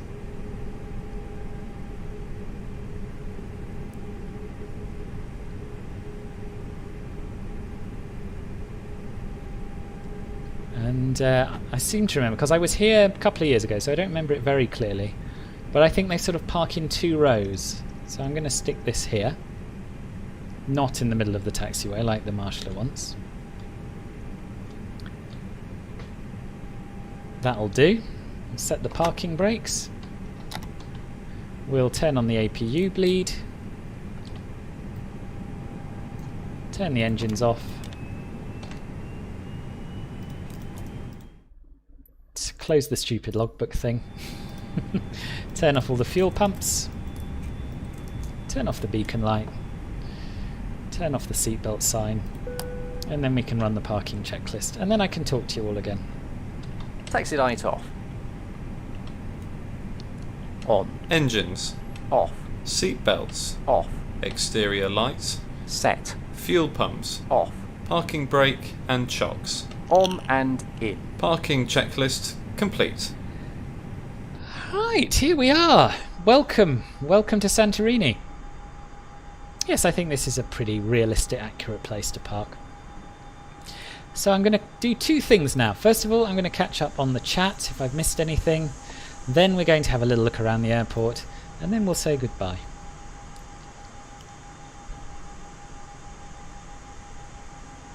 Jason, bloody brilliant. Excellent. I'll take that. Yeah, it was off the centre line. This is true.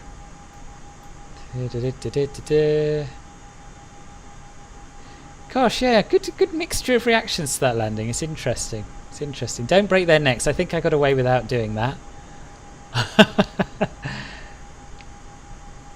What do I know about Sri Lanka? Very little. I'd like to go. Yes, so Frank, if you're still here, this was a VOR approach with a visual final, essentially.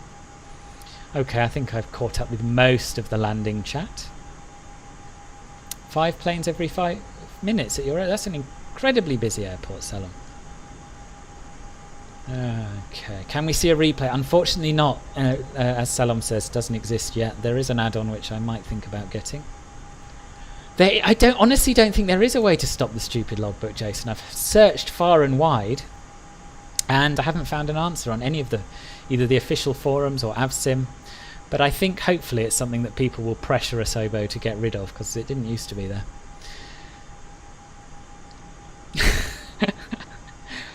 Careful. I've done the checklist, MJ. You must have missed it. We're still waiting for custom wing. You've got custom wing views thanks to my head movements. Oh, nice. Enjoy your group flight, Stephen, and hope to see you again soon. So this is what the airport looks like. I'm not going to do a review of this one because I've got, well, probably. I've got too many other reviews to do, and I just bought it so I could fly to it because I like Santorini. But I would say this is sort of, I'd describe it as good for VATSIM, not VATSIM, slander, good for JustSim, who produced it. So some of their airports are a little bit meh, some of them are alright, and I'd say this is one of the alright ones. Textures are pretty good, quality of the buildings is pretty good, I really like the people on the terrace up here, and the landside areas don't look too bad either, as I recall.